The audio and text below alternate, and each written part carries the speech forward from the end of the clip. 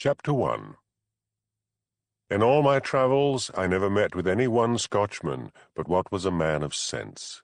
I believe everybody of that country that has any leaves it as fast as they can. Francis Lockyer. The way propaganda works, as every schoolboy knows, is that if you say the same thing over and over again, lie or not, people begin to believe it. Hamish Macbeth, police constable of the village of Lochdu and its surroundings, had been, until recently, a happy, contented, unambitious man. This was always regarded by even the housebound and unsuccessful as a sort of mental aberration, and he had been under fire for a number of years, and from a number of people to pull his socks up, get a life, move on, get promotion, and forsake his lazy ways. Until lately, all comments had slid off him. That was until Elspeth Grant, local reporter, joined the chorus. It was the way she laughed at him with a sort of affectionate contempt as he mooched around the village that got under his skin. Her mild amazement that he did not want to better himself, added on to all the other years of similar comments, finally worked in him like the end result of a propaganda war, and he began to feel restless and discontented. Had he had any work to do apart from filing sheep-dip papers and ticking off the occasional poacher, Elspeth's comments might not have troubled him. And Elspeth was attractive, although he would not admit it to himself. He felt he had endured enough trouble from women to last him a lifetime. He began to watch travel shows on television and to imagine himself walking on coral beaches or on high mountains in the Himalayas. He fretted over the fact that he had even taken all his holidays in Scotland. One sunny morning he decided it was time he got back on his beat, which covered a large area of Sutherland. He decided to visit the village of Stoyre up on the west coast. It was more of a hamlet than a village. No crime ever happened there. But he reminded himself a good copper ought to check up on the place from time to time. After a winter of driving rain and a miserable spring, a rare period of idyllic weather had arrived in the Highlands. Tall, twisted mountains swam in a heat haze.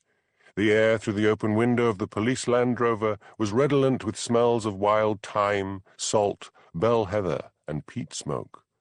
He took a deep breath and felt all his black discontentment ebb away. Damn Elspeth. This was the life. He drove steadily down a winding one-track road to Stoyre. Tourists hardly ever visited Stoyre. This seemed amazing on such a perfect day when the village's cluster of whitewashed houses lay beside the deep blue waters of the Atlantic. There was a little stone harbour where 3 fishing boats bobbed lazily at anchor. Hamish parked in front of the pub called the Fisherman's Arms. He stepped down from the Land Rover. His odd-looking dog, Lugs, scrambled down as well. Hamish looked to right and left. The village seemed deserted. It was very still, unnaturally so. No children cried.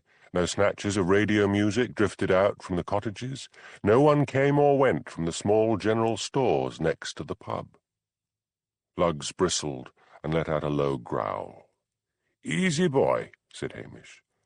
He looked up the hill beyond the village to where the graveyard lay behind a small stone church. Perhaps there was a funeral, but he could see no sign of anyone moving about. "Come on, boy," he said to his dog. He pushed open the door of the pub and went inside. The pub consisted of a small whitewashed room with low beams on the ceiling. A few wooden tables, scarred with cigarette burns, were dotted about. There was no one behind the bar. "Anyone home?" called Hamish loudly. To his relief there came the sound of someone moving in the back premises. A thick-set man entered through a door at the back of the bar. Hamish recognized Andy Crummock, the landlord and owner. "How's it going, Andy?" asked Hamish. "Everybody dead?" "It is yourself, Hamish. What will you be having?" "Just a tonic water." Hamish looked round the deserted bar. "Where is everyone?" "It's aye quiet this time of day." Andy poured a bottle of tonic water into a glass. "Sláinte," said Hamish. "Are you having one?" "Too early. If you don't mind, I've got stock to check." Andy made for the door behind the bar. "Hey, wait a minute, Andy. I haven't been in Stoyre for a while, but I've never seen the place so dead." "We're quiet folks, Hamish." "And nothing's going on?" "Nothing. Now, if you don't mind." The landlord disappeared through the door. Hamish drank the tonic water and then pushed back his peaked cap and scratched his fiery hair. Maybe he was imagining things. He hadn't visited Stoyre for months. The last time had been in March, when he'd made a routine call. He remembered people chatting on the waterfront and this pub full of locals. He put his glass on the bar and went out into the sunlight. The houses shone white in the glare, and the gently heaving blue water had an oily surface. He went into the general store. "Morning, Mrs. Macbeth," he said to the elderly woman behind the counter. "Quiet today. Where is everyone?" "They'll maybe be up at the kirk." "What? On a Monday? Is it someone's funeral?" "No. Can I get you anything, Mr. Macbeth?" Hamish leaned on the counter. "Come on, you can tell me," he coaxed. "What's everyone doing at the church on a Monday?" "We are God-fearing folk in Stoyre," she said primly, "and I'll ask you to remember that." Baffled, Hamish walked out of the shop and was starting to set off up the hill when the church doors opened and people started streaming out. Most were dressed in black, as if for a funeral. He stood in the centre of the path as they walked down towards him. He hailed people he knew. "Morning, Jock, Grandee, Mrs. Nisbet," and so on. But the crowd parted as they reached him, and silently continued on their way until he was left standing alone. He walked on towards the church and round to the manse at the side, with lugs at his heels. The minister had just reached his front door. He was a new appointment, Hamish noticed, a thin, nervous man with a prominent Adam's apple, and his black robes were worn and dusty. He had sparse ginger hair, weak eyes, and a small pursed mouth. "Morning," said Hamish. "I'm Hamish Macbeth, constable at Whodunit. You are new to here." The minister reluctantly faced him. "I am Fergus Mackenzie," he said in a lilting Highland voice. "You seem to be doing well," remarked Hamish. "Church full on a Monday morning." "There is a strong religious revival here," said Fergus. "Now, if you don't mind—" "I do mind," said Hamish crossly. "This village has changed." "It has changed for the better. A more God-fearing community does not exist anywhere else in the Highlands." And with that, the minister went into the manse and slammed the door in Hamish's face. Becoming increasingly irritated, Hamish retreated back to the waterfront. It was deserted again. He thought of knocking on some doors to find out if there was any other answer to this strange behaviour, apart from a religious revival, and then decided against it. He looked back up the hill to where a cottage stood near the top. It was the holiday home of a retired army man, Major Jennings, an Englishman. Perhaps he might be more forthcoming. He plodded back up the hill past the church and knocked on the Major's door. Silence greeted him. He knew the Major lived most of the year in the south of England, probably not arrived yet. Hamish remembered he usually came north for a part of the summer. When he came back down from the hill, he saw that people were once more moving about. There were villagers in the shop and villagers on the waterfront. This time they gave him a polite greeting. He stopped one of them, Mrs. Lyle. "Is anything funny going on here?" he asked. She was a small, round woman with tight grey curls and glasses perched on the end of her nose. "What do you mean?" she asked. "There's an odd atmosphere, and then you've all been at the kirk, and it isn't even Sunday." "It is difficult to explain to such as you, Hamish Macbeth," she said, "but in this village we take our worship of the Lord seriously, and don't keep it for just the one day." "I'm a cynic," thought Hamish as he drove off. "Why should I find it all so odd?" He knew that in some of the remote villages a good preacher was still a bigger draw than anything on television. Mr. Mackenzie must be a powerful speaker. When he returned to Lochdu, Hamish found all the same that the trip to Stoyre had cheered him up. The restlessness that had plagued him had gone. He whistled as he prepared food for himself and his dog, and then carried his meal on a tray out to the front garden, where he had placed a table with an umbrella over it.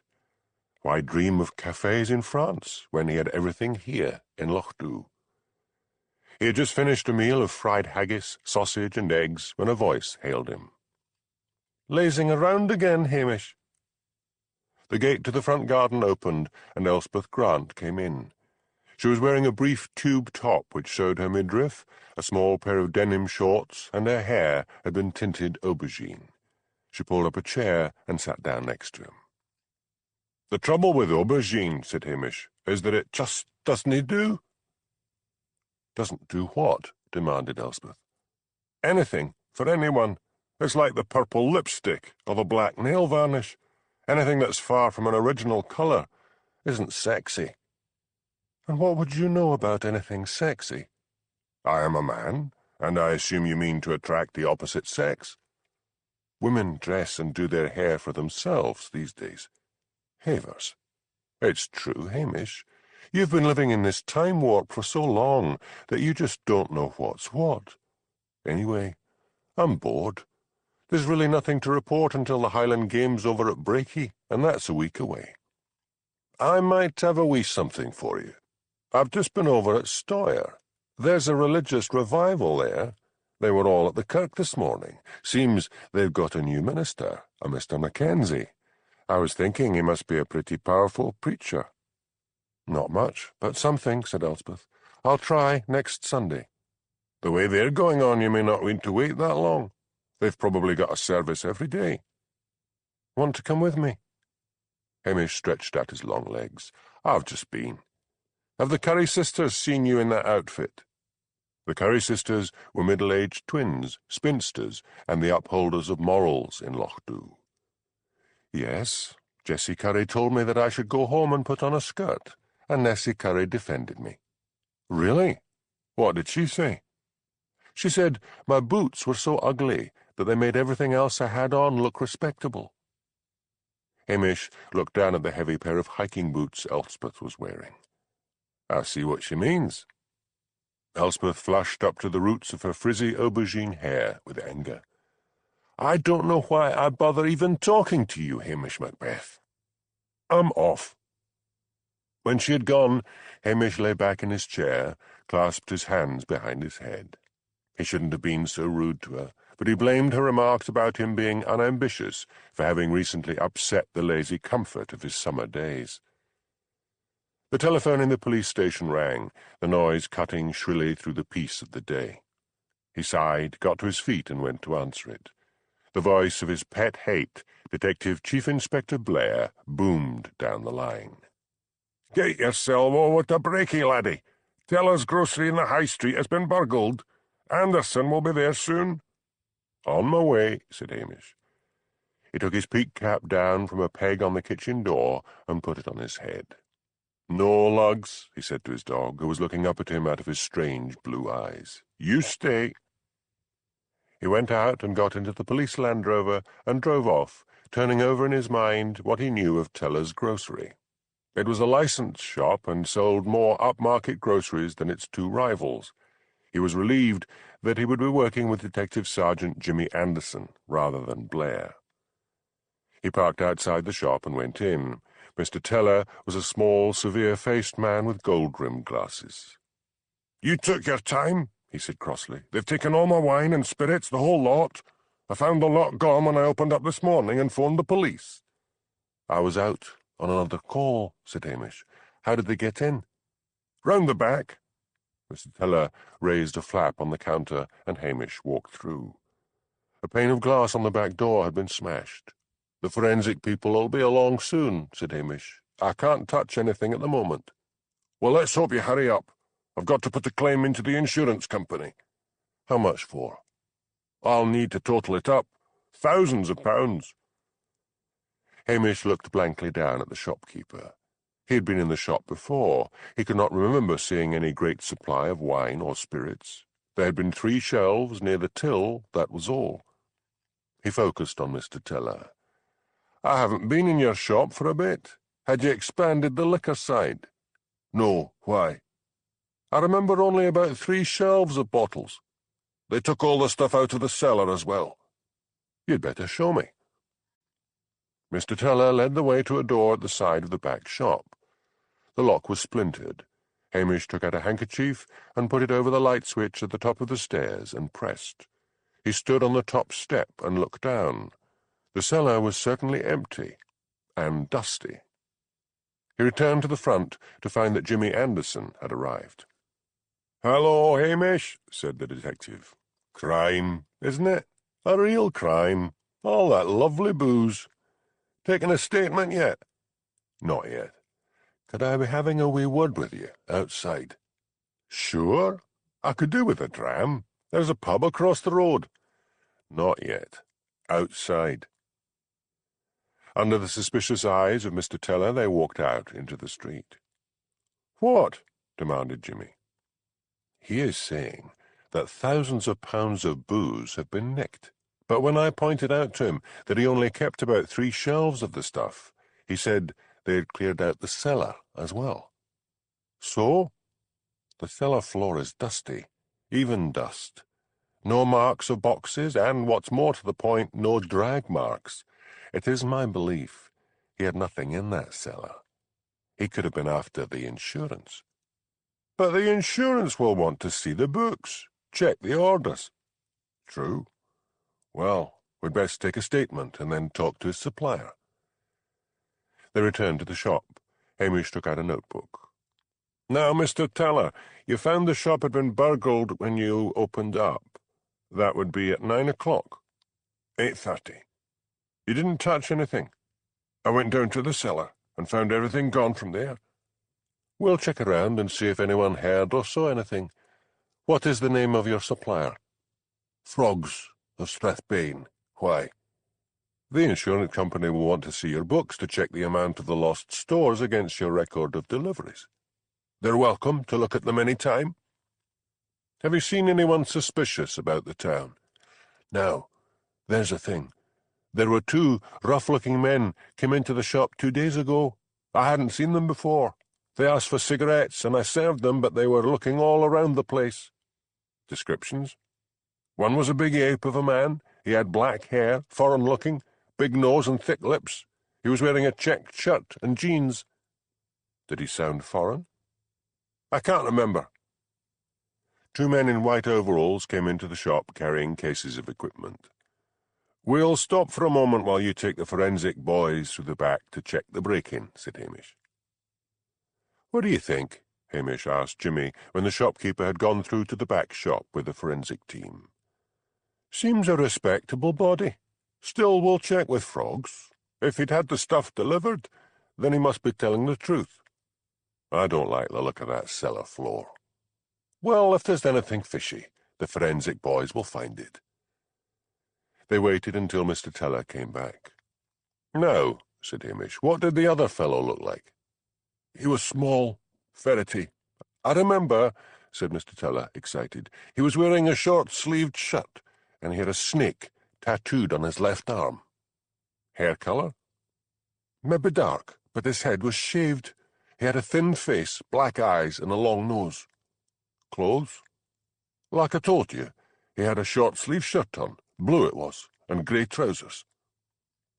Hamish surveyed the shopkeeper with a shrewd look in his hazel eyes. "I'm puzzled by the state of your cellar floor." "How's that?" "There were no marks in the dust, no signs of dragging." "Well, maybe they just lifted the stuff up." Jimmy Anderson was exuding the impatient vibes of a man dying for a drink. "Come on, Hamish," he said impatiently. "Let forensics get on with it while we go over what we've got." Hamish reluctantly followed him over to the pub. "Maybe I'll nip back and tell those chaps from forensic about that cellar floor." "Och, leave them. They know their job." Jimmy ordered 2 double whiskies. "Just the one, then," said Hamish. "I don't trust that man Teller one bit." Finally, he dragged a reluctant Jimmy away from the bar. Mr. Teller was serving a woman with groceries. "I think you should close up for the day," said Hamish. Mr. Teller jerked a thumb towards the back shop. "They said it was all right." "Let us through," said Hamish. Mr. Teller lifted the flap on the counter. Hamish and Jimmy walked through to the back shop. "How's it going?" Jimmy asked one of the men. "Nothing much," he said. "Looks like a straightforward break-in. Can't get much outside. There's gravel there. Nothing but a pair of size 11 footprints at the top of the cellar stairs." "Those are mine," said Hamish. "But what about the cellar itself and the stairs? When I looked down, there seemed to be nothing but undisturbed dust." "Then you need your eyes tested, laddie. The thieves swept the place clean, and the stairs." "What?"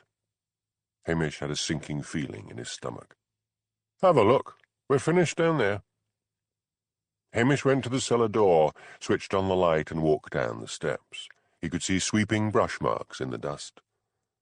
"Those weren't there before," he said angrily. "Teller must have done it when you pair were out the back." Hamish retreated wrathfully to the shop, followed by Jimmy. "Why did you sweep the cellar?" he demanded angrily. Mr. Teller looked the picture of outraged innocence. "I never did. I went back outside to ask them if they wanted a cup of tea. I am a respectable tradesman and a member of the Rotary Club and the Freemasons. I shall be speaking to your superior officer." "Speak all you want," shouted Hamish. "I'll have you." "Come on, Hamish." Jimmy drew him outside the shop. "Back to the bar, Hamish. A dram'll soothe you down." "I've had enough. And you'd better not have any more. You're driving." "One more won't hurt," coaxed Jimmy, urging Hamish into the dark interior of the bar. When he had got their drinks, he led Hamish to a corner table. "Now, Hamish, couldn't you be mistaken? When anyone mentions Freemasons, my heart sinks. The Big Cheese is a member." The Big Cheese was the chief superintendent, Peter Daviett. "I'm sure as sure," said Hamish. "So what do you suggest we do, if the wee man's books are in order and tie in with Frog's records of deliveries?" "I don't know," fretted Hamish. "It's your word against his. You'd think the word of a policeman would count for something these days." "Not against a Freemason and a member of the Rotary," said Jimmy cynically. Hamish made up his mind. "I'm off to Frog's. You can have my drink." Jimmy eyed the whiskey longingly. "I should report what you're doing to Blair." "Leave it a bit." "Okay, but keep in touch. I'll see if I can sweat Teller a bit. The wonders of forensic science, eh? There's something up with that lot from Strathbane.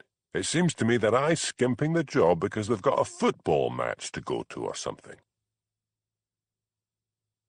Hamish drove to Strathbane after looking up Frogs in a copy of the Highland and Islands phone book he kept in the Land Rover. Their offices were situated down at the docks, an area of Strathbane that Hamish loathed. The rare summer sunshine might bring out the beauty of the Highland countryside, but all it did was make the docks smell worse. A combination of stale fish, rotting vegetables, and what Victorian ladies used to describe as something much worse. The offices had a weather-faded sign above the door, Frog's Whisky and Wine Distributors. He pushed open the door and went in. "Why, Mary!" he exclaimed, recognizing the small girl behind the desk. "What are you doing here?" Mary Bissett was a resident of Lochdu, small and pert. Her normally cheeky face, however, wore a harassed look. "I'm a temp, Hamish," she said. "I canna get the hang of this computer." "Where's the boss?" "Out in the town, at some meeting." "Who is he?" "Mr. Dunblane." "Not Mr. Frog?" "I think there was a Mr. Frog one time or another. Oh, Hamish, what am I to do?" "Let me see. Move over." Hamish sat down at the computer and switched it on. Nothing happened. He twisted his lanky form around and looked down. Mary, you haven't got the damn thing plugged in." She giggled. Hamish plugged in the computer. "What do you want?" "The word processing thingy. I've got letters to write." "Before I do that, do you know where he keeps the account books?" "In the safe." Hamish's face fell. "But you're the police. I suppose it would be all right to open it up for you. Do you know the combination? It's one of the old-fashioned things, the keys on the wall, with the other keys in the inner office. Hamish went into the inner office. Where is everyone? He asked over his shoulder. Tam and Jerry, they work here. They've gone into town with Mr. Dunblane. Hamish grinned. There, on a board with other keys and neatly labelled safe, was the key he wanted. Come in, Mary, he said. You'd better be a witness to this. Hamish opened the safe. There was a large quantity of banknotes on the lower shelf. On the upper shelf were 2 large ledgers marked accounts. He took them out and relocked the safe. He sat down at a desk and began to go through them. Keep a lookout, Mary, he said, and scream if you see anyone. What's this all about? He grinned at her. If this works out, I'll take you out for dinner one evening and tell you. Chief Superintendent Peter Daviett had finished his speech to the Strathbane Businessmen's Association. He enjoyed being a guest speaker at affairs such as these, but his enjoyment was not to last for long. He had just regained his seat to gratifying applause when his mobile phone rang. He excused himself from the table and went outside to answer it. It was Detective Chief Inspector Blair. "Macbeth's landed us in the shit," growled Blair. "Moderate your language," snapped Daviett. "What's up?" "Teller's shop up in Breaky was broken into and all his booze stolen. Macbeth's accusing Teller of covering up evidence, and Teller is threatening to sue." "Dear me. You'd better get up there and defuse the situation." "Anderson's up there." "Go yourself. This requires the attention of a senior officer, and tell Macbeth to report to me immediately." When Daviett returned to police headquarters, he was told to his surprise that Hamish Macbeth was waiting to see him. "That was quick," he said to his secretary, Helen. "Where is he?" "In your office," said Helen sourly. She loathed Hamish. Daviett pushed open the door and went in. Hamish got to his feet, clutching a sheaf of photocopied papers. "What's this all about, Macbeth? I hear there has been a complaint about you." "It's about Teller's grocery," said Hamish. "He claims to have had all his booze stolen, booze that was supplied by Frogs. These are photocopies of the account books at Frogs. They are an eye-opener. The last delivery to Teller is recorded in one set of books, but this other set shows 5 more shopkeepers from all over who claimed insurance and were paid 50% of the insurance money. How did you come by this?" "Dunblane, the boss, and 2 others were out. I know the temp. She let me into the safe." "Macbeth, you cannot do that without a search warrant." "So I need one now. The temp won't talk. We'd better move fast." "I sent Blair up to Breaky because Teller was threatening to sue. I'll issue that search warrant, and we'll take Detective McNabb and 2 police officers and get round there." It was late evening by the time Hamish Macbeth drove back to Lochdoe. He was a happy, contented man. Blair had returned from Lochdoe in time to hear about the success of the operation. The 5 other shopkeepers were being rounded up. They had claimed on supposedly stolen stock, taken it themselves, and hidden it. So they gained half the insurance money and still had their stock after they had paid Dunblane. That strange half-light of a northern Scottish summer, where it never really gets dark, bathed the countryside. The gloaming, where, as some of the older people still believed, the fairies lay in wait for the unwary traveller. As Hamish opened the police station door, Lugs barked a reproachful welcome. Hamish took the dog out for a walk and then returned to prepare them both some supper. There came a furious knocking at the kitchen door, just as he had put Lugs's food bowl on the floor and was sitting down at the table to enjoy his own supper. He opened the door and found himself confronted with the furious figure of Mary Bissett's mother.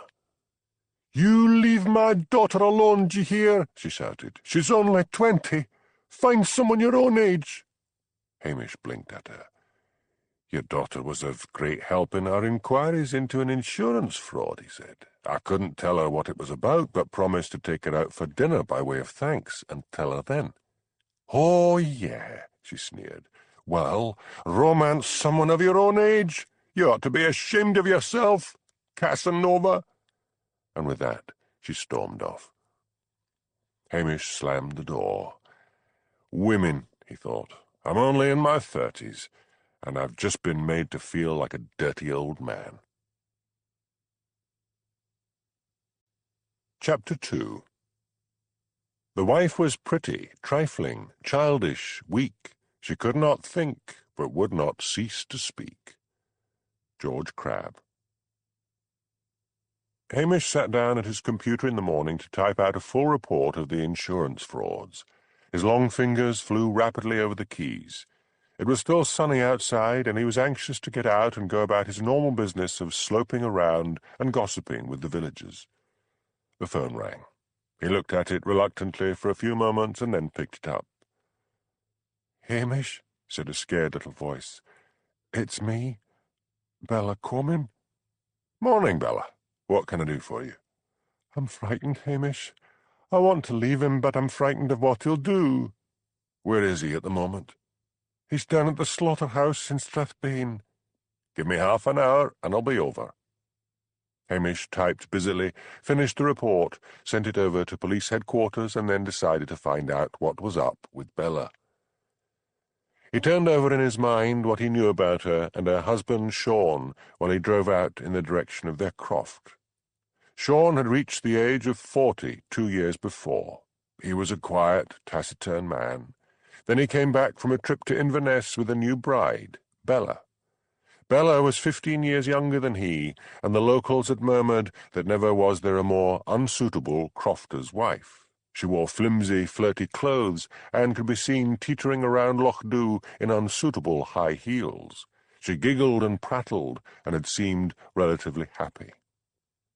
Hamish parked his car outside their whitewashed croft house and knocked on the door. Bella opened it. "I'm right glad you've come," she said. "I've been wondering what to do." Hamish removed his cap and followed her into the kitchen. "Would you like a cup of tea?" "Maybe later. Tell me what's up."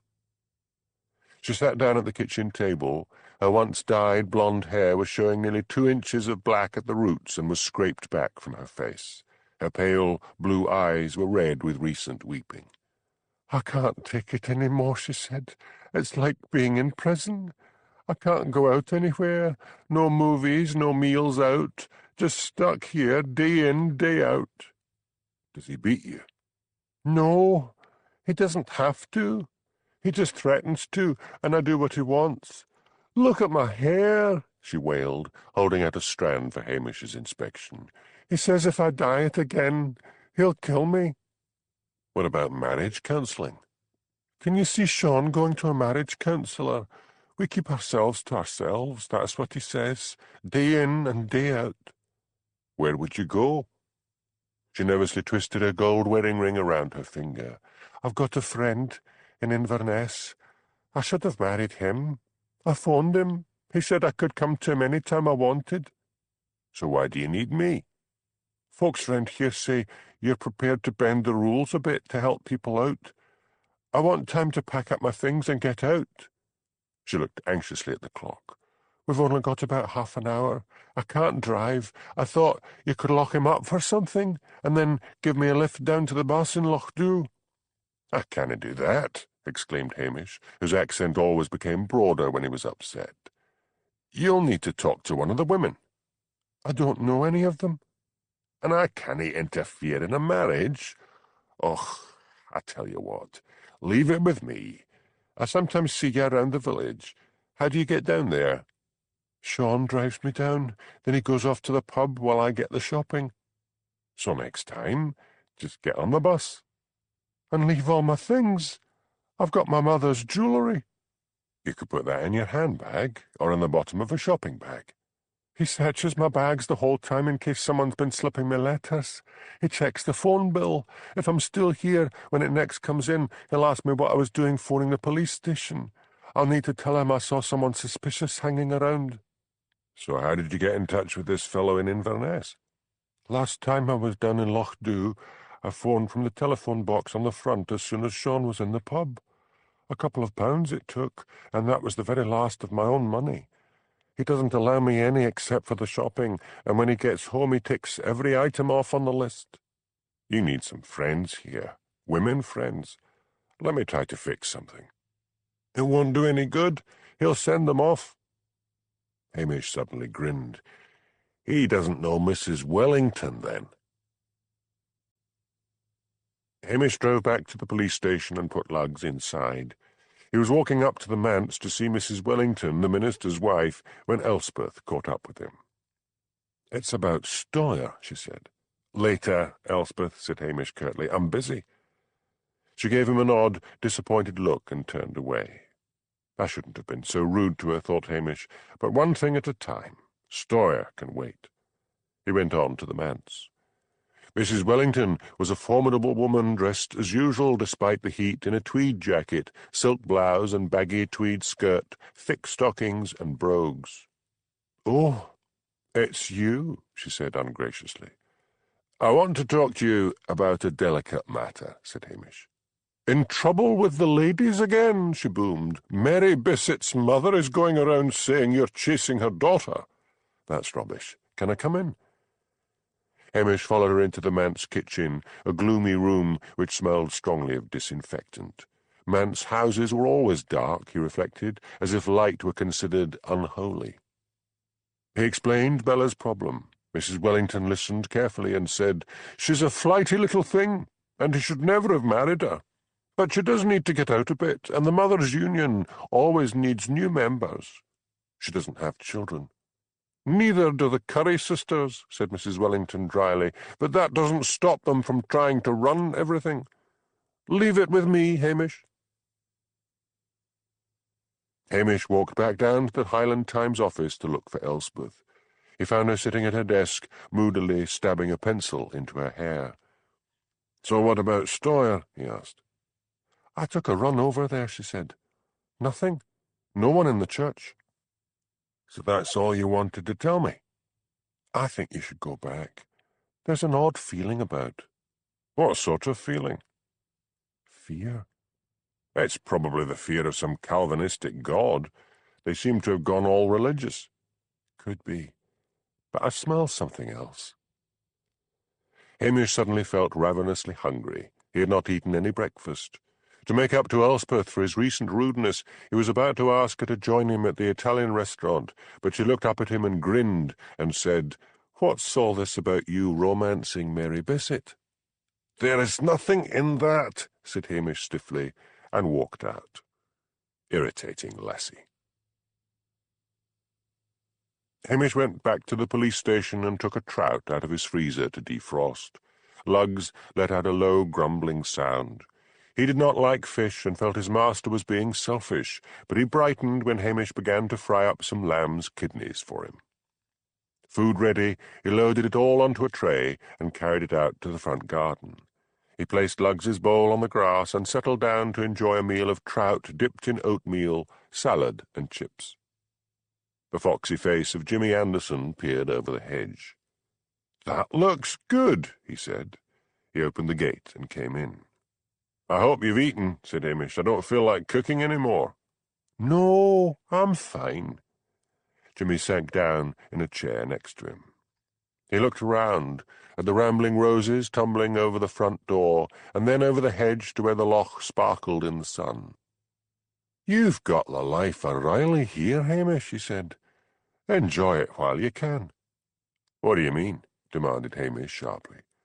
"Well, because of you solving that big insurance case, Daviot's beginning to make noises about you being wasted up here, and Blair's encouraging him."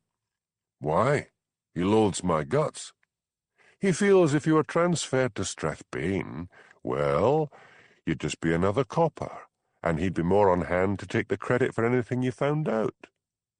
"And what brings you up here?" "Day off. I came to warn you about what was brewing, and I think you should be offering me something to drink." Hamish sighed, but went into the house and came back with a bottle half full of whiskey and a glass, which he set on the table. "Help yourself." "Thanks." "So what do I do to stop getting a promotion?" asked Hamish. "I don't know." "Disgrace yourself, mildly." "How do I do that?" Jimmy took a mouthful of whisky. "You've always managed before," he said. "I do not want to go to Strathbane," mourned Hamish. He waved his hand round about. "Look what I've got to lose. It's grand today, I'll give you that.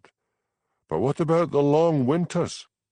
Believe me, long winters in Strathbane would seem worse than they do here. Have it your way. Once a peasant, always a peasant. Stuck up here talking to the sheep would kill me. If the bottle doesn't get to you first. I can take it. Wait a wee bit. I've got an idea." Jimmy drank more whisky. "There's a pet o' Blair's just joined the force. Red-hot keen, arrest anyone on sight. Today, he's standing out on the main road afore you get to Strathbane with a speed camera. You can pelt past him at 100 miles an hour. In a police vehicle, he wouldn't do a thing. He'd think I was chasing someone. Get a private car, get drunk enough, and see what happens. I'd lose my license. A policeman, he'd be told to hush it up." Hamish snorted in disbelief. "By Blair? Come on, Jimmy, have some sense." "No, by me. He crawls to me because he wants to make CID. I'll be on hand to tell him to drop it and leak it to Daviot. Daviot hates drunken drivers, but I'll tell him it'll be bad for the police image if it ever gets in the papers." Hamish looked at Jimmy thoughtfully and then said, "I'll get another glass." PC Johnny Peters stifled a yawn. He was bored and tired, nearly the end of his shift. Like Blair, he was originally from Glasgow and disgusted all Highlanders. He guessed that in their primitive, almost telepathic way, the news of his speed trap had spread far and wide. Cars had passed him doing a mere 30 miles an hour, although it was a 60-mile-an-hour area. His radio crackled. "Peters here," he said. "Anderson here," came the voice. "Just had a report of a stolen car, a white Ford Escort belonging to Mrs. Angela Brodie of Loch Dhu." Peters had just taken down a note of the registration number when his sharp eyes spotted a small white car on the horizon. He checked off, ran to his car, and swung it across the road. At first it seemed as if the approaching car, which was coming at great speed, would hit him, but the driver braked about 1 foot from him and sat behind the wheel, smiling inanely. Peters climbed out and approached the car and rapped on the driver's window. Hamish Macbeth wound down the window and let a strong smell of whisky out into the air. "Out!" shouted Peters. Hamish was breathalyzed, handcuffed, charged with being drunk and driving a stolen vehicle. He felt relieved to be out of Angela's car. He had driven painfully carefully until just before the speed trap, when he had accelerated. As Hamish was led out of the police car, Jimmy Anderson was waiting. "Peters," he said, "what are you doing arresting Hamish Macbeth? He's the hero of the hour. He's the one that solved that big insurance case." "I am just doing my duty," said Peters primly. "He is drunk and was driving a stolen car." "Was it that Ford Escort?" "Yes."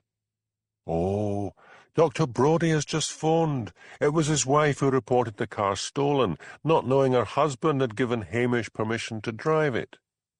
"Nonetheless, here, take the handcuffs off. You'll learn that we try to keep things like this away from the press. I'll talk to Daviot. Let him handle it." Peters looked doubtful, but was obviously impressed by the fact that Anderson appeared to be on easy terms with the boss.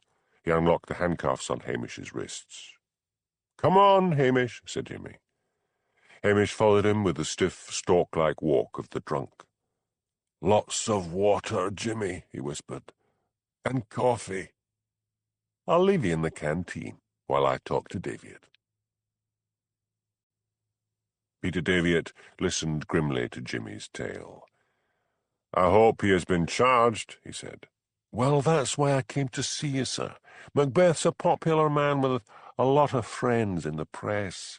If he's charged, it'll go to the sheriff's court and get in the papers. Bad for our image, sir. Besides, we don't want some reporter remembering how that drunken driving episode of Chief Inspector Blair's was hushed up. Blair had wrapped his car round a tree the year before after drinking heavily at a police party. Where's Macbeth now? In the canteen. To think I was going to promote that man, that such ability should be allied to such dangerous behaviour. May I offer a suggestion, sir? Go on. Macbeth manages to do very well where he is. He's never been one for the bottle. This was a one-off. Remember that fiancée of his, Priscilla Halberton Smythe? Yes. Well, he's learned she's getting married, and maybe that's what upset him. Send him to me, and get a police officer over to Lochdu to pick up Mrs. Brodie, so that she may reclaim her car. 5 minutes later, awash with mineral water and black coffee, a slightly more sober Hamish Macbeth faced his boss. "Sit down," barked Daviot. "I'm sure standing must be difficult for you. This is a bad business. You should have your licence removed and be suspended from duty." Hamish let out a giggle. "And just what is so funny, officer?" "I couldn't help thinking of all the cases I would solve if I were suspended. The detectives and policemen on the television are always being suspended from duty, and that's when they solve cases. Pull yourself together, man. This must be hushed up for the sake of our reputation. Do you know I was going to promote you? That's all off now. You are only fit to be a village policeman. I'm sorely disappointed in you." "I'm very sorry, sir." "Don't let it happen again.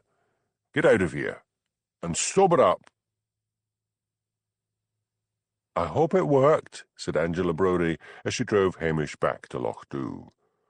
"Oh, it worked all right. Thanks, Angela. Keep your eyes on the road and stop staring at me." "How drunk are you?" "Nearly sober. I drank just enough to get over the limit." "This car reeks of booze." Hamish looked guilty. "I spilled some on the seats." "Then when you get back, you can get some upholstery cleaner from Patel's and clean the lot." "Yes, Angela." "Mrs. Wellington called on me before the police came to collect me. Seems you've launched her on a crusade to help Bella Comyn. She says she's a battered wife." "Not yet. But I gather her husband bullies her and won't allow her any freedom." "He does seem besotted with her." "Do you really think he might harm her one day?" "She seems to think so." "I'm going out there tomorrow with Mrs. Wellington to see her. Let me know how you get on." Back in Lochdu, Hamish bought upholstery cleaner and diligently cleaned out the front seats of Angela's car. His mouth was dry and had a foul taste, and his head was throbbing. At last he had finished. All he wanted now was 2 aspirin and a long sleep. He was heading for the police station when Elspeth came running up to him. "Hamish, there's a bit more about Stoyre." His headache was now dreadful. "Is anyone dead, or hurt, or burgled?" "No, it's not that. It's—" "Leave it, Elspeth. Talk to me tomorrow." He strode off, leaving the reporter staring after him. In the morning he awoke refreshed and with a hearty appetite. He went along to Patel's to buy bacon. As he entered the shop door, he could hear the voices of the Curry sisters, Nessie and Jessie, shrill with excitement. "I tell you, he was cleaning out her car and stinking of the booze," Nessie was saying. "Why would he be doing that?" "Why don't you ask him?" said Patel. "Because he'll just lie, said Jessie. "If you want to know," said Hamish angrily, "I was taking some whisky to a sick friend in Strathbane, and Mrs. Brodie was driving me. She hit a rock, and the top was loose, and some of it spilled on the upholstery." The shop fell silent. The Curry sisters, who hated being caught out gossiping, a thing they were fond of saying that they never did, paid for their groceries and hurried out. Hamish bought a packet of bacon and headed home. He had no need to buy eggs. His hens supplied him with plenty. He turned over the events of the day before, and then remembered Elspeth. He simply must stop being rude to her. After breakfast he went to the local newspaper office to be told she was out reporting on a flower show over at Dornoch. He wondered whether to drive over to Stoyre, but then dismissed it. He had other villages on his beat to visit, and it wasn't as if anything criminal had taken place in Stoyre. He returned with lugs in the late evening, satisfied that things on his beat were as quiet as they had been earlier that summer. He cooked a meal for himself and his dog, and then was picking up the phone to call Elspeth when it rang. Mrs. Wellington's voice boomed down the line. "You've got to do something." "What's happened?" "Sean's left Bella. I was up there early in the day with Angela Brodie to suggest that Bella should start attending the Mothers' Union meetings. Sean was there. He seemed pleased at the idea. Everything seemed normal. But Bella's just phoned in a state. She says he just walked out, said he wasn't coming back." "I'll go right now and see her." "I'll meet you there." Bella's eyes were again red with recent weeping, and she had a black eye. Mrs. Wellington held her hand while she blurted out her story. Sean, she said, had pretended to be delighted at the invitation for her to join the Mothers' Union. After Angela and Mrs. Wellington had left, he began to rant and say she had set it up so that she would have an excuse to slip out and meet other men. Then he had blacked her eye and said he was sick of her and he was leaving her forever.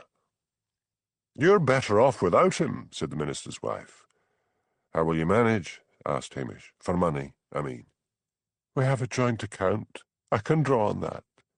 "I thought Sean didn't let you have any money of your own." "He wouldn't let me draw any without his permission, but believe me, this is one time I'm not going to ask." "So what time did he leave?" "About 11 o'clock. "But you didn't phone Mrs. Wellington until this evening?" Bella hung her head. "I thought he would come back. I thought he'd never leave me. I'd given up the idea of running away." There came a long howl from outside. Bella jumped nervously. "What's that?" "It's my dog," said Hamish. "I'll see what's up." Mrs. Wellington tut-tutted her disapproval. "You shouldn't take that dog with you everywhere." Hamish went out to the Land Rover. He opened the passenger door, and Luggs stumbled down to the ground. He raised his leg against the wheel. "So that's all it was." Hamish went back inside. "Maybe Sean's just taken himself off to cool down," he said. "Mind if I have a look around the house?" Was there a flicker of apprehension in Bella's eyes? "Go ahead," she said. Hamish went through to the living room. A nearly new three-piece suite in a mushroom shade dominated the small room. There was a display cabinet with various pieces of china against one wall. No open fire, just a bar heater.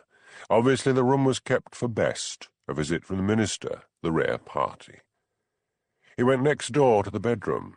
The double bed was covered in a blood-red, shiny quilt. What was obviously Bella's side of the bed had a bedside table with film magazines and paperback romances stacked on it. He went to the table at Sean's side. On top was an alarm clock and nothing else.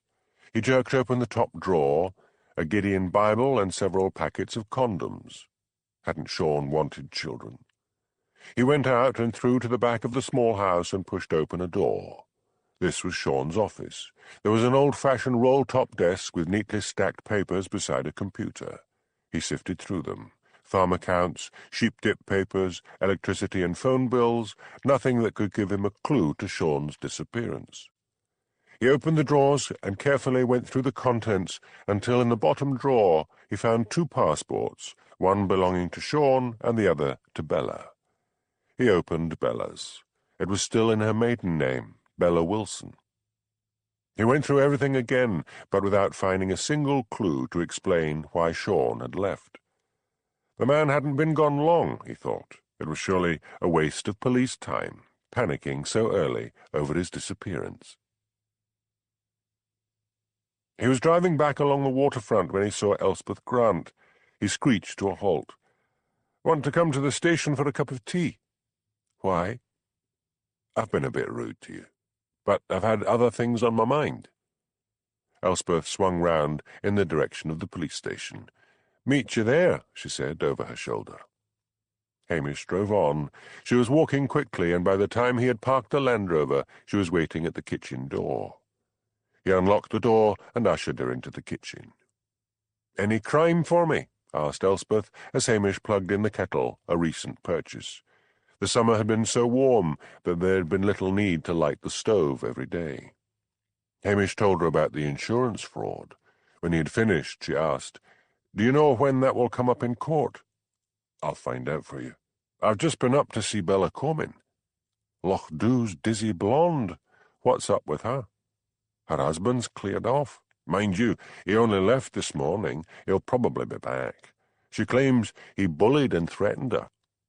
I saw them at the Highland Games last year. He seemed besotted with her." "I'm sure he's all that. Maybe that's why he keeps such a strong grip on her. Here's your tea.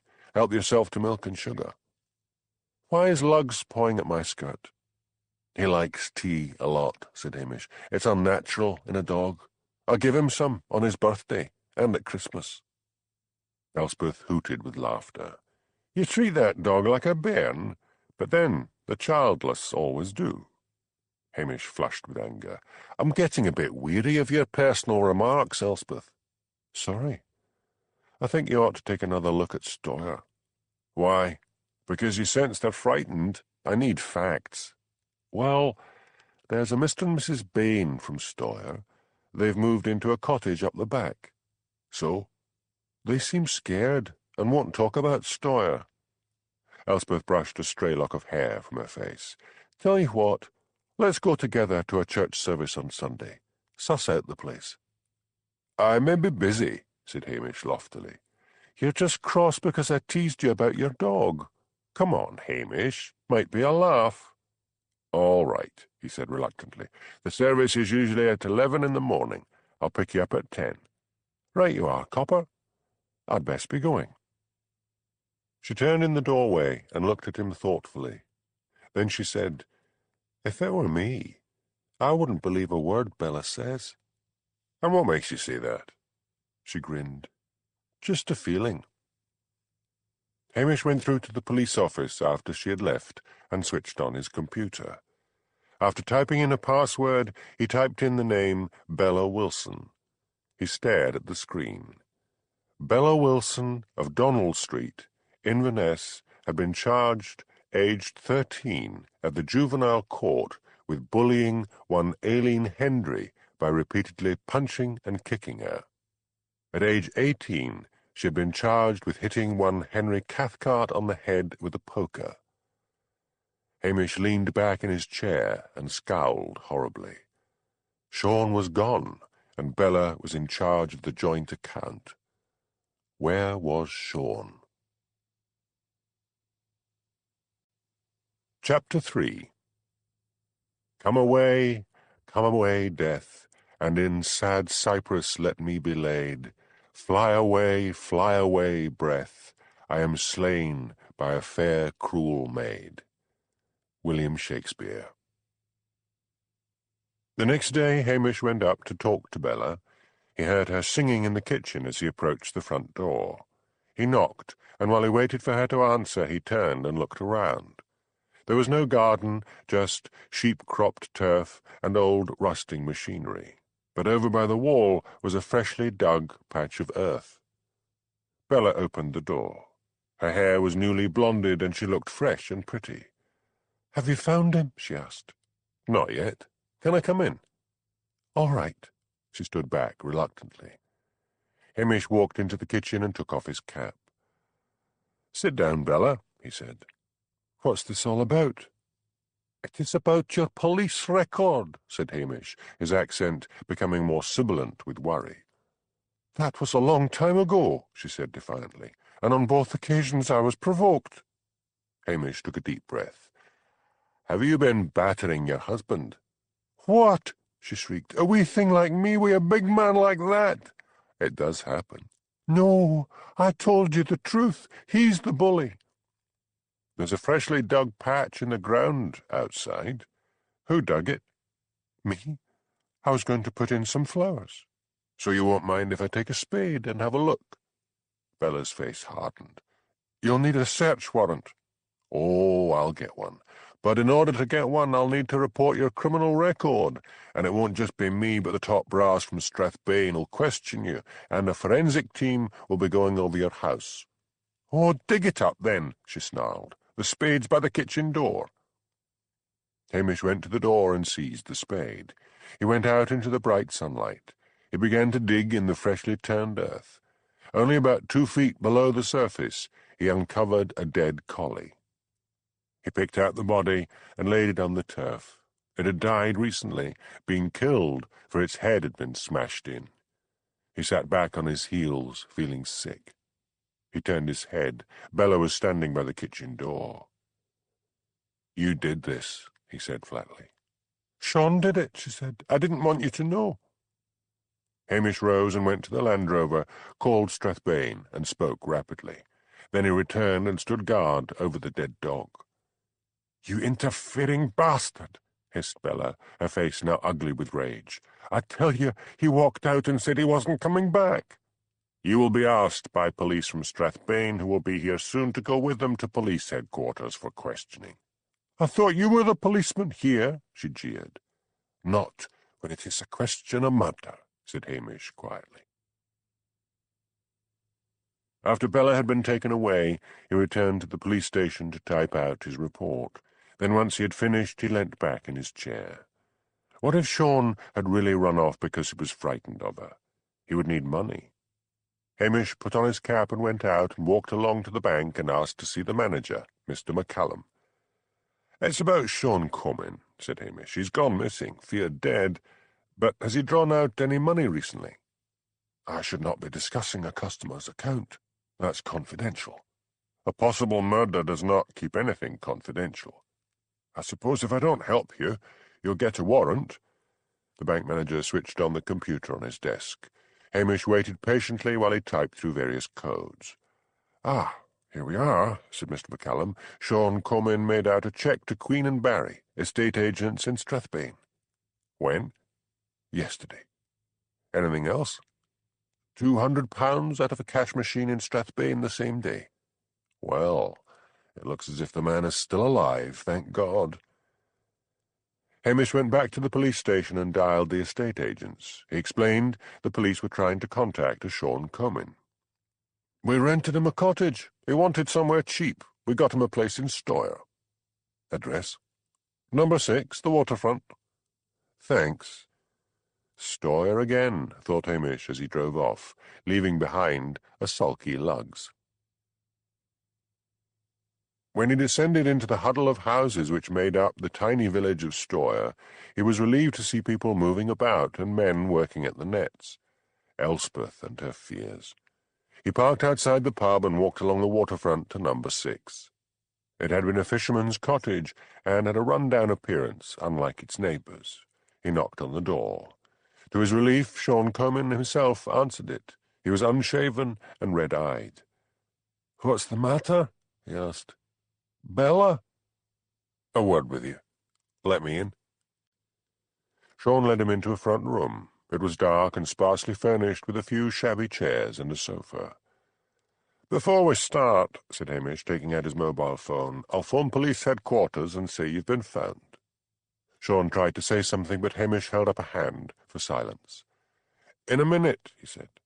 He reported to Jimmy Anderson that Sean had been found. "If she's been beating him," said Jimmy, "will he press charges?"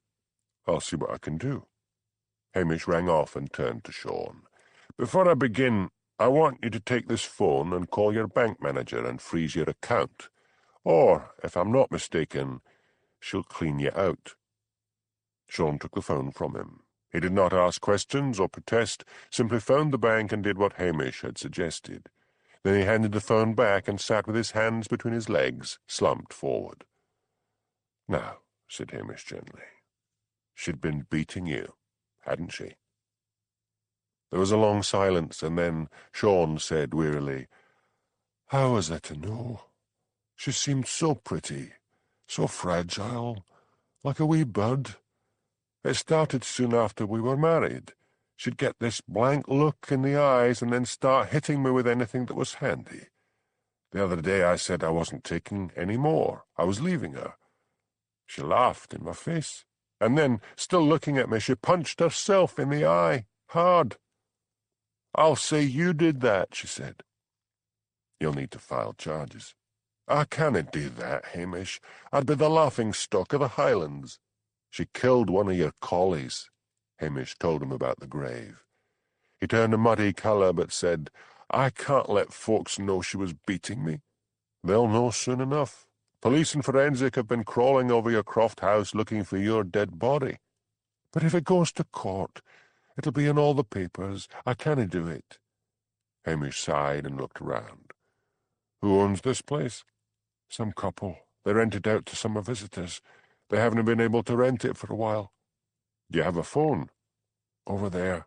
It's a coin box phone. Everything's got a coin box, the gas and the electric. You can't go on living here. Think of your beasts. It's hot weather, and Bella's more likely to take a hammer to them than give them water. He shuddered. Give me a bit of peace, Hamish, till I get my courage back. But I'm not pressing charges. Hamish took a note of his phone number. I'll be back, he said. Once outside, Hamish walked back to the Land Rover and phoned Jimmy again. So far, he won't press charges. Well, the RSPCA will, said Jimmy, meaning the Royal Society for the Prevention of Cruelty to Animals. We found a bloodied hammer. Haven't got a report back yet on where the blood came from, but it's got her fingerprints on it. And if Sean's alive, then it stands to reason it's the dog's blood. And Sean will pay her fine and be stuck in Stoyre until his croft rots. Where is she now? Asked Hamish. Johnny Peters is driving her home. Good luck to him. I'll go and see her. Once more to Lochdu to file another report and out to Sean's croft. As he approached the door, he knew instinctively that there was no one at home. He tried the door, locked. Maybe she wasn't back yet, and yet he had taken his time over the report. He got back in the Land Rover and drove down into Lochdu and stopped outside Patel's grocery store. A daily bus would have left for Inverness half an hour ago.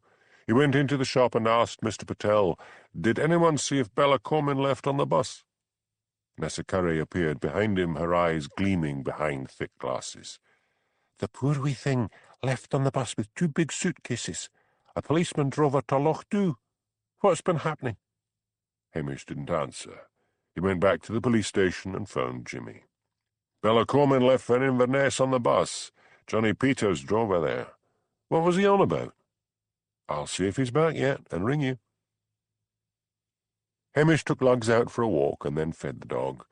He was just wondering whether to ring Jimmy again when the phone rang. It was Jimmy. Peters didn't know anything about why she was at police headquarters, he said.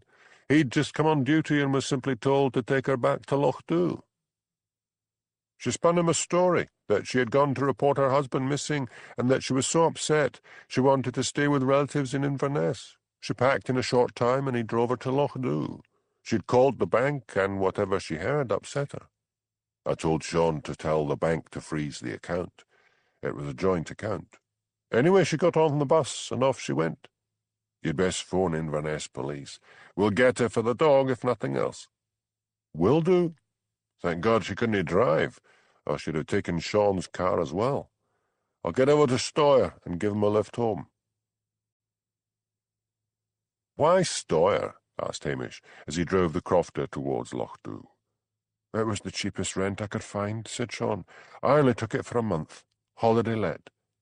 Have you any idea where Bella might have gone? She's an only child, and her mother and father are dead. What about relatives at your wedding? There weren't any. We were married in the register office, and 2 of my cousins acted as witnesses. Any friends? Hamish wondered whether to ask about the man in Inverness that Bella had said she ought to have married, but decided against it. Not that I know of. Didn't that strike you as odd? No. I thought she just wanted to be with me. I couldn't get over the fact that someone so young and pretty could fancy me.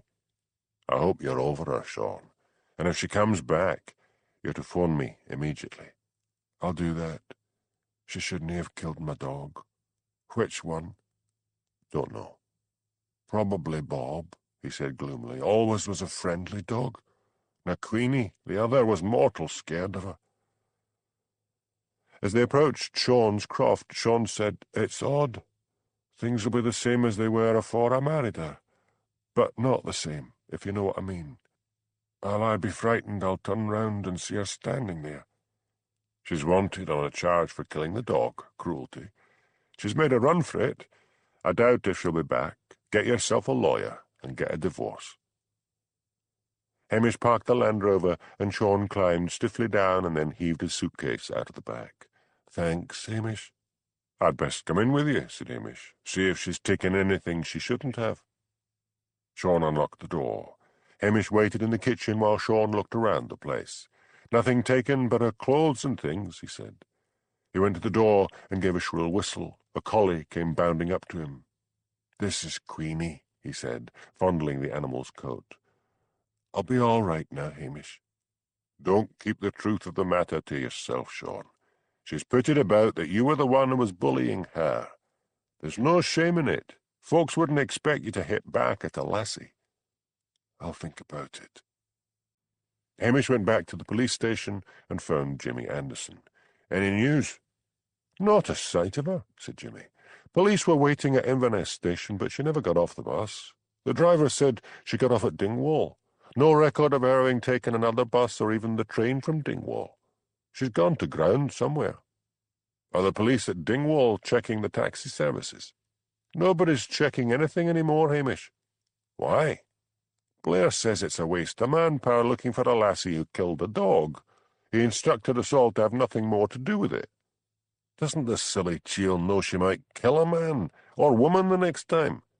"He doesn't care." "While you're on the phone, have you heard any reports of anything going on in Stoyre?" "Where's Stoyre?" "It's a wee village up on the coast." "That's your beat." "No, I haven't heard anything."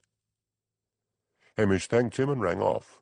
Then he phoned Mrs. Wellington and told her the truth about Sean's marriage. At first, she wouldn't believe him until he told her about the death of the dog. "A woman who would do that is capable of anything," said Mrs. Wellington. Hamish then phoned Angela Brodie with the same information, and then asked, "There's a new family in Lochdu called Beaton. Where's their house?" "Up the back, the one that belonged to the dustman's wife, Martha MacLeod. Remember, she and your ex-policeman moved up to live in the Tommel Castle Hotel after they got married."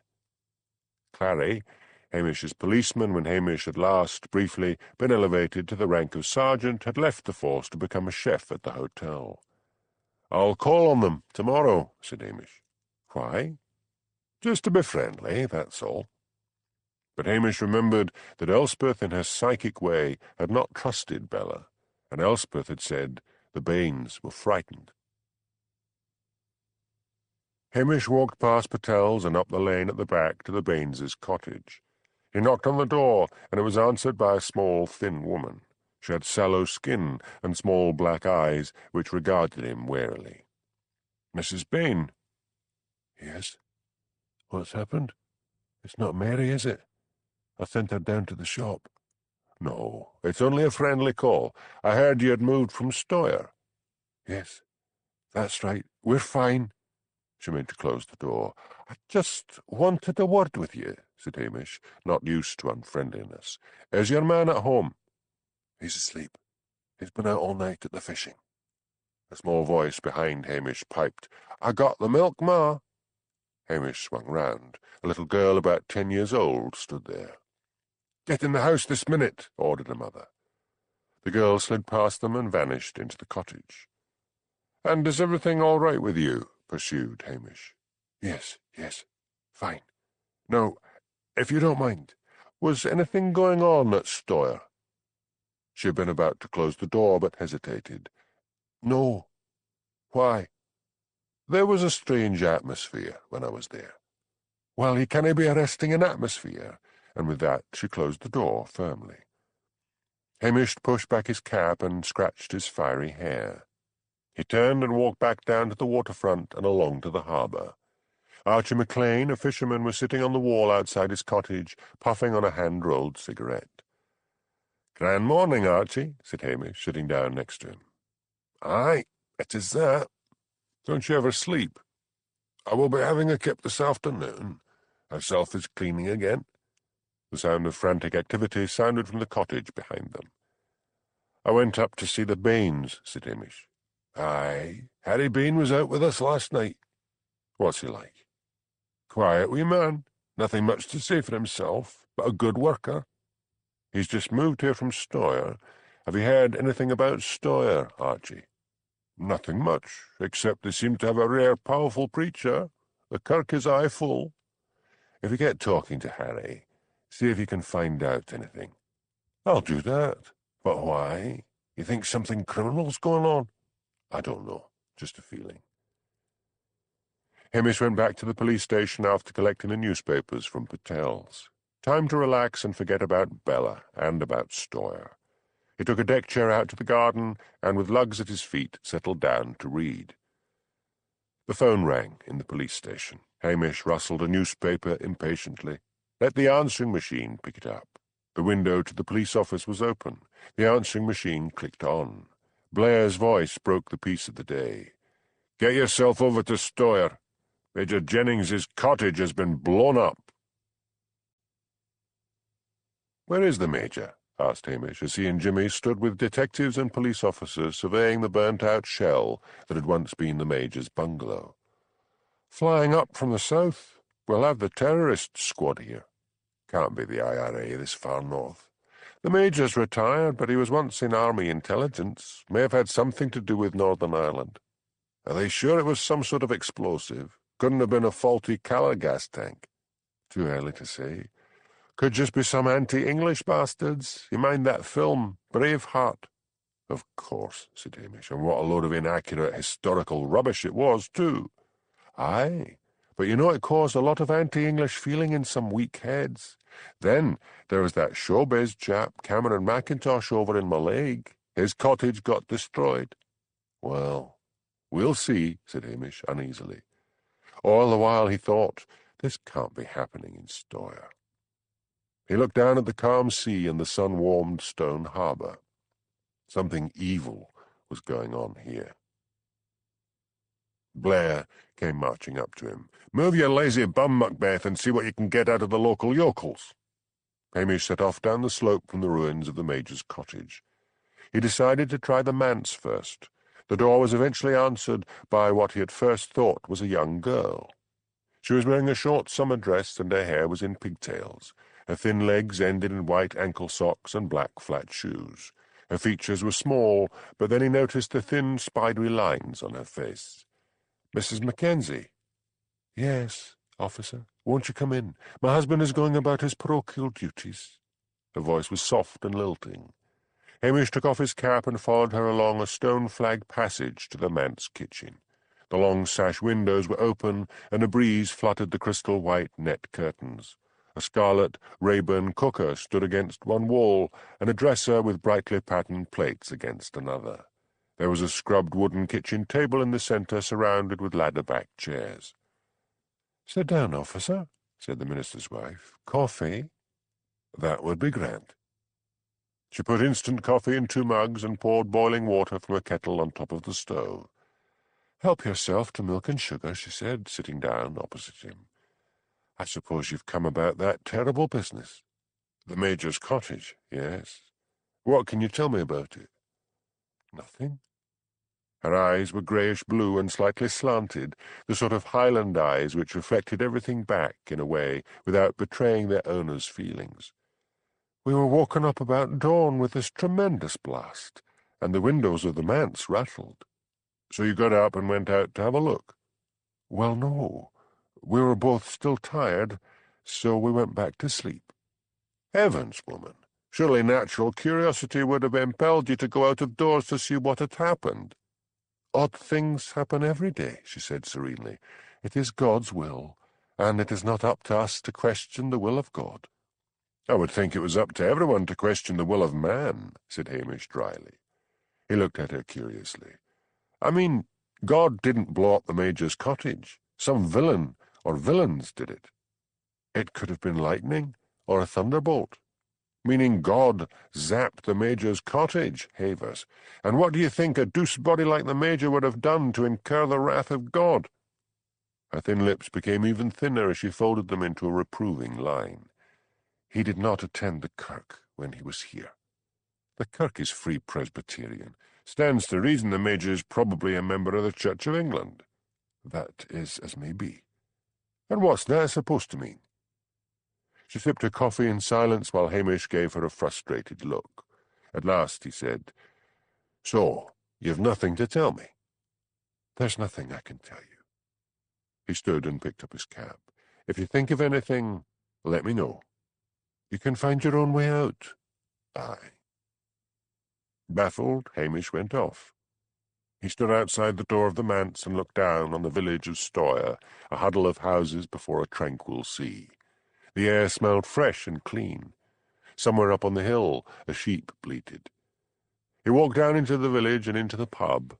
A few locals were sitting at tables. When he came in, they rose to their feet and went out. Andy Crummock, the landlord, was polishing glasses. "I seem to be bad for business," commented Hamish. "We keep ourselves to ourselves in this village," said Andy, "and we don't like nosy coppers asking questions." "Then get used to it," snapped Hamish, "because I'm the first of many." He took out his notebook. "Now, where were you when the Major's cottage was blown up?" "I was in my bed." "And did you go out to see what happened?" "No, I thought it was thunder." "Man, the blast must have been horrendous. What time did you hear it?" "I looked at the clock. It was just after 5. "Andy, something's going on in this village, and I mean to get to the bottom of it." "Aye, well, that's your job." The pub door opened, and Elspeth came in. Hamish was relieved to see anyone from outside this strange village. "Come and have a drink," he hailed. He jerked a thumb at Andy. "No use asking him anything." Hamish ordered a tonic water for himself and a whisky for Elspeth and carried them to a corner table. "Got any news for me?" he asked. "Not a thing. They all heard that blast at dawn, and inexplicably no one admits to going out to see what happened, or even to looking through a window." "Do you still think they're scared of something?" "No, that's the odd thing. They've got carefully blank faces, but underneath they're elated about something. Elated and secretive, like children hiding something." "Don't you think," asked Hamish, surveying her outfit, "that you might get a bit more out of the locals if your clothes weren't so strange?" Elspeth was wearing a grey chiffon blouse with a pair of cut-off denim shorts and clumpy hiking boots. "No, you old fuddy-duddy. No one is going to get anything out of this lot." Hamish looked across her out the window and saw a familiar figure heading for the pub door. "Blair," he hissed, "don't say you saw me." He vaulted the bar and made his way through to the back premises just as the Detective Chief Inspector came through the door. There was a back storeroom with a door opening onto a weedy garden. In the middle of the storeroom, clutching a Bible and on his knees in prayer, was the landlord. Hamish edged round him and darted out into the sunlight. Andy seemed unaware of his existence. Hamish then went diligently from cottage to cottage, asking questions and getting the same replies as Elspeth had received. He had just left one of the cottages when he heard himself being hailed by Jimmy Anderson. "Get anything?" asked Jimmy. Hamish sighed. "I get the impression they all believe it was the wrath of God. They've never actually attacked anyone English up here before. I mean, they don't even like people from anywhere south of Perth." "See Blair?" He was heading for the pub. He's probably still there. "Well, that'll keep him away for a bit. The Major should be here this afternoon. I wonder what he'll have to say. The bomb squad is combing the ruins. They think it was one of those fertilizer bombs like the IRA uses." "Now, why don't I believe it was the IRA?" muttered Hamish. "There's something odd going on here, Jimmy." "I agree with you. I think one of them did it out of spite. Maybe the Lord told them to do it. Is there a lot of inbreeding in these parts?" "Not now, no.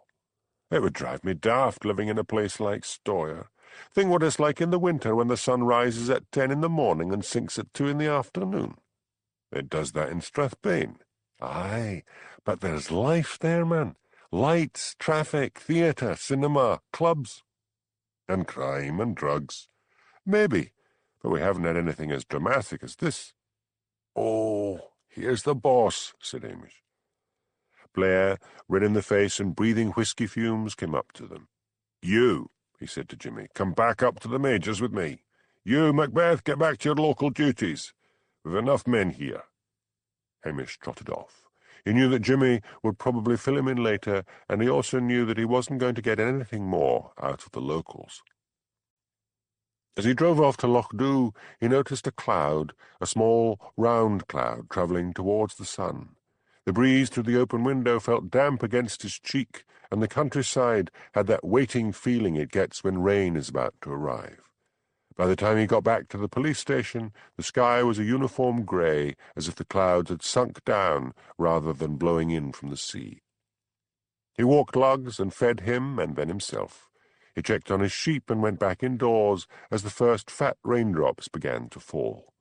He made a pot of tea and sat down at the kitchen table to mull over the situation in Stoyre. Somehow, the greyness of the day and the soft rain falling outside seemed to bring back reality to the Highlands and to his mind. He was now sure that some local had blown up the Major's cottage to get rid of him. The Major, or some of the guests he usually invited in the summer, might have offended someone, and Highland malice, as Hamish knew, ran slow and deep and took its time over getting revenge. He carried his mug of tea through to the office and stood at the window, looking out at the rain-pocked waters of the loch. Mist was rolling down the hills opposite to hang in grey wreaths round the top of the forest trees. A small yacht sailed into view. 2 figures were taking down the sails, and he could hear the chug-chug of the donkey engine. He sat down at his desk and switched on the computer and began to type a report. The next day would be a Sunday. Hamish remembered he had promised to go to church in Stoyre with Elspeth. Might be interesting to hear one of Fergus Mackenzie's sermons and discover what it was in them that had prompted such a strong religious revival. Jimmy Anderson arrived in the early evening. "Blasted weather," he said. "Got any whisky?" "No," said Hamish, "and the shop's closed. Closes early on Saturday." "Got anything?" "I've got some brandy left over from Christmas." "That'll do." Hamish took down the brandy bottle from the cupboard. "I won't join you," he said. "I don't like brandy much." "And that's why you've got it left over from Christmas. Good. All the more for me," said Jimmy. "Pour it out." Hamish poured a measure of brandy into a glass and placed it in front of him. "Got cold in here," complained Jimmy. "I'll light the stove," said Hamish. "Any more orders?" "No," said Jimmy, taking a swig of brandy. "Ah, that's better. Blair's been getting on my tits. There's bigwigs up from Scotland Yard and some bods from MI5, and Blair's been showing off by pushing me around and crawling to them." Hamish filled the stove with kindling and paper and struck a match. When the stove was lit, he added several slices of dark peat and a couple of logs. "I think it was a local job," he said. "Well, to be sure, the dafties are all blaming it on God." "Did you manage to get out of them why God should be angry with Major Jennings?" "Mrs. McBean at the general store was more forthcoming than the rest of them." "What did she say?" asked Hamish. "When I asked her why God would see fit to blow up the Major's cottage, she replied that God moved in mysterious ways. And believe me, that meant she was being downright talkative compared to the rest of them up in Brigadoon. So long as everyone's convinced it's a terrorist attack, they'll leave the locals alone." "Did the Major arrive?"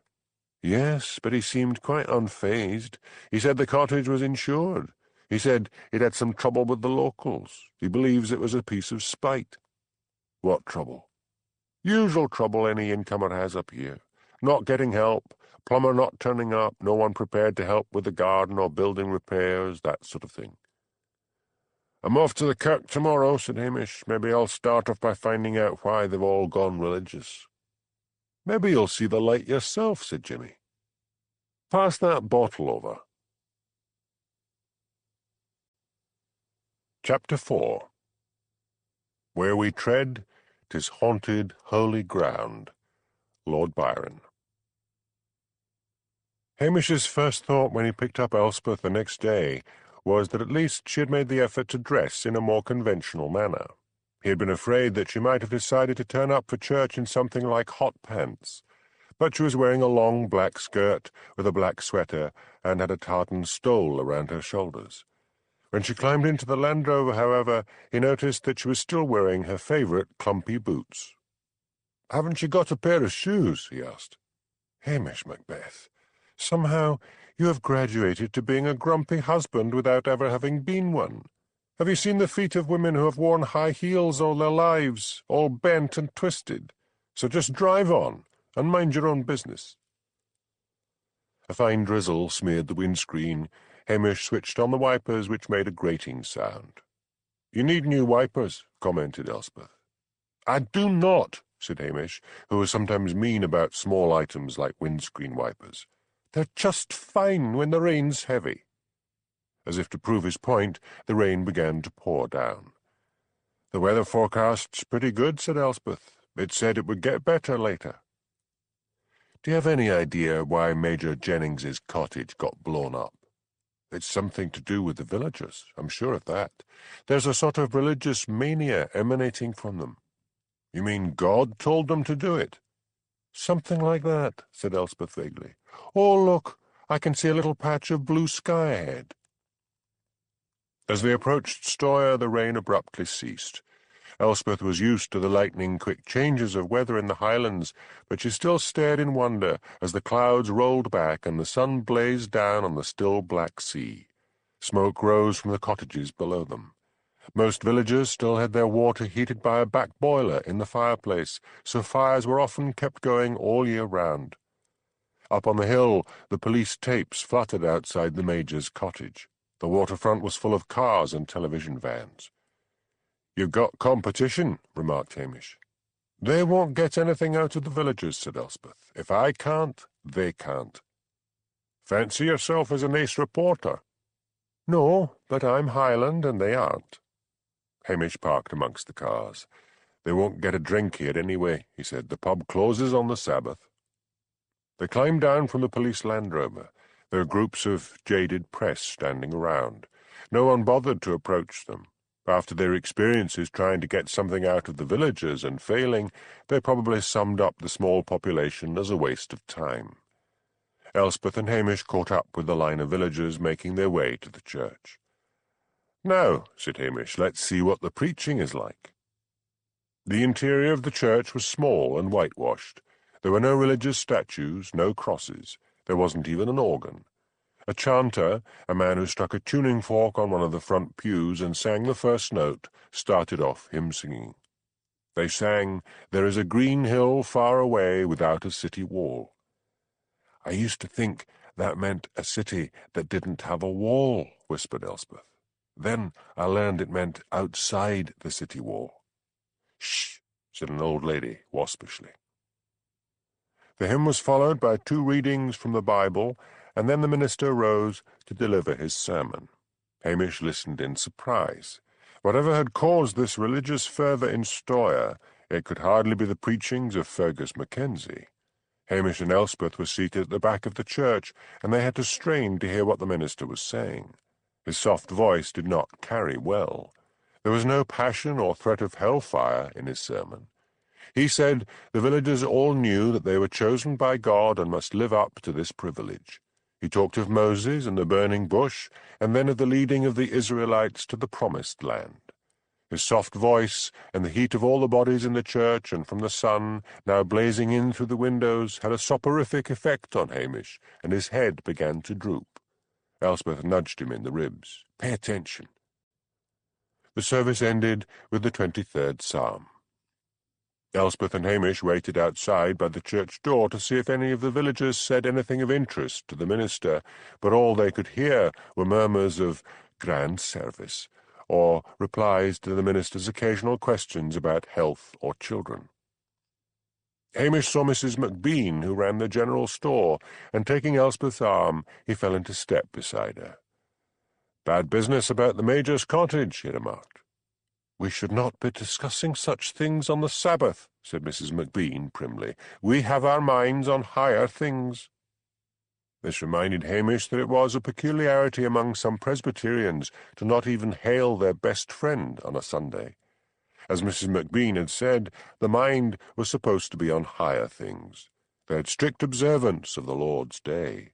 There would even be a member of the congregation whose duty it was to police the village on a Sunday to make sure no one was doing anything sinful, like watching television or hanging out their clothes.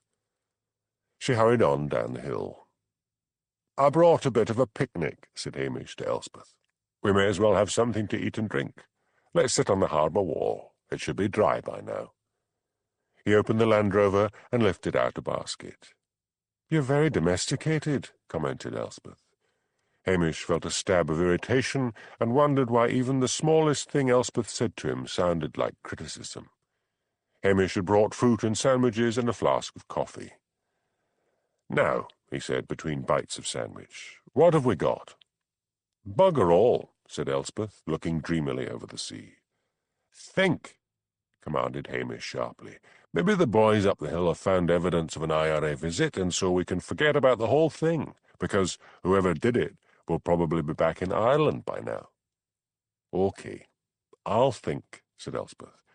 "At first they were afraid. Something threatened them. Then they lost that fear. Something reassured them. Let's go off on a flight of fancy. The minister talked of Moses and the burning bush. He said they were the chosen people, not the Israelites, but the people of Stoyre. They're very superstitious up here. I mean, it's not often you get weather like this right on the coast. Battered by gales all year round, poor soil to scrape a living out of, meagre fishing, what with the decline in stocks and all those bloody European Union regulations." "We should all go and live in Brussels," said Hamish. "I bet they don't give a damn about rules and regulations over there." "Quiet. You told me to think, so I'm thinking. Maybe someone in the village has been having visions. Probably the DTs. Someone sees something. Can't have been the Virgin Mary. They would consider that too popish. Can't be something old and Celtic like a Kelpie. That wouldn't prompt all these visits to the church. Some vision that at first frightened and then reassured, but something that told them not to talk about it." "Let's take it away from the supernatural," said Hamish. "More coffee, please." "Right. Say someone or some people wanted Stoyre kept sealed off. Why? Nice little harbour for landing drugs? True. But they would see real live men in a real live boat. I'll have another talk to Sean Coleman, and then I'll try the Bain family again. There's Jimmy." Hamish waved to Jimmy Anderson, who was heading down the harbour towards them. Jimmy came up, mopping his red, sweating, foxy face with a large handkerchief. "Didn't know it was going to be this warm," he complained when he came up to them. "Hello, Elspeth. Got anything to drink, Hamish?" "There's a cup of coffee left in the flask." "Coffee? Yuck. There's not a dram to be found in this place. How's it going?" "Stone-faced locals without a word to say. Blair took over some of the interviewing and I thought he was going to have a stroke. Nobody saw anything. Nobody even got out of bed to see what the noise was." "Any news of any terrorist activity?" "Nothing." "You find out anything?" "Only that something has prompted a religious fervour. The Major usually brings up some friends for the fishing. Did he have anyone on the guest list that might excite the attentions of a terrorist?" "No. And he only did some low-key work in Belfast ages ago. He's retired. Actually, he's quite chipper about the whole thing. He planned to sell up, and the insurance will bring him a lot more than he could have got from selling it." "Maybe he did it himself." Jimmy grinned. "That's what Blair accused him of, and they had to fly Daviot up to soothe the Major down. This your day off?" "Aye." "I might drop round to see you in Lochdu on my road back. Got any whiskey?" "No," said Hamish. "And you finished the brandy?" "Patel's open." "Not now. He only opens in the morning for the Sunday papers." "Damn. I'll be off then." "How long will the police be around?" asked Elspeth. "A good few days yet, and if there's any funny business going on in Stoyre, believe me, nothing's going to happen until they give up and leave. Say it's a local job. The Major's cottage, I mean. It could just be spiked, but I don't think so. The man only came up in the summers. Now, the Major was once in Army intelligence. Perhaps someone didn't want any sharp-eyed outsider around, someone who might notice things the locals wouldn't. Any word of Bella Coleman?" "Nothing yet. I'd like that one caught before she messes up someone else's life." Once back at the police station, after having dropped Elspeth off, Hamish fed his hens, some of whom were quite elderly, as he never had the heart to kill any of them for the pot, walked lugs, and settled down to watch television. He felt he'd done enough on his day off. Sean and the Bains could wait until the morning. He had just untied and kicked off his heavy regulation boots, which he wore even when not wearing his uniform, when he heard the phone ringing in the office. He was just wondering whether to answer it or not, when the answering machine clicked on, and he heard the loud voice of Mrs. Wellington. "Clary phoned from the hotel. He's been trying to get you. One of the maids says she saw Bella Comyn in Bonner Bridge today." Hamish rang the minister's wife and asked her where was she seen. "In that grocery shop just by the bridge." Hamish thanked her, retied his boots, and with a sigh set off on the long road to Bonner Bridge with Lugs beside him in the passenger seat. "Now, Lugs," said Hamish, "I wonder just what is going on in Stoyre." The dog turned his odd blue eyes reluctantly from the passing countryside and gave a slight sniff. "Exactly," agreed Hamish. "I don't know either, and I don't like it. I've got some holidays owing. I've a good mind to go and stay there for a few days and see what I can find out. I could stay at that place Sean rented. Would you like Stoyre?" Luggs sighed again. "Me neither," said Hamish, "but something weird's going on there." Master and dog then drove in companionable silence to Bonner Bridge. The sun had gone behind a bank of clouds when Hamish finally drove into Bonner Bridge. The place looked deserted. He parked outside the grocery shop and went in. There were no customers. A woman behind the counter asked, "Can I help you? It's Mr. Macbeth, isn't it?" "Aye," said Hamish, stepping forward and removing his peaked cap. "Have we met?" "Up at the Highland Games at Brakey 2 years ago. My boy got stuck up a tree, and you got him down." "I remember. It's Mrs. Turner, isn't it?" "That's right. What can I do for you?" "I'm looking for a Bella Comyn. Small, blonde, pretty. I heard she was in here today." "Oh, her. What's she wanted for?" "Oh, just part of a general inquiry. Do you know where she lives?" "Up in one of the Swedish houses on the council estate, number 24 Sutherland Lane." "She living on her own?" "No, she's Jamie Stewart's girlfriend. They're going to get married." "Are they really? Who is this Jamie Stewart?" "He's a motor mechanic. He works at a garage in Alness." "Thanks. I'll go and see them." Swedish houses are wooden, two-story houses built by the government right after World War II. Hamish cruised around the estate until he found Sutherland Lane. Number 24 seemed to be in good repair. The garden was neat and tidy. The window frames had recently been painted, as had the front door. He rang the bell. A thin young man opened the door. "What's up?" he asked anxiously. "I'm here to see Bella." The young man stood back. "Come in. I hope it's not bad news." He led the way into a living room. Bella was sitting embroidering a tablecloth, the picture of pretty domesticity. When she saw Hamish, a look of pure hate flashed in her eyes, but then she smiled and said, "Why, Hamish, how nice to see you. Tea?" Hamish sat down and surveyed her. "We've been looking for you, Bella." "What's this all about?" demanded Jamie. "It's about that dog I killed," said Bella. "I told you about that. I hit it on the head to defend myself, and now the RSPCA's looking for me." Hamish swung round and said to Jamie, "I hear you're getting married. Do you know she is already married?" "We're getting married just as soon as her divorce comes through," said Jamie. Hamish looked at Bella. "Have you applied for a divorce?" "She hasn't had the courage to face that beast yet. The way he treated her," exclaimed Jamie. Hamish stood up. "You'll be hearing from the RSPCA, Bella. Jamie, a word with you outside." Jamie walked outside into the garden and then turned and faced Hamish. "Why the hell are you persecuting the poor girl?" "I am here to warn you, laddie," said Hamish. "Listen to me, and listen to me carefully. Bella is a husband-beater. If you don't believe me, you should go talk to her husband over in Loch Dhu. She's a dangerous woman and has a police record for assault." Jamie looked at him arrogantly. "She told me everything, about how that Sean twisted everything to make it look as if she was the guilty one. I love her, and nothing you can say will make me change my mind." "She is one of the best liars I've ever come across," said Hamish. "Have you any money?" "What? Are you comfortably off?" Jamie looked at him, puzzled. I'm a canny man, and I've a bit put by. My mother died last year and left me a good bit. Then hang on to it, or that one will clean you out. And do me a favour. Don't make a will. I've a good mind to report you for slander. Go ahead, said Hamish wearily.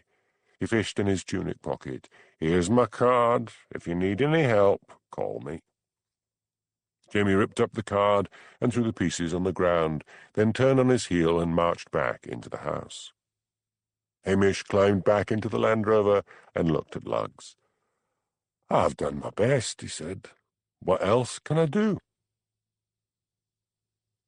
Back at the station, he sent a report to the Royal Society for the Prevention of Cruelty to Animals. He felt he was wasting his time. Once they had heard Bella's fictitious story about the savage dog, they would decide they had not enough to take her to court. Sean could protest for all his worth that the animal had been gentle. He hadn't been there when the dog was killed. Bella could argue that the dog had turned vicious because of the absence of its master, and the police had dropped the case. The kitchen door opened, and he heard Jimmy Anderson's voice shouting, "Anyone home?" Hamish went out to join him. Jimmy was holding a full bottle of whisky. "Where did you get that on the Sabbath?" asked Hamish. "The Tommel Castle Hotel. I told the manager to put it on your bill." "I don't have a bill at the hotel." "Well, you do now. Pour us a dram."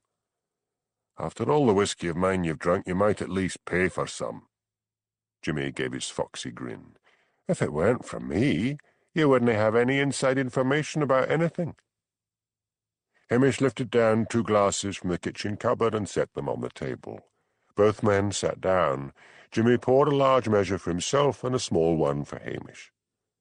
"How can cops go around arresting people for driving over the limit," complained Hamish, "when a detective stinks of booze?" "Stop grumbling, drink up and listen.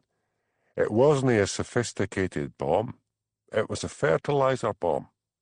But the IRA used those." "Aye, but it does point to the locals.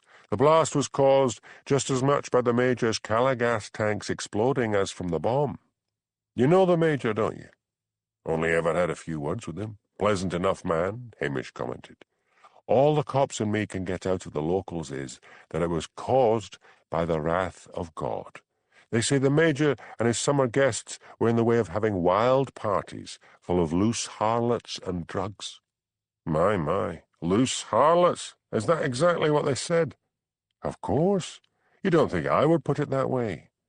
In vain did we point out that the Major's friends, all upstanding middle-aged and elderly citizens, were nothing like that. They all just looked stubborn and refused to say anything else. I can't understand this religious mania. I went to one of Mackenzie's sermons, and there's nothing violent or rabble-rousing in them. Maybe he toned it down because you were in the congregation." "I don't think so.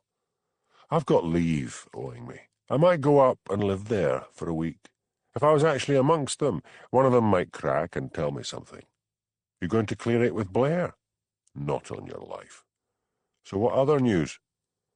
"Nothing more, except it's got the Major out of Sutherland. He'll collect the insurance, and he says he'll get somewhere down in Perthshire, where folks are civilized.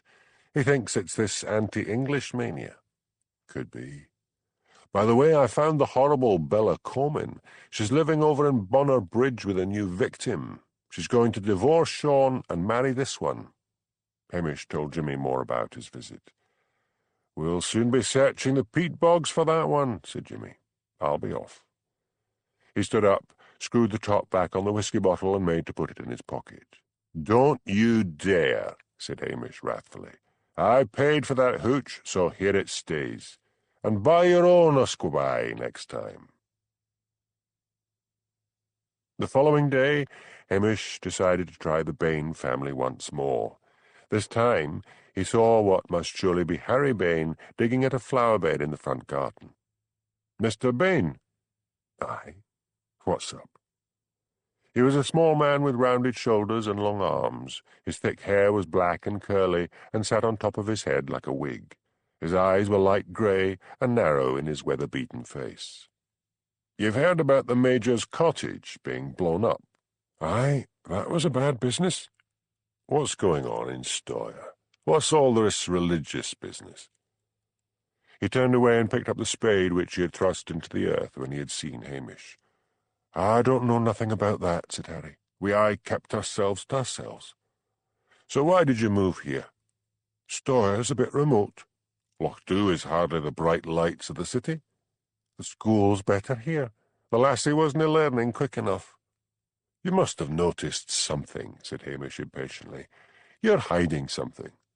"There's nothing to hide," he snapped. "Haven't you any criminals to catch?" "Yes, I have. For a start, there are the criminals who blew up the Major's cottage. I canna help you there. Now can I get on with my work?" Defeated, Hamish walked off. He returned to the police station and collected his dog and drove off to Strathbane. He called at police headquarters to arrange for a week's leave and met Superintendent Daviot on the stairs. "What brings you here?" asked Daviot. "I'm owed a few days off, sir," said Hamish. "At such a time? Still, I suppose with everyone from the anti-terrorist squad to Blair going over what happened at Stoyre, you won't be needed. Get Sergeant McGregor at Knothin to cover your beat." "Yes, sir." "When will you be leaving?" Hamish thought quickly. He should give things a couple of weeks to settle down. If he went to Stoyre right away, Blair would still be there, and Blair would interfere with any investigation. "In 2 weeks' time, sir." "Where are you going?"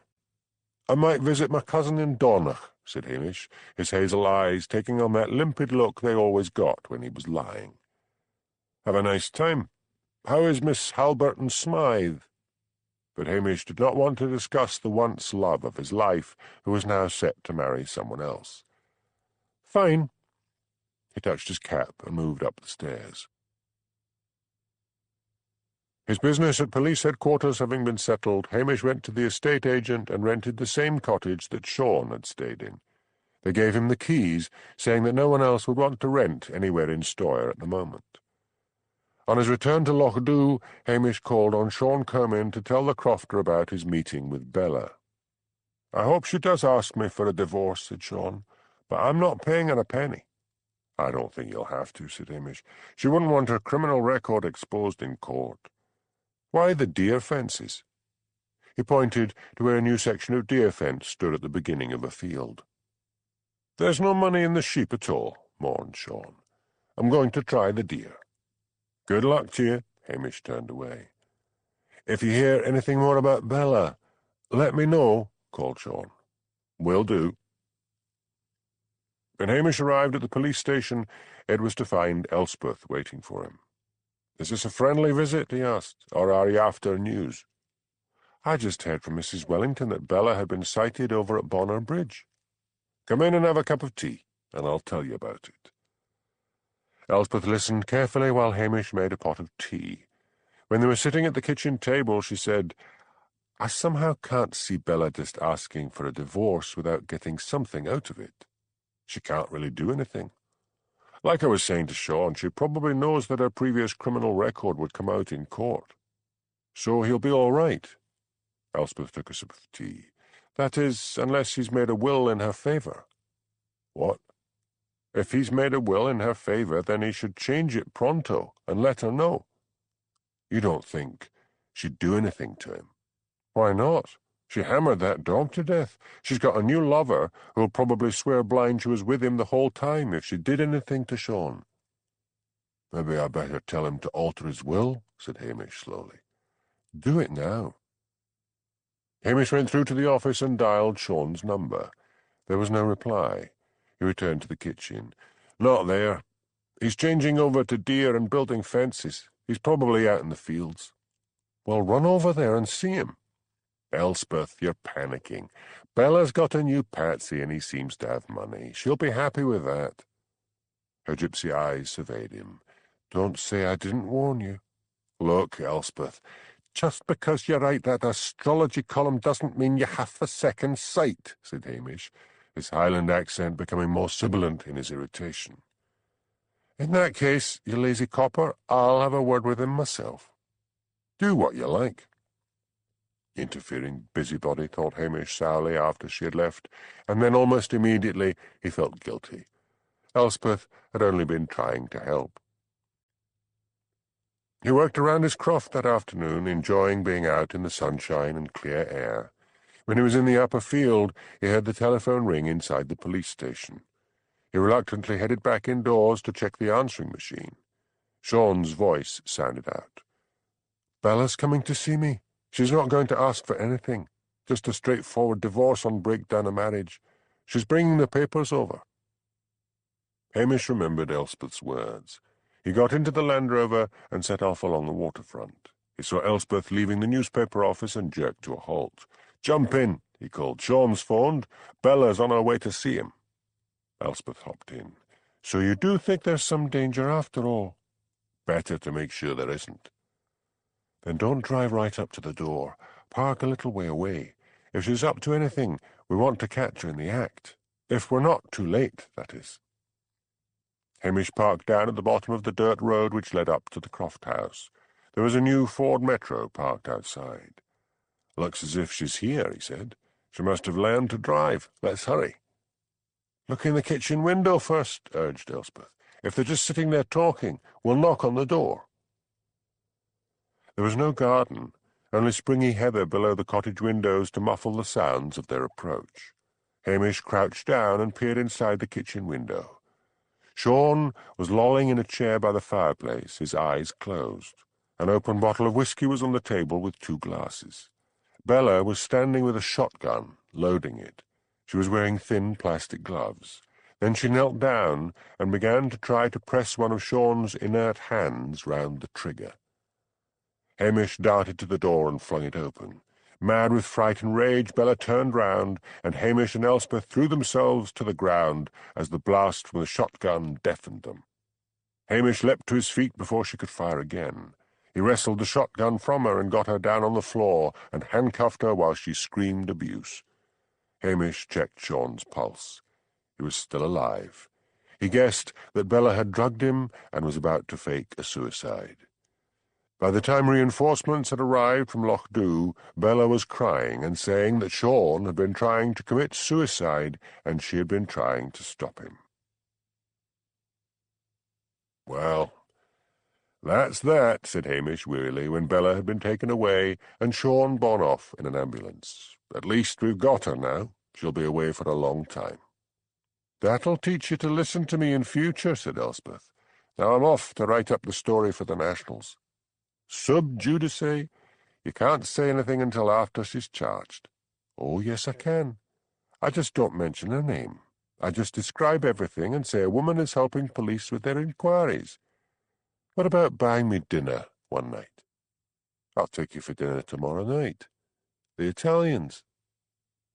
Back at the police station, Hamish sat down and typed out a lengthy report. Poor Jamie Stewart. The police would have already borne him off to Strathbane in case he turned out to have been Bella's accomplice. Chapter 5. Inspiring bold John Barleycorn, what dangers thou canst make us scorn. With tippenny we fear nae evil, wi' us go by we'll face the devil. Robert Burns. The next few days passed quietly for Hamish. Sergeant McGregor over in Cnothan had sourly agreed to cover for him while he was away on holiday. The bombing of the Major's cottage had disappeared from even the local newspapers. Elspeth had cancelled their date for dinner, just saying she was on a story. Hamish had been mildly surprised at his own disappointment. The weather was not perfect. There had been 2 days of rain, but by the end of the week the sun shone again. Purple heather blazed on the flanks of the 2 mountains above Loch-Dhu. Not a ripple disturbed the glassy water of the sea loch. It was hard to even think of violence as Hamish lounged in his deck chair in the front garden under the blue lamp, with Lugs lying on his back at his feet, his paws in the air. His peace was disturbed by Jimmy Anderson, who had come looking for the remains of that bottle of whisky. Hamish collected another deck chair, the bottle, and glasses, and Jimmy sat down with a sigh of pleasure. "How are things at Stoyre?" asked Hamish. Jimmy held up his glass, admiring the colour of the whisky in the sunlight before taking a hearty swig of it. "Nothing," said Jimmy laconically. "Same old business, tight-lipped locals. The powers that be are pretty sure it was one of them. I wonder why. I mean, a fertilizer bomb probably takes a bit of knowledge of chemistry. The fact is they don't think all that much was used. Bit of newspaper, bit of fertilizer, fuel and cotton, light it, chuck it inside and run like hell. Leave the Major's Calagas tanks to do the rest.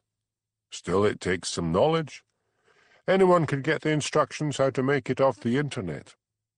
I wouldn't think anyone in Stoyre had a computer. Anyone could go to the cyber cafe in Strathbane. Hamish eyed the detective shrewdly, but they checked with the cafe and couldn't find anyone who had been accessing the information. Something like that. I'm thinking of taking a bit of a holiday and going and staying there, said Hamish. Waste of time off, if you ask me. Does Blair know about this? No, and don't breathe a word. I won't. So nothing's happening in Stoyre. All quiet. They had a Burns reading a tam o' shanter at the kirk there last night. Exciting stuff. Read by some woman with a reedy voice. What's tippenny? Oh, the stuff that makes you fear no evil. Tuppenny ale. And usquebae. Whiskey, the water of life. Don't tell me you didn't know. Never could get my tongue around the Gaelic. That bomb was probably some nasty bit of anti-Englishness. Blair suggested as much to the Major and then had to backpedal, as the good Major was threatening to take the whole village to the Race Relations Board. You know, there probably was never a people like the Scots to know so little about their own history. Do you know where the Scots came from, Jimmy? I thought they were always here. They came from Northern Ireland and proceeded to wipe out the Celts and the Picts in one of the biggest acts of genocide in history. The trouble's always caused by the lowlanders, not us. They live in a Gaelic twilight with tartan fringes. Anyway, to get back to Stoyre, what's the mood like? Are the folks scared? No. There's an odd atmosphere there, a sort of suppressed excitement, like kids before Christmas. That's very interesting. I can't wait to get there now. But I'll keep clear until the authorities have gone. Shouldn't be long now. If it had been a big professional bomb, they'd have been there for a long time, but everything now points to the locals. The garden gate creaked and Elspeth walked in. She was wearing a near-transparent Indian blouse covered in what looked like little bits of mirror. Her shorts were very short, showing strong tanned legs ending in her usual clumpy boots. "What about having that dinner this evening?" she asked Hamish. "All right. I'll see you at the Italians at 8. Elspeth smiled at Jimmy. "See you there, Hamish," she said. "Man," breathed Jimmy when she had left. "You are one lucky man. What a smasher!" "Elspeth? She's just the local reporter." "I know. I've met her before, remember? I didn't know she was keen on you." "We are just friends," said Hamish stiffly. "Wish I had a friend like that," leered Jimmy. "She does wear weird clothes." "Move with the times. You're getting old-fashioned, Hamish." Hamish found Elspeth waiting for him when he arrived at the restaurant that evening. She was wearing a brightly coloured jacket made of diamond-cut pieces of coloured velvet over a faded black T-shirt and a long black chiffon skirt. And the boots. He had a sudden picture of Priscilla sitting there, impeccably dressed and without a hair out of place, and felt a dark sadness. Elspeth's hair was no longer aubergine, but it stood out all over her head as if she had stuck her finger in an electric socket. He noticed, as he sat down, that her fingernails were painted black. Hamish had made a promise to himself never to refer to any part of Elspeth's appearance again. After all, how she looked or what she wore was none of his business. But he found himself saying sharply, "What have you done with your nails? They make your hands look as if you'd shut them in a car door." "Sit down, shut up, and choose something to eat," said Elspeth amiably. "I'm starving." Willie Lamont, the waiter who had been a policeman until he married a relative of the restaurant owner, came up to take their order. "What'll it be, Hamish?" he asked. "Why don't you ask the lady first what she wants?" chided Hamish. "Right. Michty me, lassie. Your nails are black." "And michty me, the service in here is rotten. Do you usually make personal remarks to your customers?" "Sorry," mumbled Willie. "What's it to be?" "Caesar salad first, and then lasagna." I'll have a mixed salad and then the penne with a basil sauce, and bring us a bottle of the house wine, said Hamish. Willie wrote down their order and then lingered, moving from foot to foot. What? Demanded Hamish. Funny business, out at Stoyre, said Willie. Know anything about it? No, but I'm keeping my ear to the ground. Grand. Now how's about getting us the food? Lucia wonders when you're coming to see wee Hamish, your godchild. Tell her I'll be along soon. He's taking his first steps and you haven't been there to see it. Willie. Food. Elspeth watched Willie retreat to the kitchen with their orders. What does Lucia see in him? She asked. He cleans. He's mad about cleaning. He does all the housework. That's why Lucia adores him. So what's been happening about Stoyre? Asked Elspeth. I've just been over there. You'll know more about it than I do. Find out anything? No, but something bad's going on. How? I sense it.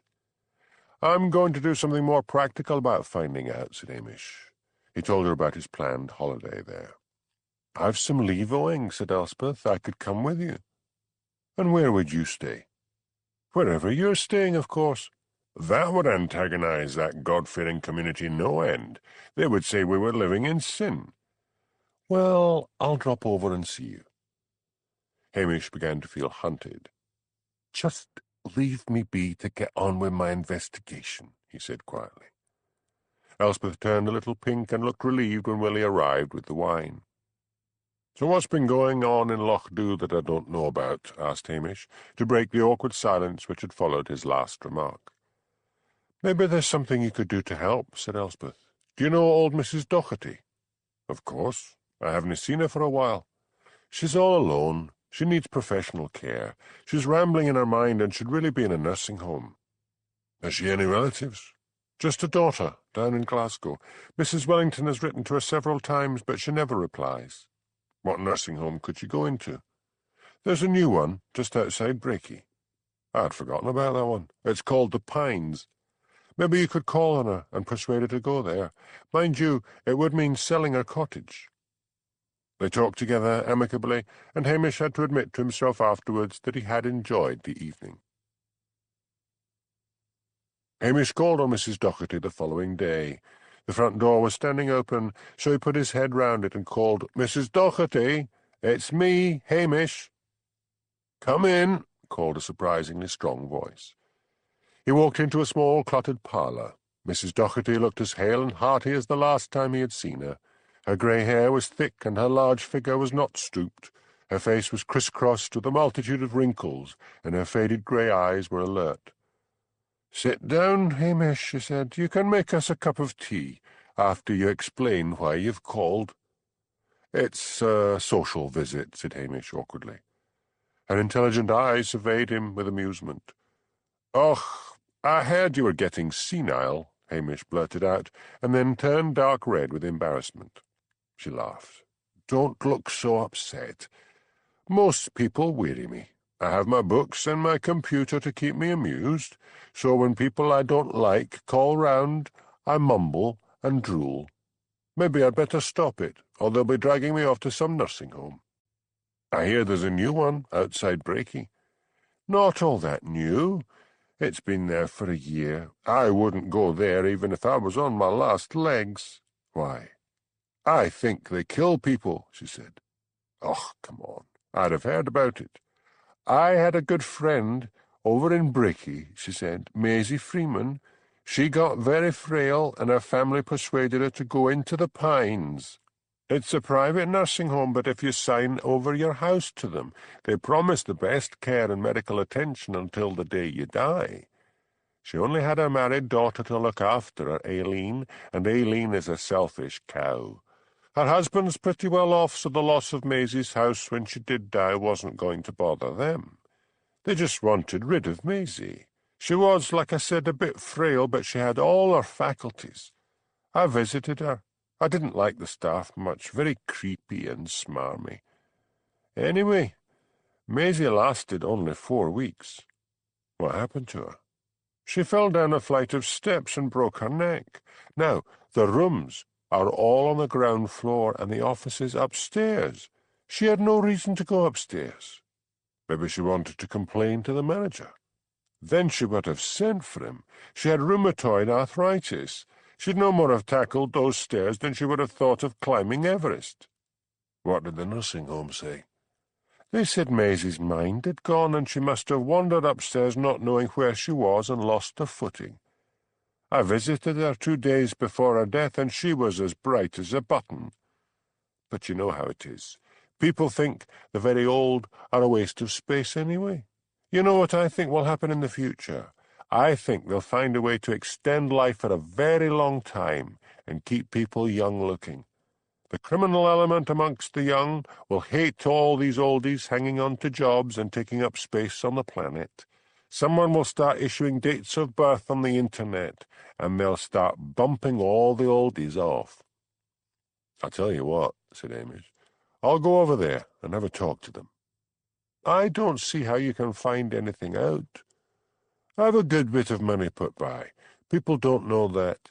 I'm tempted to check myself in there and see what happens. If what you think is true, it could be dangerous. Not if I pretend to be senile. I mean, not all the time, because I'd need to look as if I had my wits about me some days to check in. It would mean signing your cottage over to them. It would be a risk and a bit of excitement for me." "Hold on," said Hamish. "I mean, houses in the Highlands don't command that much money on the market. If patients started dropping like flies soon after they were admitted, there'd be an inquiry. I think they'd be clever about it. I mean, it's only old people on their last legs who go into nursing homes." "I'll go over there anyway and look around. I'll say it's a private visit. I've got an elderly relative who might be interested." "You could get that reporter lassie to check the obituaries of people in Brakey who died within the last year," she said. "Let me have a look around first." "Very well. Go and make tea." Hamish called in at the newspaper office after he had left Mrs. Docherty's. Elspeth had a pencil stuck through her hair and was scowling at her computer. "I'm wasted here," she said when she saw Hamish. "How can I put a bit of drama into the latest Mothers' Union meeting?" "Why don't you apply for a job on one of the Glasgow papers?" "I'll think about it. Why are you here?" "I want a favour. Could you check up your obituary files and give me the names of old people who died in the Pines during the last year?" "Why? Can't you just do it, lassie? I'm a reporter, remember? What's happening? Someone going in for euthanasia?" "Could be. It's an idea of Mrs. Docherty's." "I thought she was gaga." "It's an act, but don't tell anyone. She uses it to get rid of people who bore her." "Oh, really?" said Elspeth crossly. "She pulled that one on me. I went to do a piece on Lochdu in the old days, and she just stared at me vacantly. Some people don't like reporters." "Okay. I'll do it if you promise to let me know if there's a story." Hamish drove over to Brakey that afternoon. The Pines were situated far back from the road at the end of a long drive. Hamish now remembered reading a year ago about it being built. The pine forest from which it took its name stretched all around him. Sunlight flickered down through the trees as he drove steadily towards the house. At last it came into view, a long, 2-story building. He parked in front of it and entered the main door. A dark-skinned male nurse came forward to meet him. Hamish tried to guess his nationality. Indian? Pakistani? "How can I help you?" asked the nurse. "I've an elderly mother who might have to come here," said Hamish. "I wondered if I could look round."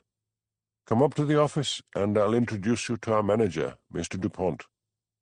Hamish followed him up the stairs, noticing that they were uncarpeted. The nurse knocked at a frosted glass door at the top. A voice called, "Come in." A small, dapper man wearing a blazer with a crest rose to meet them. "I am Mr. Dupont," he said. He had thinning brown hair and a large nose and a small rosebud of a mouth. His eyes were black. His voice had a faint accent. "I wanted to see round the home," said Hamish. "My mother will soon need to go into care." Mr. Dupont laughed. "Strange. One does not think of policemen having mothers." "You know who I am?" "You are Hamish Macbeth, and you are the policeman who is based at Lochdu." "This is a private matter. May I see you around?" "I will take you around myself." Mr. Dupont came round from behind his desk. His grey trousers had knife-edged pleats, and his small black shoes were polished like black glass. He dismissed the nurse and then led Hamish back down the stairs. "You're not from here," said Hamish. "What brought you to the Highlands?" "I had been managing a nursing home in Kent. The terms of employment offered here were better." "And is the owner from around here?" "Mr. Fraser is from the south of England as well. Property and land here are much cheaper than elsewhere in Britain. All patients have their own private rooms and expert nursing care. The ones who are not bedridden can make use of the grounds and the gym. Yes, we have a trainer to take them through gentle exercise. If I say so myself, the food is excellent and all tastes are catered for." He pushed open a door. "I do not want to disturb any patients, but this room is unoccupied at the moment."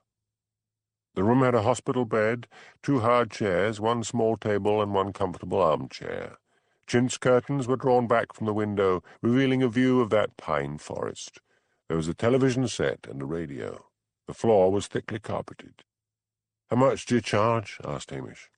£2,000 a month." "Man, I couldn't afford that." "Well, we have an interesting little scheme. We don't like to turn anyone away who is in need. Does your mother own her own home?" "Yes." "Then all she needs to do is sign it over to us, and we will guarantee to give her the best treatment until the day she dies." "And are all your patients under this scheme?" He laughed. "No, we could not afford that. Most of our patients pay, or their relatives pay. I wouldn't think folks up here could afford that for care. But we get people from all over. That is why this site was a stroke of genius. People are very romantic about the Highlands." He shut the door of the room and led Hamish down a long corridor. He pushed open another door. "This is the dining room for those who are still mobile." It was not a very large room, laid out with only 10 tables. "And then we come to the gym," said Mr. Dupont. He opened another door, revealing an airy room. "I wouldn't think any of them would be fit enough for all those machines and weights," said Hamish. "Oh, we run a gym class for people in Breaky." "Ah, here's our trainer, Jerry Andrews." Jerry walked in. He was a fit young man with hair of an improbable gold. He was wearing a white tracksuit, and his tanned face was so square and so regular, and his skin so smooth, he looked like a plastic doll. Mr. Dupont introduced him, and Jerry explained in a lisping voice that he specialized in giving the elderly simple Pilates exercises and also massage. Mr. Dupont set off again rapidly on the tour, his little shiny feet twinkling in front of Hamish. "And this," he said, throwing open another door, "is our pièce de résistance." Hamish surveyed a large swimming pool. It was empty of people, the water blue and pristine. "Very fine," he said. "I'll discuss it with my mother and let you know." As he was escorted back to the entrance, Hamish said, "I haven't seen any of the patients. I mean, if some of them are mobile enough to use the gym and the swimming pool, why aren't they walking about?" Mr. Dupont gave a merry laugh. "In the afternoon they all go to their rooms for a siesta." "I thought the old didn't sleep much. I know my mother doesn't." "They don't sleep much at night, but they do like their nap or their quiet time in the afternoon. The old like discipline and order." What was that odd accent, wondered Hamish. No, not French, maybe German. And was his name really Dupont? Once outside, he gave himself a mental shake. Mrs. Doherty was giving him unrealistic suspicions. He drove back to Lochdu to find Elspeth approaching the police station. "I've got something for you," she called out as he got down from the Land Rover. "Come inside," said Hamish, "and let me have a look at what you've got." Elspeth sat down at the kitchen table. "I've got 4 names, all from Sutherland, who died at the Pines within the last year. Let me see. Mrs. Hudson, Jones, Chandler, and Price. 2 from Breaky and 2 from Knowtham, all listed in the obituaries as having died peacefully." "One of those at least is a lie," said Elspeth, her eyes gleaming. She pushed forward a printout. There are articles about Mrs. Price. She was 73, not a great age. She was found dead in the swimming pool at the deep end. Daughter quoted as saying mother couldn't swim.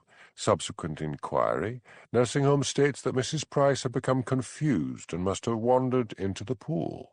The nurse, who should have made sure the door to the swimming pool room was locked when not in use, was fired. Unfortunate accident. And, of course, there's Maisie Freeman. "Leave these articles with me," said Hamish. "I'll check out the other 3 women." Elspeth, triumphantly, with the air of a conjurer producing a rabbit, pulled out another sheet of paper. "I have their relatives' addresses here." "That's grand. I'll get on to it right away." "Don't I get a kiss?" She grinned at him. Hamish flushed slightly, but pretended not to hear. "Thanks a lot, Elspeth. You'll be the very first to know if I come up with anything." Mrs. Price's daughter, a Mrs. Sarah Macpherson, lived over in Knothen. Hamish knew he should telephone Sergeant McGregor, but McGregor would demand to know all about it, and being a lazy man would shoot it down.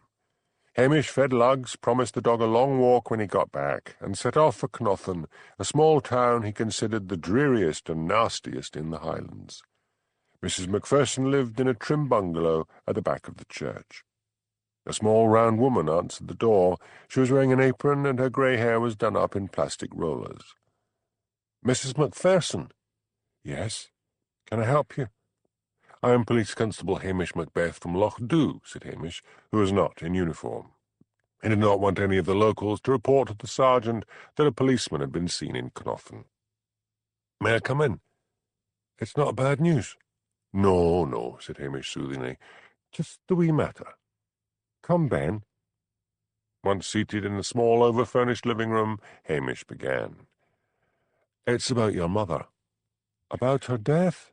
I thought the police weren't going to do anything about that. Some things have just come to light. Now, did she have a house she signed over to the nursing home?" "Yes, she had a nice wee cottage, Ranach Lodge, down by the loch. It was to come to me after she died, but she said it would be better to spare me the expense of paying the fees at the nursing home." "How ill was she?" "She was fair crippled with arthritis, and she had brittle bone disease. It was getting difficult for her to move around without help, but she had all her faculties, whatever that damn nursing home says. She could never swim, and had a mortal fear of the water." "When did you last see her?" "It was the day afore she died." A fat tear rolled down Mrs. Macpherson's plump cheek, and she brushed it away. "She said they were giving her pills which had eased her pain. She was very chatty, and she seemed to be enjoying her stay. 'I'll live a grand long time, and I'll get my money's worth.' That's what she said." "I don't want anyone, Sergeant McGregor in particular, to know I'm investigating this case again," said Hamish. "I don't want you to say a word about this to a soul. If the nursing home gets wind of this, and if they've been up to any funny business, they'll cover their tracks." "I'll do anything you say, officer, just so long as I get justice at last for my poor mother's death." As Hamish walked his dog along the waterfront after his return to Loch he wondered what to do. If he talked to Strathbane, Blair would come on the phone and howl at him for wasting time over a case which had already been dealt with. If he sent old Mrs. Docherty to the nursing home, and if anything happened to her, he would have her death on his conscience. And then, what if nothing happened? What if she didn't find anything out? She would be trapped in the pines for the rest of her life, and she would have lost her cosy cottage and her independence. He took Lugs back to the police station and fed the dog a hearty meal of lamb's kidneys before making his way to Mrs. Docherty's cottage. The old lady listened carefully to his report. "What about the other 3?" she asked when he had finished. "You've only told me about Mrs. Price." "I decided to leave them alone at the moment. I don't want word to get back to the nursing home." Mrs. Docherty's eyes sparkled with excitement. "I'm going to do it. I'm going to check myself in there." "But you could lose your house." "I've always wanted to be Miss Marple. I'll put all my stuff in storage." "It's an awful risk," said Hamish, scratching his fiery hair. "I can't even check in myself, for I said I was making inquiries for my mother." "Get that wee newspaper lassie. She can say I'm her aunt. Take a risk as well, Hamish. You'll never find out otherwise. So what if I'm there for the rest of my days? If there's nothing up with the place, I'll have people to look after me when I get really frail. If there is something, I'll find it out. If you're sure, sure as sure. Chapter 6. Death pays all debts. 18th century proverb. Elspeth was amazed at the speed with which Mrs. Docherty was established at the Pines. She had taken her along the day after Hamish had spoken to her, and Mrs. Docherty had signed the necessary papers and said she would move in the following day. Mrs. Docherty had taken a case of books along with her clothes, her computer, and a mobile phone. She told Elspeth that as she was doing her bit, it was up to Elspeth, as her supposed niece, to pack up her remaining belongings and furniture and put them into storage. Hamish had told Mrs. Docherty to phone him at the first sign of trouble, while he made arrangements with Angela Brodie, the doctor's wife, to look after his sheep and hens while he was in Stoyre. "Not that I want anyone to know I'm going up there," he cautioned her. "Well, I think you've gone daft," exclaimed Angela. "If you're right and there's something going on, you are putting her life at risk." "I think she can take care of herself," said Hamish crossly. Cross because he was beginning to fear he had made a terrible mistake. "On your own head be it. I've got an idea all the same. As the doctor's wife, it wouldn't look strange if I dropped in to see Mrs. Docherty." "Oh, would you? That would be grand, Angela." "You don't deserve it. Mind you, I thought she was gaga. She puts on an act from time to time so that people will leave her alone. I'll go to see it anyway, but I'll tell her I think she's made a big mistake. Just as you make sure no one is listening to you. I'm not off to Stoyre for a bit yet. I'll be around." Mrs. Docherty, once established at the Pines, was already beginning to feel she had made a big mistake. There seemed to be nothing sinister about the place. It was a bit regimented, and she did not like the idea of being forced to retire to her room in the afternoon for 2 hours' sleep, and the other inmates, such as were still able to leave their rooms and walk about, seemed like frail ghosts. She put on what she considered a very good act, only a few periods of lucidity, and then being generally dithering and forgetful. There was, however, another new inmate, a Mr. Jefferson. A man was a rare sight among these mostly senile women patients. On her first day she had been encouraged to go to the recreation room. The less mobile patients were pushed in wheelchairs and lined up in front of a large television set and left. Mrs. Docherty found this sight very depressing. The sun was shining outside, and she longed to escape into the pine woods for a breath of fresh air. But she could not wander outside, for since the staff thought her wits were addled, she was sure they would come after her. She went back to her room and opened the window. The window was low, and as her bedroom was at ground level, she was able to step outside with only a little creaking and groaning. She took a deep breath of pine-scented air and walked across the grass with faltering steps, just in case anyone should see her, until she was in amongst the pines. She found a fallen log some little way into the woods and slowly sat down to consider her situation. She had really thought that it would be all right. If nothing was going on, she would have her books and computer to keep her amused. But she had not allowed for the depressing effect so many frail, elderly, and nearly mindless old people would have on her. To be surrounded by so much living death, she feared, might make her lose her own wits. If only she could get the papers back, the ones she had signed giving the nursing home her cottage, along with the deeds to her house. Suddenly she could feel the hairs rise on the back of her neck. She had a feeling of being watched. Mrs. Docherty turned around slowly. The other new inmate, Mr. Jefferson, was standing there, leaning on his stick and surveying her. When he saw her looking at him, he came up and sat down next to her. "Grand day," he said. Mrs. Docherty pinned a vacant look on her face. "It's quite an act," he said amiably. His accent was faintly Cockney. "But my room is next to yours. I was leaning out of my window, and I saw you climbing out of yours. What's your game?" Mrs. Docherty drooled a little and made bleating sounds. "They'll come looking for us in a minute," he said. "They do that. It's a sort of well-padded prison." Do you want to know why I'm in here?" Curiosity made Mrs. Doherty drop her act. "Because you're old?" "I'm only 88, he said crossly. "It all started when I was up in court for the last time." "What for?" "Theft." "Are you a burglar?" "Forcibly retired. I went under various names. The last was Colonel Forbes Peters." His accent changed to upper class. "I was good at ingratiating myself with the horses," said. "Got invited for weekends. Lifted a bit of spode here, a bit of silver there, often some jewellery. But I got caught." He reverted to his usual accent. "Now my son is a barrister, thanks to all the money I got from my illegal life. He's not like me. He's pompous and strict and has a social climbing wife. He managed to get a pet psychiatrist to diagnose me as suffering from mild kleptomania.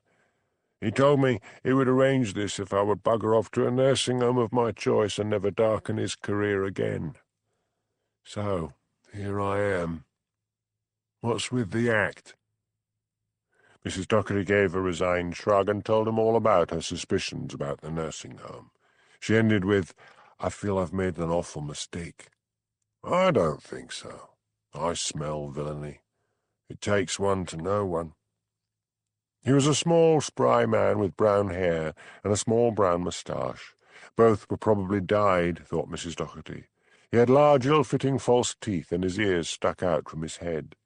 He suddenly cocked that head to one side. "Listen. They're coming for us. These woods are large. Chances are they won't find us.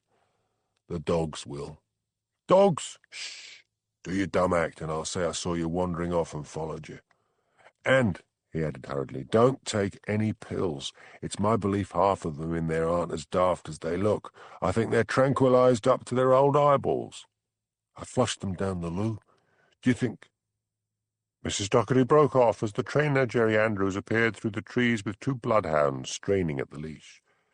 "Up you get, mother," said Mr. Jefferson, putting on his posh voice. "Shouldn't go wandering off." He beamed at the trainer. "Here we are. Saw her tottering off and thought I'd better go after her." Jerry's plastic-looking face was impassive. "We don't like patients wandering in the grounds. They could get hurt. Bring her along and follow me." Mrs. Doherty began to feel frightened and was glad of Mr. Jefferson's strong grip on her arm. She babbled incoherently as she was led back to the house. "Don't go to your rooms," ordered Jerry. "Take Mrs. Doherty into the recreation room and I'll let you know when her room is ready." Mrs. Doherty, once in the recreation room, slumped down in an armchair. "What's your name?" whispered Mr. Jefferson. "Mrs. Doherty. Your first name?" "Annie." "Okay, Annie. I'm Charlie. We'd better pretend to go to sleep. Makes us look like no threat at all." Mrs. Doherty did fall asleep, tired from the walk and the fright of seeing Jerry with the dogs. She at last awoke to find a nurse bending over her. "Come on, Annie," said the nurse, a powerful-looking woman. "Rest time?" "I've just had a nap," thought Mrs. Doherty crossly. But, dithering and muttering incoherent complaints, she allowed herself to be led back to her room. Mrs. Doherty was a tall woman, but the nurse manoeuvred her onto the bed with ease. She held out a glass of water and 2 white pills. "Take your vitamins, dear." Mrs. Doherty held the pills in her mouth until the nurse had left, and then rose and spat them out in the washstand basin in the corner of the room. It was only when turning round that she realized bars had been fixed across her window. She fought down a surge of panic and went to try the door to her room. It was locked. Suddenly feeling very old and weak, she sat down on the bed and placed her hands firmly on her knees to try to stop them from shaking. The door handle began to turn slowly, and she let out a whimper of fright. Charlie Jefferson slid in. "How did you get the door open?" gasped Annie. He dangled a ring of skeleton keys in front of her. "So, they've barred your window," he said. "That's good. What's good about it?" "They are up to something. Chasing people with dogs, barring the window. I wish I could get those papers back, the ones I signed, giving them my cottage." He pulled a half-bottle of whiskey out of his pocket. There were 2 glasses on the washstand. He poured 2 measures of whiskey and handed one to Mrs. Doherty. Have a dram, as you say in these foreign parts. They sat side by side on the bed, sipping whisky. "I've a proposition to put to you," he said. Emboldened by the whisky, Mrs. Doherty grinned. "This is so sudden." "Listen. If I get those papers back for you, can I come and live with you?" "What?" "Here, have another drink. How old are you?" "A year older than you." "Right. We could look after each other. I wouldn't get in your way. I like being on my own." "Think about it." "I'll think about it. We're both getting to the age when we'll soon need help. But I mean, I don't even know you, and you're a crook. An ex-crook." "There's another thing," said Mrs. Doherty. "If there's something going on here, if they're bumping people off, then I should try to get some evidence. Let me put it this way. If you help me to get evidence, I'll seriously consider you moving in with me. Your own. What I need to do is to get up to those offices and go through the files, find out who else signed their house over, and keep an eye on them. Don't get caught. They may have infrared alarms or something." "I doubt it. Who have they ever had to fear? God, someone's coming." They sat, rigid. Footsteps came along the corridor, hesitated outside the door, and then went on. "I'd better go," he whispered. He deftly screwed the cap back on the bottle. He rinsed out both glasses and put them back on the washstand, and then put an arm through the bars and opened the window. "Get the smell of whiskey out," he said. "Close it when I've gone."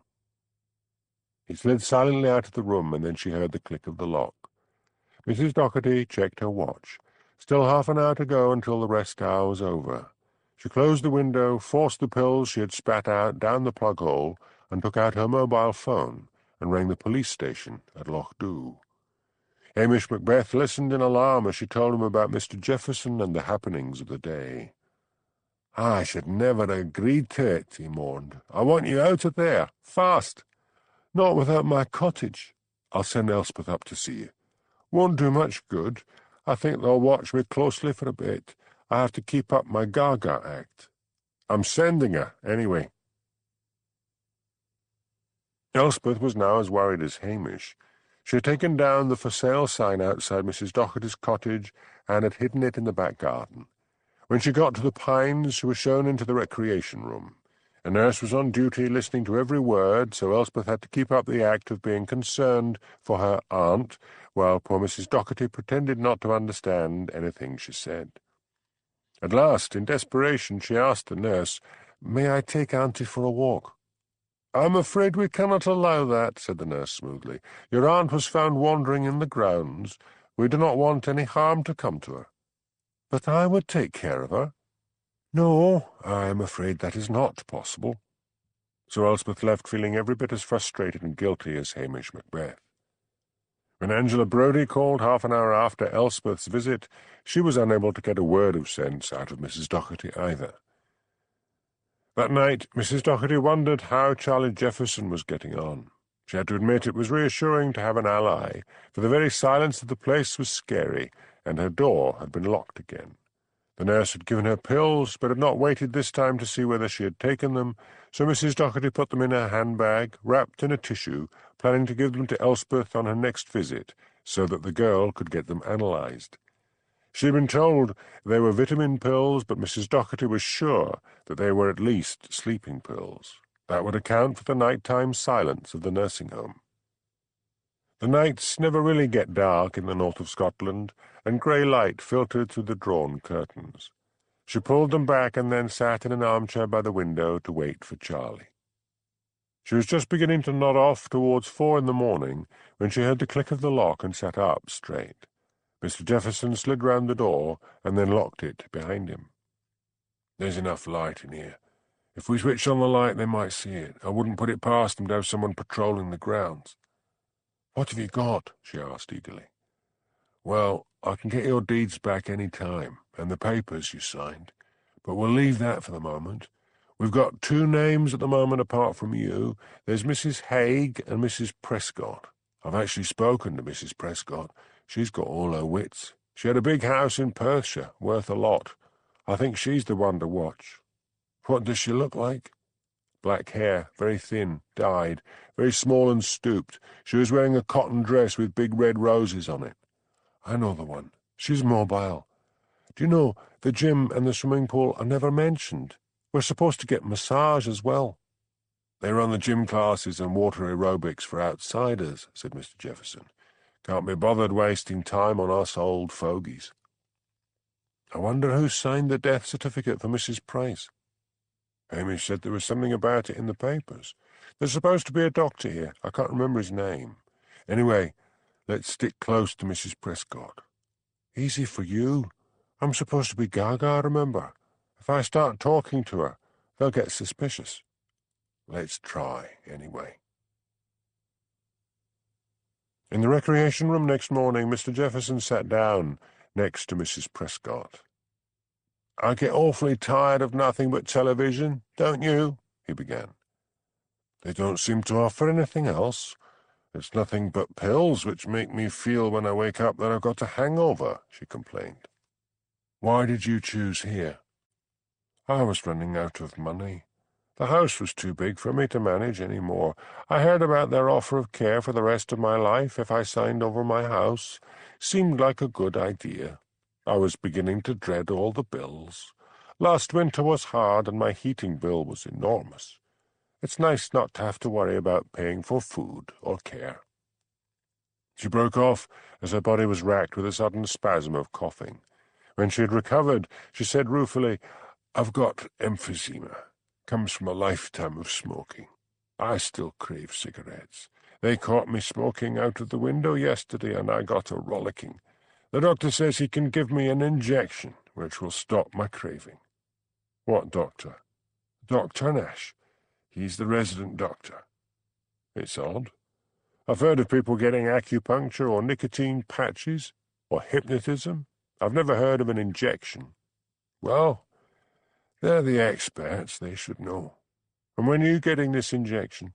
At 3 o'clock in the surgery. Where's that? It's along that corridor between the gym and the swimming pool. Mr. Jefferson chewed his false teeth nervously. If he told her not to go, she would ask why, and if there was nothing sinister about that injection, then he would have no chance of finding out anything at all. The rest period started at 2 o'clock. Once they had all been escorted along to their rooms, he waited for half an hour and then visited Mrs. Doherty. She listened while he told her about the injection. What can we do? She asked. I've already been all round the building. I know now where the surgery is. If we go out of my window and walk round without being seen, we can look in the window of the surgery. They've stopped locking you in, must have decided you're harmless. Mrs. Doherty looked at him curiously. Don't you worry about your own safety? You forget. My stuffy barrister's son checked me in, and he's paying. They can't get a house out of me. Let's go. As they crept out into Mr. Jefferson's room and out of his window, Mrs. Doherty could feel her heart beating with excitement and hoped she wouldn't drop dead from it before they found out what was really going on. They had to crawl on their hands and knees past all the windows. I'm too old for this, she panted at one point. It's all right, he hissed. We're here at last. It's just coming up to 3 o'clock. They peered in at the bottom of the window. A man in a white coat, who must be Dr. Nash, was talking to the Indian-looking nurse. Mrs. Doherty and Mr. Jefferson heard the murmur of voices, but could not make out what was being said. Then Mrs. Prescott was led in by another nurse. There was some conversation, and then she was laid down on a bed. Talking all the while, Dr. Nash lifted a syringe. The Indian-looking nurse rolled up the sleeve of Mrs. Prescott's cotton dress. The syringe was inserted. Dr. Nash went on talking. Mrs. Prescott's eyes closed. The two nurses and the doctor stood watching her. Then Dr. Nash felt her pulse and nodded, and all three left the room. I think she's dead, whispered Mrs. Doherty. What'll we do? We wait until dinner time, and I'll ask where she is. If she's dead, you phone that policeman and get a police pathologist over to do a proper autopsy. The police will want to interview us, said Mrs. Doherty, as they began to crawl back, and this lot may kill us. So we'll get the hell out of here tonight and the police can interview us at our place. I'll get your deeds. They won't interview us until after the autopsy." Back in her room, Mrs. Doherty was so exhausted that she slept nearly until dinner time. When she awoke, it all seemed like a bad dream. Surely they had let their imaginations run away with them. Mrs. Prescott would be sitting there, as usual. Mrs. Doherty's knees ached terribly after all the crawling. She washed and changed because the dress she had been wearing was all grass stains. It was only on her way to the dining room that she realized they might be getting suspicious of her. Gaga old ladies did not normally change their clothes or appear promptly for meals. Her heart sank as soon as she entered the dining room. Mrs. Prescott's place was empty. Mr. Jefferson was shaking out his napkin. "Where's Mrs. Prescott?" he asked the waitress. "Oh, sir, she took a turn, and she's dead." "Elsie," shouted a nurse from the door, "no gossiping with the patients." Mrs. Doherty shuffled the food around on her plate. She could not eat. The evening seemed endless. She had to wait until dinner was over, wait until the evening's television was over, and wait until the nurse took her to her room. Her eyes fell on the pile of books beside her bed. How could she be so stupid as to bring books and a computer? Maybe they thought Elspeth had brought them. She remembered that Elspeth had told them that her aunt occasionally had lucid days. She added the pills to the ones she had already saved and then took out her mobile phone and called Hamish Macbeth. He listened carefully and then said urgently, "Don't say I connived at getting you to go there. Just sit tight. We're getting out of here tonight." "How?" She told him about Mr. Jefferson. "If Strathbane ever finds out I've encouraged burglary, I'll be finished. Make sure he doesn't leave any fingerprints." "I'm sure he won't. Tell Elspeth to get my stuff out of storage tomorrow." Hamish sat for a moment, frowning, after Mrs. Doherty had rung off. Then he phoned Superintendent Daviett at home and explained the whole thing. "We'll send a police pathologist and a squad right away. Are you sure this Mrs. Doherty isn't making the whole thing up?" Hamish patiently told him again about the deal where patients could sign over their houses to the nursing home, and about how 5 had died, and Mrs. Prescott made a 6th. "This is terrible. I'd better come myself as well." "See you there, sir," said Hamish, then prayed that his suspicions would be proved correct. Mrs. Doherty had a suitcase packed. She felt she had waited so long that something might have happened to Mr. Jefferson. Then she heard a slight noise outside her window and looked out. Mr. Jefferson was just getting out of a long, low sports car. "Go into my room," he whispered, "and out the window." Her heart was thudding like a drum as she carried her suitcase into his room, and then her books and computer, and handed them through the open window. "Hurry up," he urged. She climbed out and got into the car, closing the door quietly behind her. "Now I've got to hot-wire this thing," he muttered. "How did you get it here?" "It's on a slope. I just released the brake, and it rolled down."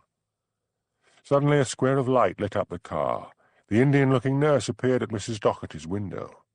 "Come on," hissed Mr. Jefferson desperately. The car sprang into life with a roar. He reversed up the hill just as the main door burst open and the trainer with his dogs rushed out. Mrs. Doherty clung on desperately as Mr. Jefferson sent the car hurtling around the bends of the drive. "Did you get my deeds and the papers I signed?" she shouted above the roar of the engine. "Yes. Hang on. I'd forgotten about those electronically controlled gates." "They're closing. We'll never escape." "Hang on, Annie. Here we go." He jammed his foot down on the accelerator, and as the car hurtled through the closing gates, they heard the terrible sound of tearing metal from either side. "Done it," he said, screeching round the road. "The bastard's car's taken a beating, and it serves the murdering prick right." "Whose car?" "Dr. Nash." Annie Doherty began to laugh. Hamish Macbeth had to delay his visit to Stoyre. It turned out that Mrs. Prescott had died of an overdose of morphine. Other bodies were being exhumed. Detective Chief Inspector Blair was in hospital with a liver complaint which made it easier for Hamish to cover up for Mr. Jefferson. Mr. Jefferson told police that they both feared for their lives, that the offices had been unlocked, and he had taken back Mrs. Docherty's papers. Yes, he had a criminal record, but he was truly reformed, and, he pointed out, if it had not been for himself and Mrs. Docherty, the police would not have found out anything. Mr. Dupont turned out to be Heinrich Bergen, wanted by the Hamburg police for a similar scam in Germany. The paperwork involved kept Hamish at his computer for hours at a time. He felt it was fortunate that Annie Docherty and Charlie Jefferson were getting all the credit for the detective work so that he didn't need to worry about promotion to Strathbane. Elspeth had sent a story to the Nationals. Mrs. Docherty and Mr. Jefferson were being hailed as the modern Miss Marple and Hercule Poirot. And then the fuss died away as the first cold, dark night settled in, and Hamish turned his mind back to Stoyre. As he moved into the holiday home on the waterfront of Stoyre at the end of August, Hamish could sense, rather than see, curious eyes watching him. Luggs let out a grumble of discontent as he prowled suspiciously around. "I know what you mean," said Hamish. The air inside smelled damp, dusty, even though the place had obviously been recently cleaned. He carried his suitcase upstairs to the bedroom and returned to the living room and crouched down by the fireplace. He had requested fuel because the nights were getting cold. There was a basket of peat, a basket of logs, and some kindling in a large box beside the fireplace. He picked up a copy of the Highland Times from the table. It was an old issue. He crumpled up pages of it and arranged them in the hearth, set the kindling and struck a match, then sat back on his heels to watch the blaze. Smoke billowed out from the fireplace. Cursing, he ran and opened the door. He waited until the fire had died down, and then gingerly put his hand up the chimney. It had been blocked off with wads of newspaper. He pulled them down, along with a fall of soot. Still cursing, he cleaned up the mess and set the fire again. This time it went off with a roar. He heaped on peat and logs. He got a vacuum cleaner out of a cupboard under the stairs and plugged it in. He switched it on. Nothing happened. Of course, he was supposed to pay for every little bit of electricity. He fished a 50p piece out of his pocket and put it in a meter over the front door. Now the vacuum worked. He cleaned the soot that had fallen on the carpet, switched off the vacuum cleaner, and went upstairs to wash and unpack. He went through to the bathroom. There was no bath, only a shower. Hamish Macbeth did not like showers. He liked to wallow. But, he considered, as he was so filthy with soot, the shower for the moment was a better idea. It was once he was under the shower that he discovered there was no soap in the dish. But he had taken a bottle of shampoo into the shower with him, so he used that to wash his hair and clean himself all over. He toweled himself down and changed into clean clothes, and then he unpacked. The wardrobe was just a recess with a dingy curtain over it and only 3 wire hangers dangling from a rail. Luggs was sitting at the entrance to the bedroom door, curiously surveying his master. "It is a disgrace. That is what it is, Luggs," said Hamish, the sibilance of his accent betraying that he was rapidly losing his temper. "How can they expect the tourists when they treat them like this?"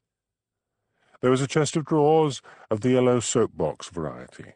The drawers were difficult to open. He arranged as much as he could in the drawers, hung up his one good suit and his uniform, and left the rest in the suitcase which he kicked under the bed. He sat down on the bed. It felt hard. It was covered in thin blankets and a slippery quilt. "Well, now, Luggs, that will just have to do. Let's see if the shop is still open." Followed by Luggs, he walked out of the house and along to the general store. He could hear people talking inside, but when he walked in, there was silence. He shrugged and carried a wire basket around the shelves, selecting various items. He had brought a box of groceries with him, but he needed fresh milk and bacon and bread as well as soap. He carried the basket up to the counter, where Mrs. McBean began to take the groceries out of the basket and ring them up on an old-fashioned till. He paid for them. The groceries lay on the counter. "Haven't you a bag?" asked Hamish. "Bags are 3p. Hamish sighed. "I'll have 2, then." "What are you doing here?" asked Mrs. McBean. "I'm on holiday." "From Loch Dhu?" "Aye. Why not?" She looked up at him, her eyes showing an internal war between a longing for gossip and a desire to keep quiet. Curiosity won. "You were on that case of the nursing home at Brakey?" "Aye, bad business that." "It is the bad enough business getting old," she said, leaning on the counter, "without folks trying to kill you." "It is that," said Hamish amiably. "They're right wicked people. But it was old Mrs. Docherty who was the brave one. She—" Her face suddenly closed down. "If that's all, Mr. Macbeth, I have to take inventory of the stock." Hamish turned slowly round. The shop, which was a sort of mini-supermarket, consisted of 2 small lanes of groceries and 2 cold cabinets and 1 freezer. A doorway at the back of the shop was concealed by a curtain. The curtain moved slightly and then was still. He turned back to Mrs. Macbean. Her old eyes were like grey glass, no expression. He picked up his groceries and walked out. It was a misty day.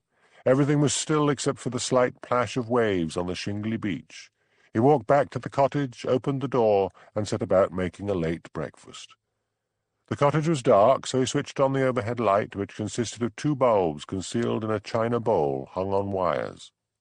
He stacked away the groceries he had brought with him, along with the ones from the shop after leaving out the bacon and eggs. Lugs gave a low growl. Hamish gave a click of impatience. "I've forgotten dog food. Wait here." He went out and ran along to the shop. As he opened the door, he could hear Mrs. Macbean saying, "He says he's on holiday." And then she saw him and fell silent. There were 5 people in the shop. They began to leave, eyes on the ground, shuffling past him without looking at him. Hamish collected 6 cans of dog food and a bottle of whisky, paid for them, and left. He returned to the cottage, fed Lugs, and switched on the electric cooker. The lights immediately went out. Cursing, he put another 50p in the meter, and the lights came on again. "The rats have got that meter rigged," he said to Lugs.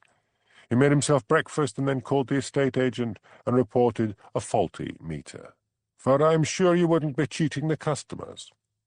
Alarmed, the estate agent said he would have an electrician call immediately. There was one in Stoyre. Hamish had just discovered to his fury that even the hot water tank had a coin box attached when there came a knock at the door. He opened it and looked down at a small gnome of a man carrying a tool bag.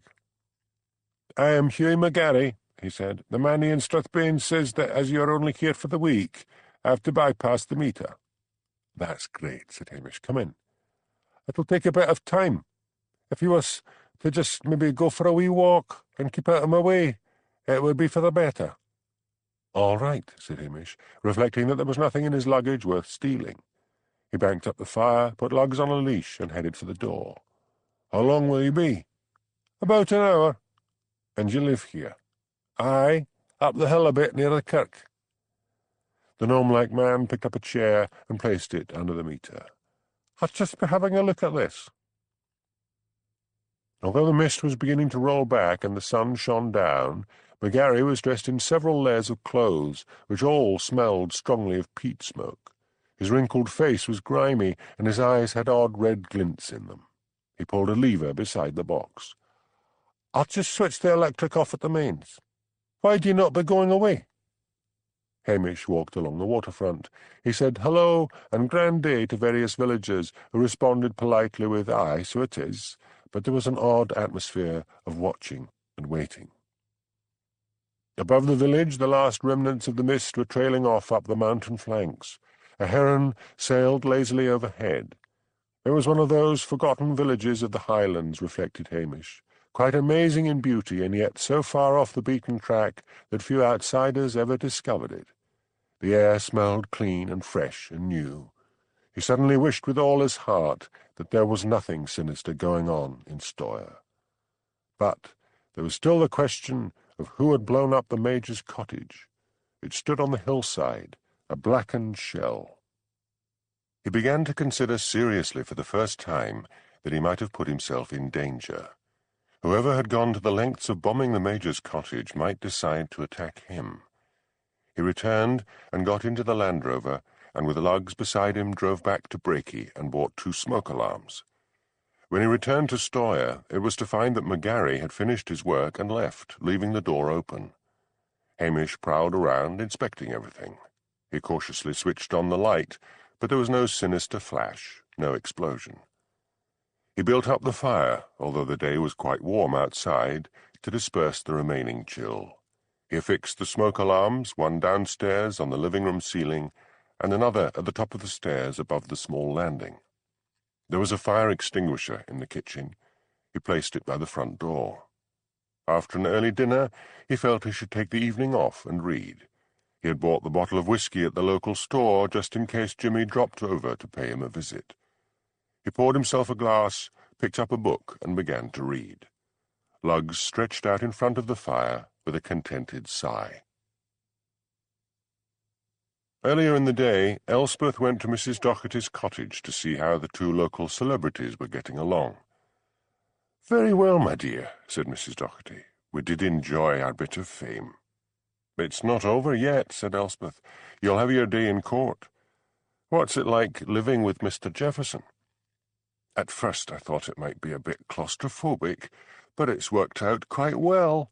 We have our separate rooms, and he likes going off and pottering about the village." "Aren't you worried he might be tempted to return to his criminal activities?" "He's a bit long in the tooth to want to face up to any more time in prison. I think he'll be all right. Where's Macbeth? There's a note on the police station door referring all calls to Knowton." Elspeth hesitated, but there could be no harm in telling this elderly lady where Hamish was. "As long as you don't tell anyone." "No, I won't." "Well, do you remember that business at Stoyre where some major's holiday cottage got blown up?" "Yes, of course. It was in all the papers." "He's gone there on holiday. Officially on holiday. Some cottage on the waterfront is where he is, but he wants to nose around and see if he can find anything out."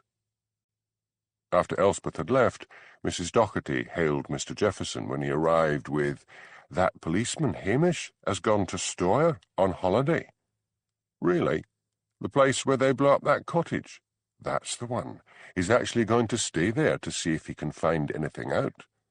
"He might have told us. I mean, didn't we solve that nursing home business for him?" "We could always go over there this evening and see him." "I'll drive," said Mr. Jefferson quickly. Mrs. Docherty was famous for cruising along at around 20 miles an hour. In the holiday cottage, the smoke alarm on the upstairs landing started to shrill. Lugs rose from the hearthrug and began to bark. His master lay asleep in the armchair. Lugs seized one trouser leg and pulled, but Hamish did not awake. Lugs put back his head and began to howl. "It looks as if everyone left," said Mr. Jefferson, parking on the waterfront. "The place is deserted." Mrs. Docherty climbed stiffly out of the car. "I hear a dog howling," she said. "Over there," cried Mr. Jefferson. "There's smoke coming out of the top windows of that cottage." He ran towards the door of the cottage with Mrs. Docherty hurrying after him as best she could. He hammered on the door, he tried the handle, the door was locked. He took out his skeleton keys and unlocked it. Lugs ran to meet him as the door opened, barking wildly. Mr. Jefferson put a handkerchief over his face and ran up the stairs and into the bedroom. Flames were licking along the skirting board. He nipped down the stairs again and threw the switch beside the meter, cutting off the electricity and plunging the cottage into darkness. Then he went back upstairs with the fire extinguisher and aimed it at the flames until they were extinguished. The window was open a few inches. He opened it wide and let the acrid smoke billow out. Coughing and wheezing, he went downstairs. In the glow of the firelight, he could see Mrs. Docherty slapping Hamish's face. "Is he dead?" he asked. "No, just out cold. What caused the fire?" "Faulty wiring, I think. I've cut off the electricity. Let's call the police." "No, let's try to get Hamish awake. If the police come back to Stoyre, it'll set back his investigation. He might not like that. Is there anything we can use as an emetic?" Mrs. Docherty searched the cupboards. "Nothing but salt. That would do, but we'd best get him awake first. Get him on his feet." The elderly couple heaved and pushed, with only the result of sending Hamish toppling over onto the floor. "They may have poisoned him," panted Mr. Jefferson. "I'll bring the car round to the door. We'll try to get him in the back and take him to Dr. Brodie. He's drugged, I'm sure, but his pulse is strong. Okay, get the car." Fortunately for them, Hamish regained brief consciousness, enough for them to get him out the door and into the car, where they thrust him into the back seat. Luggs jumped in after his master. Mr. Jefferson relocked the door and set off, driving at breakneck speed. Dr. Brodie opened the door and stared in bewilderment at the elderly couple who were both talking at once about fire and drugs and Hamish. At last he made out what they were saying and went out to the car. Hamish blinked at him groggily. "Come on, lad," said the doctor, easing him out of the car. "Let's get you inside." His wife, Angela, came out to help. Hamish was laid down on the living-room carpet. Dr. Brodie shone a light in his eyes. "Yes, it's a fair guess he's been drugged. Better call Strathbane." "I think you should ask Hamish first what he wants to do," said Mrs. Doherty. "It's an undercover operation," she added importantly. "Oh, very well. We'll walk him up and down a bit. Angela, you take one side and I'll take the other." Slowly Hamish recovered until he was able to sit and drink black coffee. "It was the whiskey. I'm sure of it," he said. "I bought a bottle at the store. A man called McGarry called round to fix the electric meter. He may have doctored the whiskey and done something to the wiring. Did you bring that bottle of whiskey with you?" "There was no whiskey that I could see, and no glass," said Mrs. Doherty. "I looked in case you'd taken pills or something." "Whatever is going on in Stoyre which prompted someone to try to kill a policeman must be pretty criminal," said Hamish. "Did you phone Strathbane?" "No. We were waiting to see what you wanted to do." "I can't keep quiet about it," said Hamish. "Let me phone David." They waited while he phoned. They could hear Hamish telling his chief about what happened, and then outraged squawks coming down the line. Then Hamish interrupted with, "This is serious, sir. I have an idea. May I come and discuss it with you?" When he rang off, he said, "Can I borrow your car, Angela? I'm going to talk to David." "You're still in no fit state to drive," said the doctor. "That's all right," said Mr. Jefferson happily. "We'll drive him, won't we, Annie?" "Of course we will." Angela smiled. "You'd best come with me to the bathroom and wash your face, Mr. Jefferson. You're all black with smoke." Despite feeling groggy, Hamish could only wonder at the energy of the old couple as Mr. Jefferson, with Mrs. Doherty beside him and Luggs and Hamish in the back seat, drove off at speed in the direction of Strathbane. "Are we going to his home?" asked Mr. Jefferson, braking violently as a deer appeared in the middle of the road.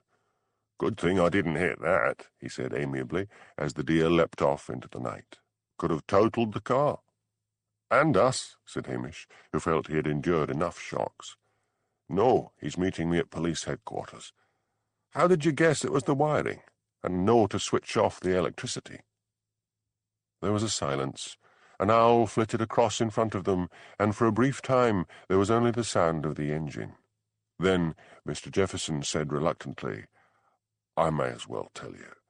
Being a reformed character, I once pulled that trick. Not to try to kill anyone, mind, but to clear a house I was staying in, so that I could lift a few trinkets during the confusion." "I never thought I would be grateful to someone with criminal experience," said Hamish. "You saved my life. How did you know I was at Stoyre?" "Your girlfriend told us," said Mrs. Doherty.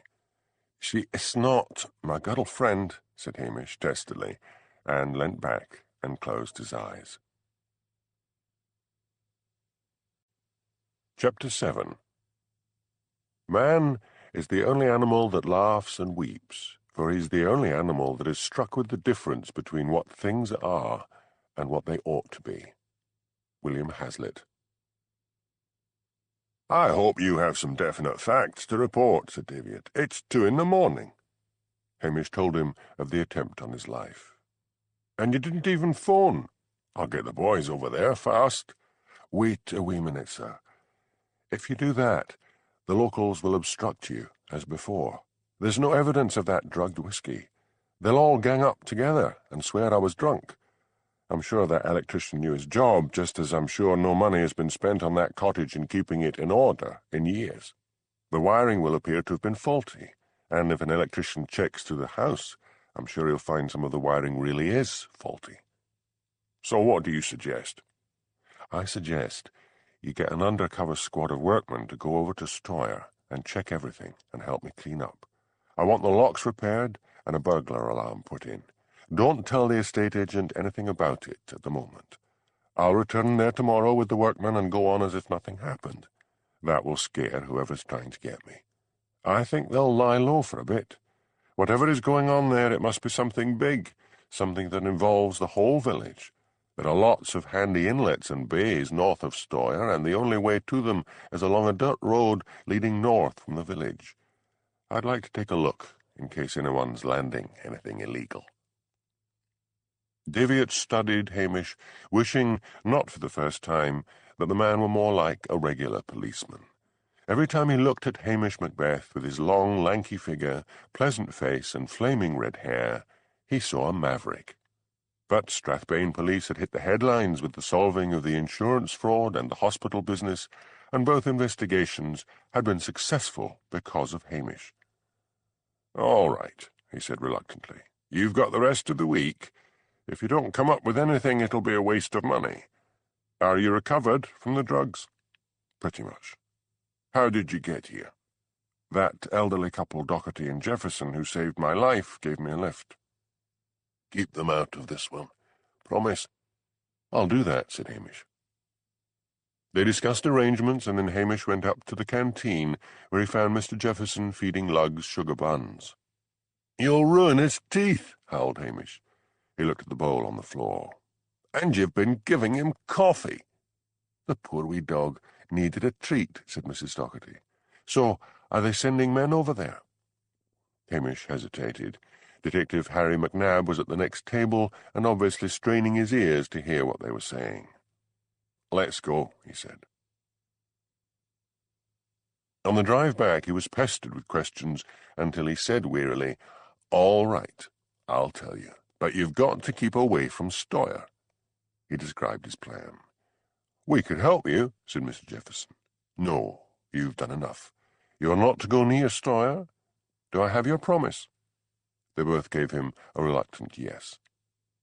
"Did they ever find out what was in those pills they gave us at the nursing home?" asked Mrs. Docherty, changing the subject. "Betadorm, sleeping pills."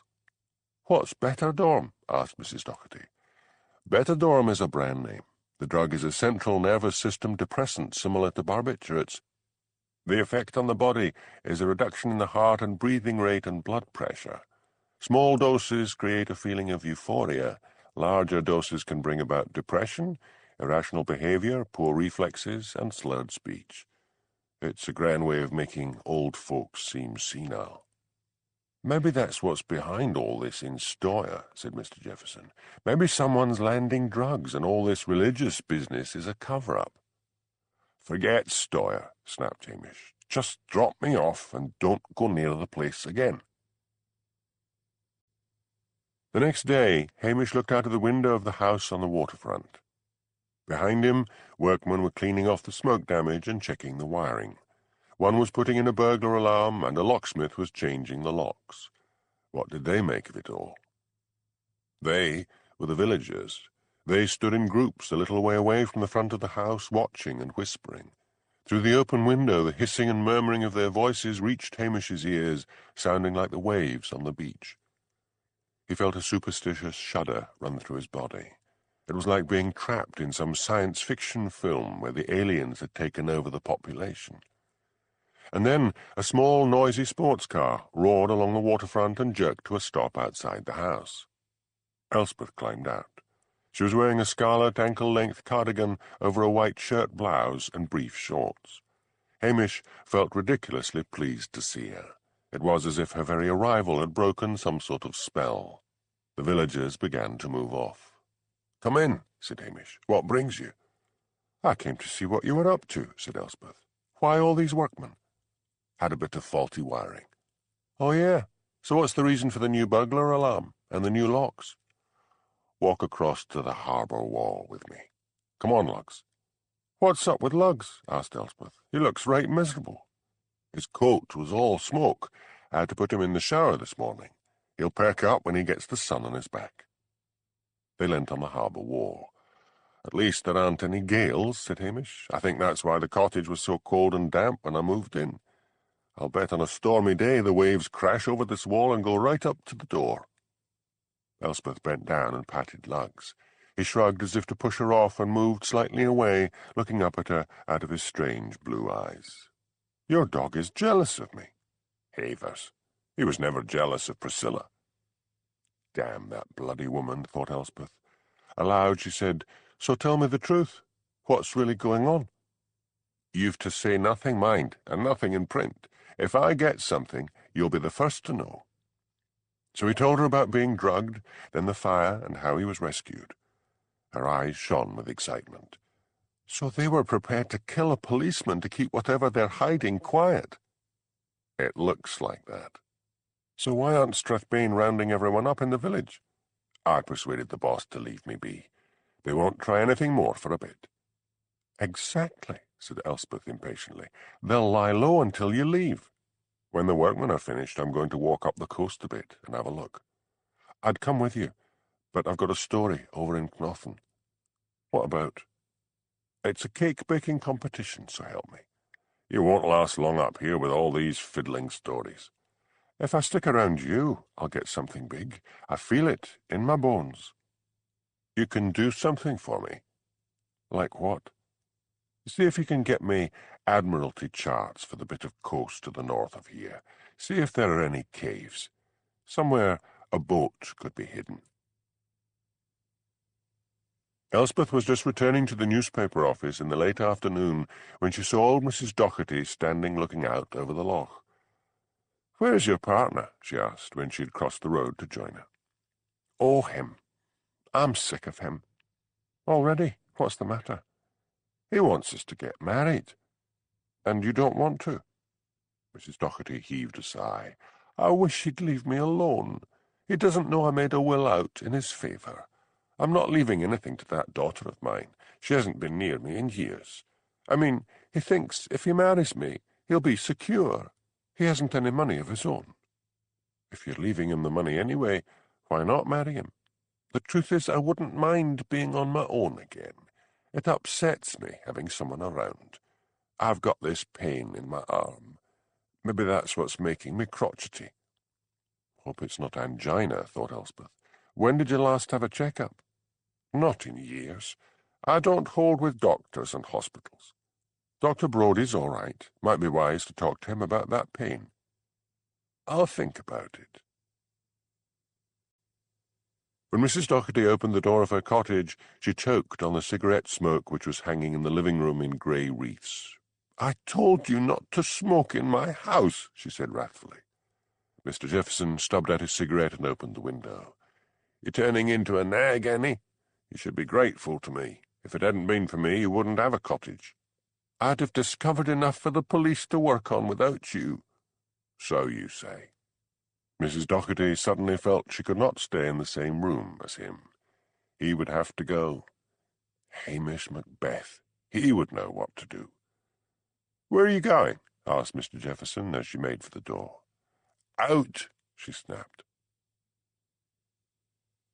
As Mrs. Docherty cruised along the waterfront at 20 miles an hour, she saw Elspeth again and stopped. "I'm off to see Hamish Macbeth," she said. "He'll know what to do about getting rid of Charlie Jefferson." "You might not find him at home. He was going to walk north out of Stoyre and search the bays and inlets." "It'll be dark soon. I'd better get a move on." She drove off. It took her a long time to get to Stoyre because she always drove very slowly. She parked on the waterfront and rang the new doorbell outside Hamish's cottage, but he did not answer. She decided to walk north out of the village so that she might meet him on the road home. It was a clear, starry night. She followed the grass-grown track until she began to feel tired. She realized it was time to turn around. She had the whole distance to walk back. She sat down on a rock to rest for a moment. Mrs. Docherty was just about to get to her feet when a frightening apparition rose in front of her. It was a horrible, cloaked figure, so tall it blotted out the stars. She knew it was the Grim Reaper. She let out an animal scream of pure terror and clutched her heart. Hamish Macbeth was sitting in a corner pub in Stoyre, his dog at his feet. There was a large space all around him. The locals were all seated as far away from him as they could get. Let them get rattled, thought Hamish, and something might happen. His mobile phone rang. It was Elspeth. "I'm a bit worried, Hamish. Have you seen Mrs. Doherty?" "No, I'm in the pub being sent to Coventry." "She's fed up with Charlie Jefferson, even though she's left him everything in her will and wants to live on her own again. She took off for Stoyre some time ago to ask you for your help. Trouble is, I told her you were going to search north of the village, and she may have gone that way." "I didn't go," said Hamish. "The workmen took all day. I'd better go and look for her." The minute he left the Fisherman's Arms, he saw Mrs. Doherty's small car parked outside his cottage. He set off rapidly out of the village. The wind was rising, and a thin veil of clouds was streaming across the moon and dimming the stars.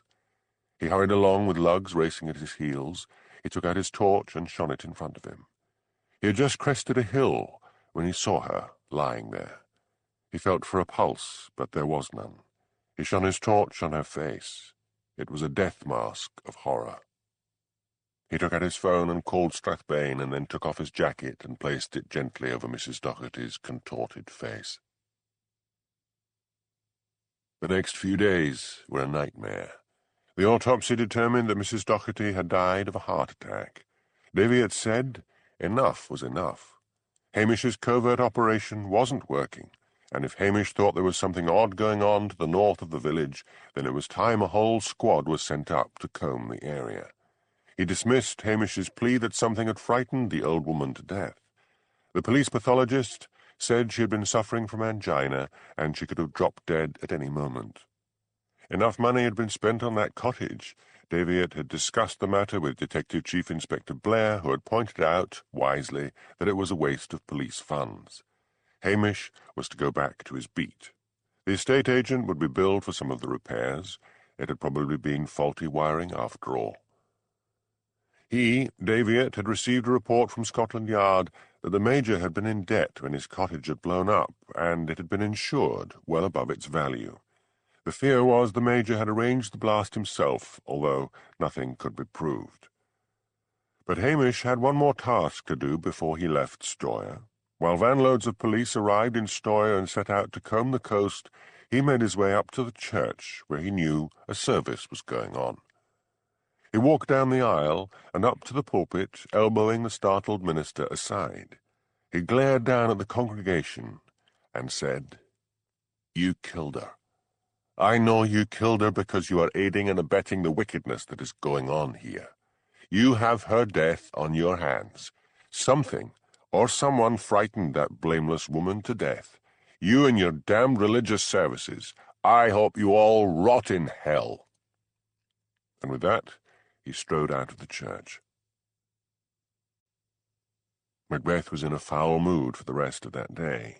He felt he should call on poor Mr. Jefferson, but decided to leave it until the evening. He was sure there was something sinister going on in Stoyre. Mrs. Doherty may have had a weak heart, but he was sure she had been frightened to death by someone or something. After he had typed up a long report, he sent it to Strathbane, made himself and Luggs some food, and then wearily decided to call on Mr. Jefferson. The old man opened the door to him, his eyes red with weeping. "Come in, Hamish," he said.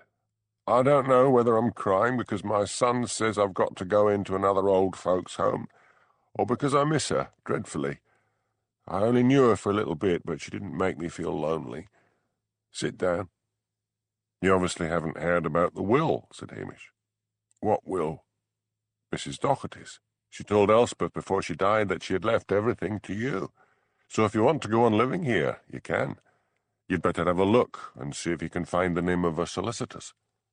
"Would you mind having a look, Hamish? I can't touch her things, or I start crying again."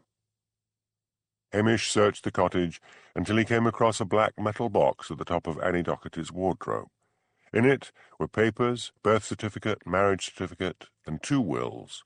One left everything to her daughter, but to his relief there was a copy of the new one testifying that Mr. Jefferson had been left everything. He took it through to him and said, "You'll find the name of the solicitors there. Give them a ring in the morning.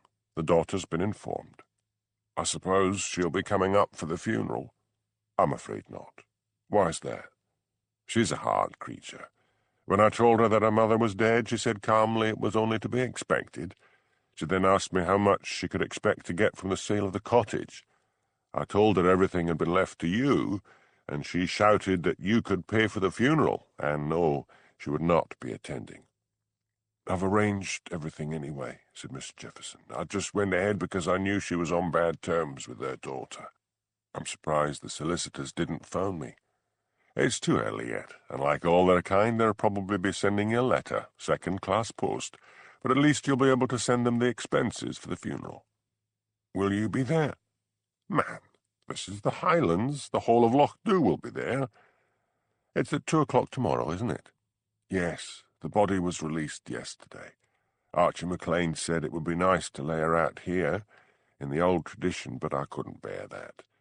I want to remember her the way she was when she was alive."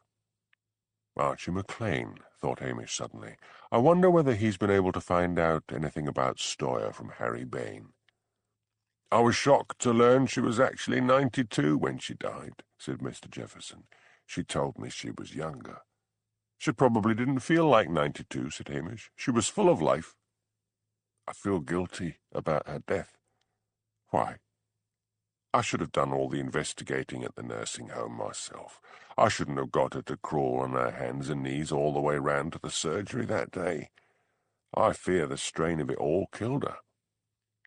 Hamish decided not to rattle him at the moment by telling him about his suspicion that she had been frightened to death. He said instead, "People I feel guilty and angry when someone dies, but the autopsy shows that she was ready to pop off any time. You'll begin to feel better once the funeral is over. Do you think it would be sacrilegious to have a smoke? Annie couldn't bear me smoking in the house." "It's fine. She'd want you to be comfortable." "I wanted to marry her, you know. Did she say anything to you about me?" Hamish's eyes took on that limpid look they always got when he was about to lie. "She said you were the finest gentleman she ever met." He lit a cigarette with shaking fingers. "Thanks, Hamish. I was very fond of her." "I believe you were," said Hamish quietly. "I'll see you at the funeral." He stood up. He turned in the doorway. "By the way, have you made the catering arrangements?" "What?" Mr. Jefferson gazed at Hamish uncomprehendingly through a haze of cigarette smoke. "The wake, man. They'll all be round here after the funeral." "Oh, never mind. I'll see to it. Just get some whiskey in from Patel's and some sweet sherry for the ladies." Hamish left and called on Mrs. Wellington, Angela Brodie, and the Curry sisters to beg help with the catering. He hit a stumbling block with the Curry sisters. "She was living in sin," said Jessie. "At her age, she was doing nothing of the kind. Only someone with a truly dirty mind could think that," said Hamish. "If neither of you are prepared to help, I'd better be on my way to find some proper Christians." "There's no need to take on so," said Nessie. "We'll start baking." It was a calm day of hazy sunshine when Mrs. Annie Doherty was laid to rest. The whole village was at the churchyard. Mr. Patel had closed his shop, and the fishing boats bobbed lazily at anchor in the loch below the church. Hamish knew the funeral parlour would have done their best to rearrange Mrs. Doherty's features into an appearance of calm, but as the coffin was lowered, he felt he could see that anguished, frightened face staring up at him through the coffin lid, and while the others bent their heads in prayer, he stood there and vowed vengeance. He had been told to leave Stoyre alone. He had been told that enough money and manpower had been wasted on the place. The fact that the Major might well have blown up his own home had soured Strathbane. But somehow Hamish would carry on the investigations on his own. After the service was over, they all walked to the church hall. Mrs. Wellington had phoned Mr. Jefferson the night before to say that the cottage would be too small to hold all the people. The wake started quietly as the trays with glasses of whisky circulated, and people told stories about Mrs. Doherty and how she had come to the village some 30 years before. Then the minister made a little speech about what a grand lady she had been, and, to Hamish's horror, Mrs. Wellington began to sing Amazing Grace, while the pianist desperately tried to follow her tuneless voice. After that, the party became noisy, and to Mr. Jefferson's amazement, the village band, consisting of drums, fiddle, and accordion, arrived and began to play. "How long will this go on for?" he asked Hamish. "All night. It used to go on for weeks." He saw Jimmy Anderson walking in and went to join him. "Didn't expect to see you." "Just thought I'd pay my respects." "You can smell free whiskey miles off," said Hamish cynically. "Get yourself a glass, and let's step outside." When they were standing outside the church hall, Hamish said, "So, Stoyre is finished." "Seems that way." "Jimmy, that old woman died of fright." "I'm with you there. But they combed that coast all around and found nothing. Cost a lot of money, and Daviot is still growling about what it cost to replace the wiring in that holiday cottage, and to install new locks and a burglar alarm. As usual, it's a matter of money. If I do find anything, it'll be terrible trying to get them interested again." "Do you really think something bad is going on there?" "Of course. And Major Jennings may be in financial difficulties, but I'm willing to bet he didn't blow that cottage up himself, or get anyone to do it for him." Jimmy finished his whiskey. "If I hear anything, you'll be the first to know. Best get back inside." Hamish made his way to where Archie McLean was helping himself to food from the buffet. "Did you find out anything from Harry Bain?" he asked. "Nothing about Stoyre," said Archie. "But och, he is one frightened wee manny. He jumps at shadows. He believes in the fairies." "What? Wee glittery folk with wings?" "No, the other kind. Dark wee men." "Does he now? I wish he would speak to me. Bad business about Mrs. Docherty. She was a grand old lady, always good for a crack." "You mean she didn't pull her senile act on you?" "No, she liked me." "Are you sure that Jefferson creature didn't bump her off? He gets everything she owned." "Who told you that?" "Oh, word gets around." "No, he had nothing to do with it, and if you hear anyone say so, try to scotch that rumour. This has been hard enough on the man." "Here's your girlfriend," said Archie. "She's not my girlfriend," said Hamish crossly, and turned round expecting to see Elspeth, but it was Mary Bissett who stood looking up at him. "You never did take me for that dinner, Hamish," she said. She was slightly drunk. "Your ma practically called me a dirty old man." "Oh, that's ma for you. I never listened to her. You and me should get it together." She was pressing her bosom against him. Her eyelashes, heavily coated with mascara, batted at him. He backed away. "Och, you are one bonny lassie," he said desperately, "but you shouldn't go on like that, or my girlfriend will get mad." Mary pouted. "I didn't know you had a girlfriend." "Hamish!" "Elspeth," said Hamish with relief. "I wondered where you'd got to. Feel like a breath of fresh air?" He took her arm. "I've just arrived," she started to say, but he hustled her towards the door. "What's this all about?" asked Elspeth, when they were outside. "It's about Mary Bissett. She was coming on to me, and I was feared that any moment her mother would be after me with the rolling pin." Elspeth laughed. "We'll walk a bit until she cools down." Hamish looked down at her. In the light shining from the windows of the church hall, he could see she was wearing a grey, floaty sort of dress decorated with a few tiny sequins, which glittered as she moved like stars behind a veil of cloud. Her hair was piled on top of her head. She was wearing high-heeled sandals. He began to feel uncomfortable and wished she were wearing some of her outrageous clothes, along with her usual clumpy boots. "What's up?" she asked. He cursed her sixth sense. "I am not used to seeing you look so attractive," he blurted out. "Well, that's a backhanded compliment, if ever there was one. When's your day off?" "Saturday. Here, I don't want to mislead you." "Relax, copper. I wasn't going to suggest a day of sin. What about a trip to Stoyre?" "Why? The case is closed." She stopped and looked up at him. "You know and I know there's something badly wrong there. We'll take a picnic. We'll put on our hiking boots and look along the coast ourselves." What can we find that a whole squad of detectives and policemen couldn't? I've got those Admiralty charts for a start. And there's so many inlets and bays they can't have covered them all. I also got Ordnance Survey maps. That track north of the village, if you follow it along to where the land rises and the cliffs begin and the track peters out, there are caves down there. Done any rock climbing? Some. I've done a lot. It might be worth going down the cliffs and having a look at one of these caves. You've got ropes and things? Yes. You'll need proper climbing boots. We could have our picnic in Stoyre and then walk along.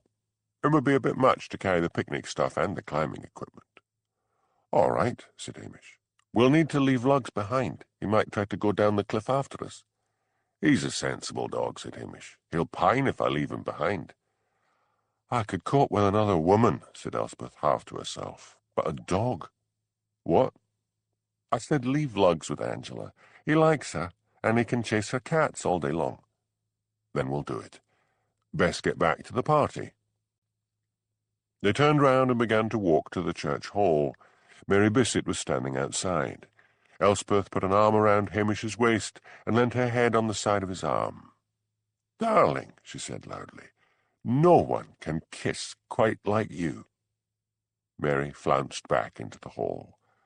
"Now that's torn it," complained Hamish. "It'll be all over the village tomorrow." Sometime during the wake, Hamish had switched over to drinking mineral water. He wished that Jimmy Anderson had done the same. The detective was sleeping it off in the one cell in the police station. The following morning Hamish had tried to wake him, but Jimmy had only groaned, muttered it was his day off, and gone back to sleep. It was Jimmy who had done the damage, thought Hamish. He had got very drunk, and had told the Curry sisters in confidence that Mrs. Docherty had died of fright. Nessie had told Mrs. Wellington, and Mrs. Wellington had repeated what Nessie had said in her loud, booming voice at one point when the hall was quiet. Hamish had tried to stop the gossip, but to no avail. He could only be thankful that Mr. Jefferson had left to go to bed. He only hoped he wouldn't hear about it from someone, for if he did, Hamish was sure he would decide to go to Stoyre to investigate for himself. He left a note for Jimmy telling him to make himself some breakfast, and then he set off on his rounds. Although he could have legitimately gone to Stoyre because the village was on his beat, he decided to leave the place alone until Saturday. He cruised down into the village of Drim and called on Jock, who ran the general store. "Everything quiet?" he asked. "Dead quiet. We aren't getting the tourists this year." "And does that surprise you? The way you folk treat strangers is a disgrace.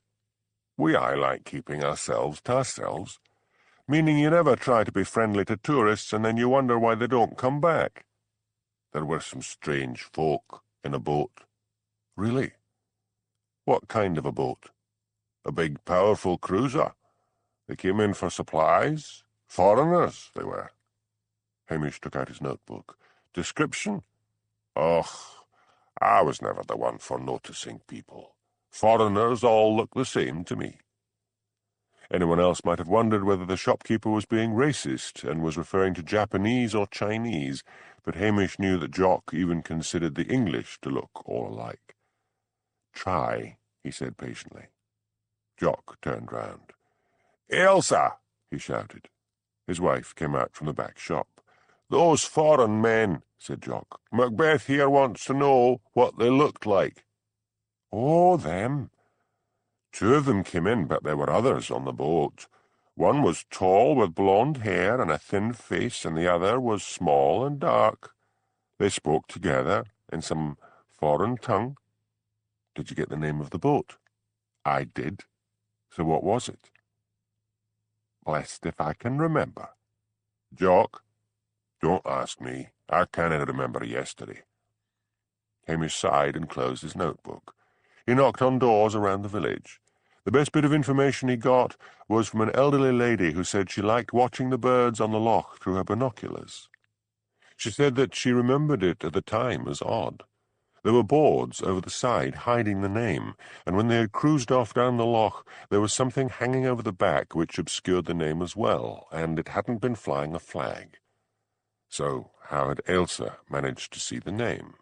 He went back to the shop, but this time Elsa said that maybe she had just imagined seeing the name. I wonder if there's a connection with Stoyre, thought Hamish. Maybe it's drugs after all.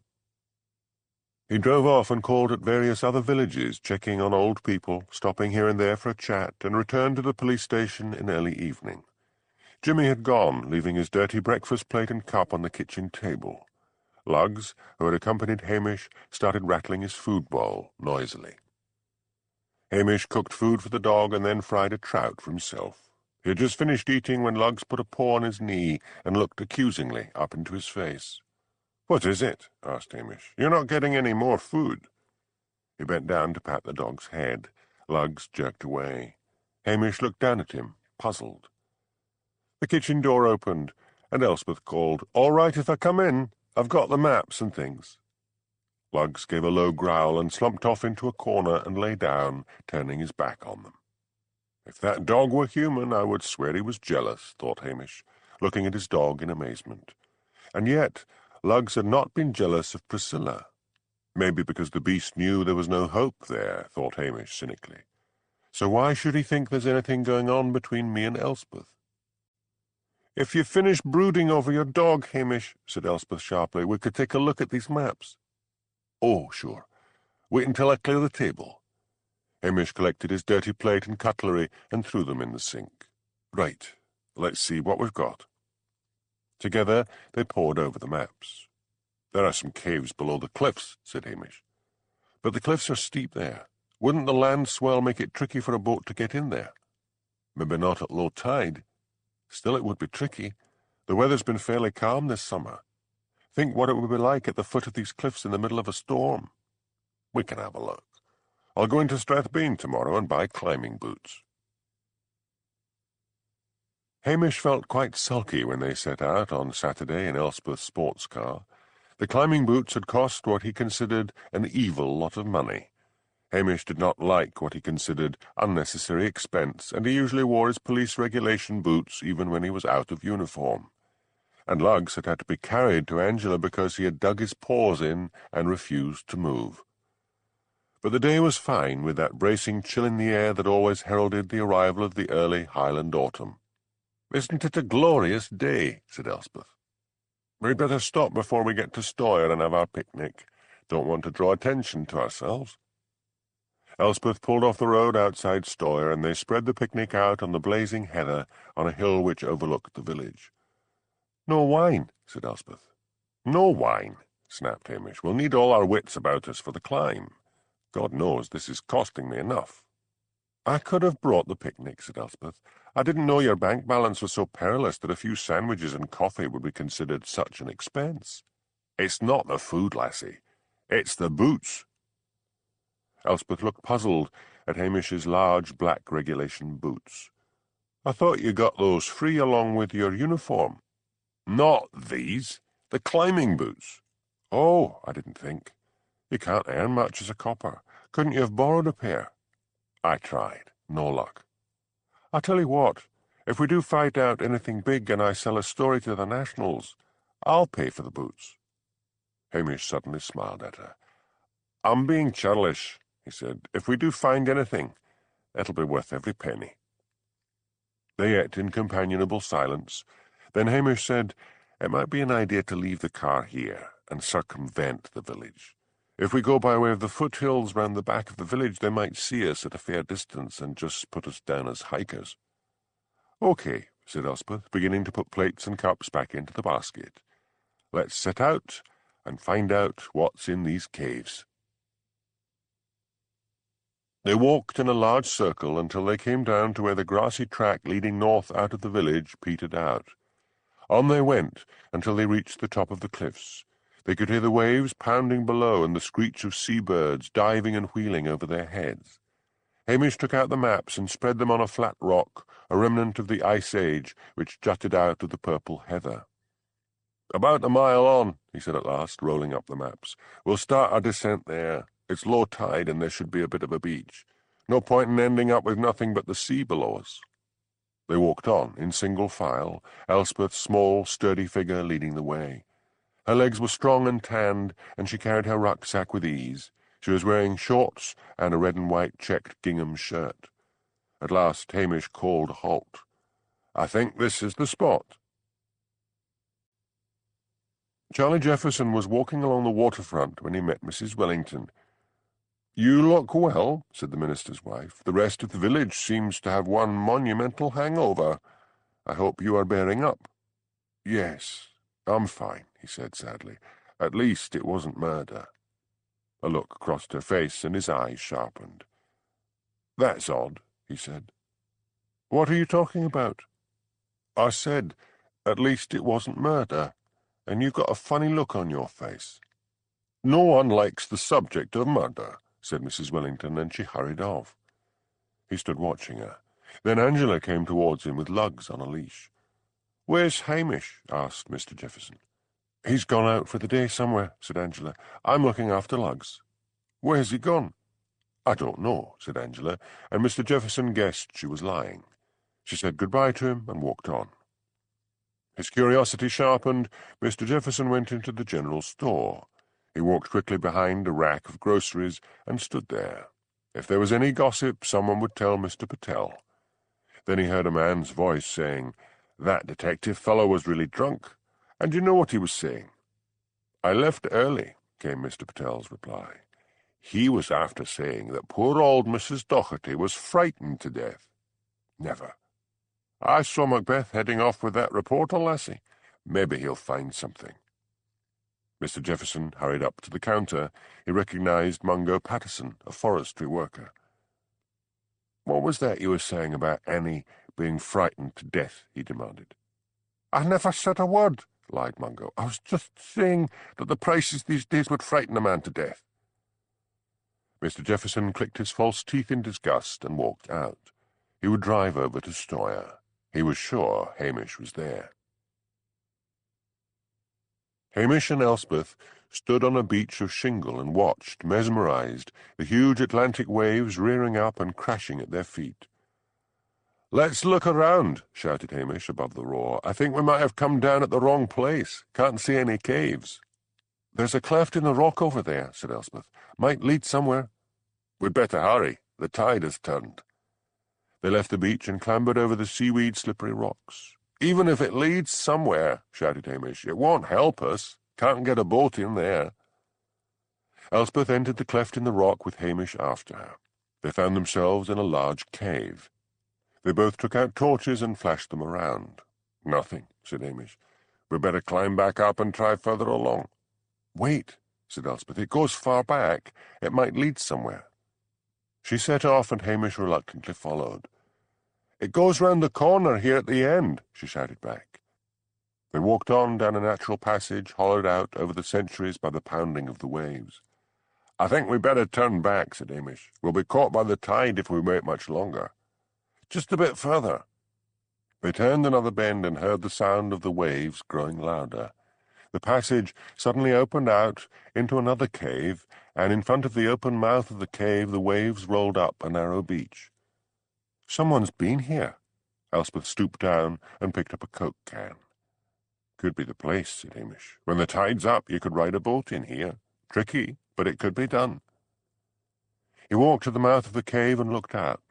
There are outcrops of rock on either side of the cave. Forms a sort of natural harbour. That's why the waves aren't so fierce here. "Hamish," called Elspeth, "come here and look." He went back into the cave to join her. She was holding up a bunch of seaweed. "It's plastic," she said triumphantly, "and it was covering that."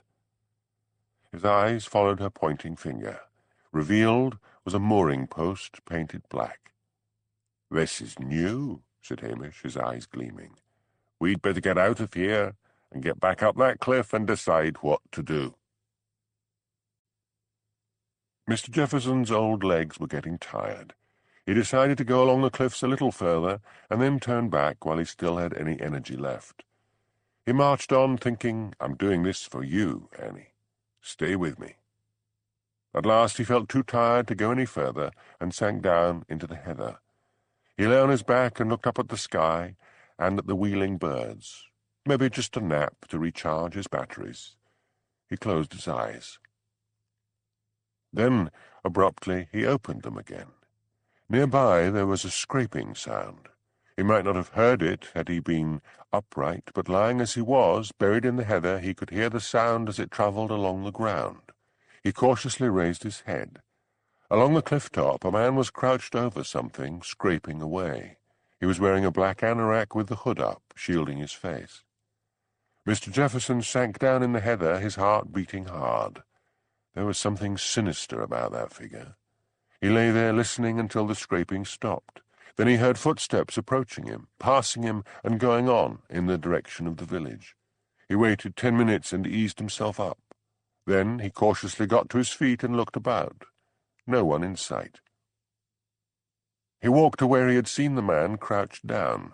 A climbing rope had been tied round a rock, and Mr. Jefferson saw that just where the rope vanished over the cliff edge, it had been scraped and frayed until only a few strands were left. Frightened, he looked this way and that. Whoever was down there, and it could be Macbeth and Elspeth, someone had planned that the rope would snap. He pulled at the rope until he was past the frayed bit and began to wrap it securely round the rock. Then he went to the cliff edge and lay on his stomach and tried to look down, but the edge jutted out, obscuring his view of what was directly below him. He tried shouting, but he knew helplessly that the tumult of waves, the wind, and the cries of seabirds were drowning his voice. "Something's wrong," said Hamish. "That rope was a few feet longer." "Hamish, I'm sure it's all right. We'll need to chance it." A huge wave swept over the shingle and crashed around her ankles. "Hurry!" she screamed. "You go first," said Hamish. "I thought you had the professional climbing equipment, not just one damn rope." "It's a good rope," shouted Elspeth, "and the cliff is only about 30 feet high." She seized the rope and began to climb. Hamish waited until she had disappeared over the top of the cliff, and then grabbed the rope and lifted his feet just as a huge breaker swept under him. When he finally scrambled over the top of the cliff, it was to find Elspeth and Mr. Jefferson sitting together in the heather. "This is no place for you," said Hamish angrily. "What brought you? How did you find us?"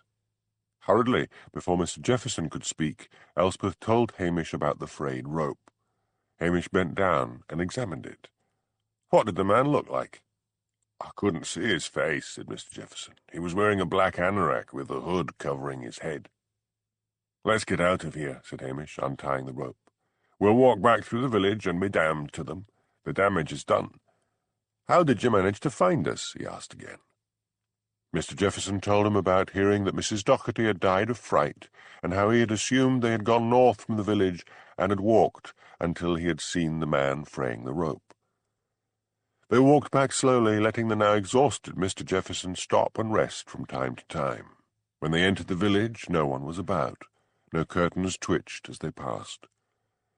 "Meet up with us at the police station," said Hamish to Mr. Jefferson. "Aren't you going to phone Strathbane?"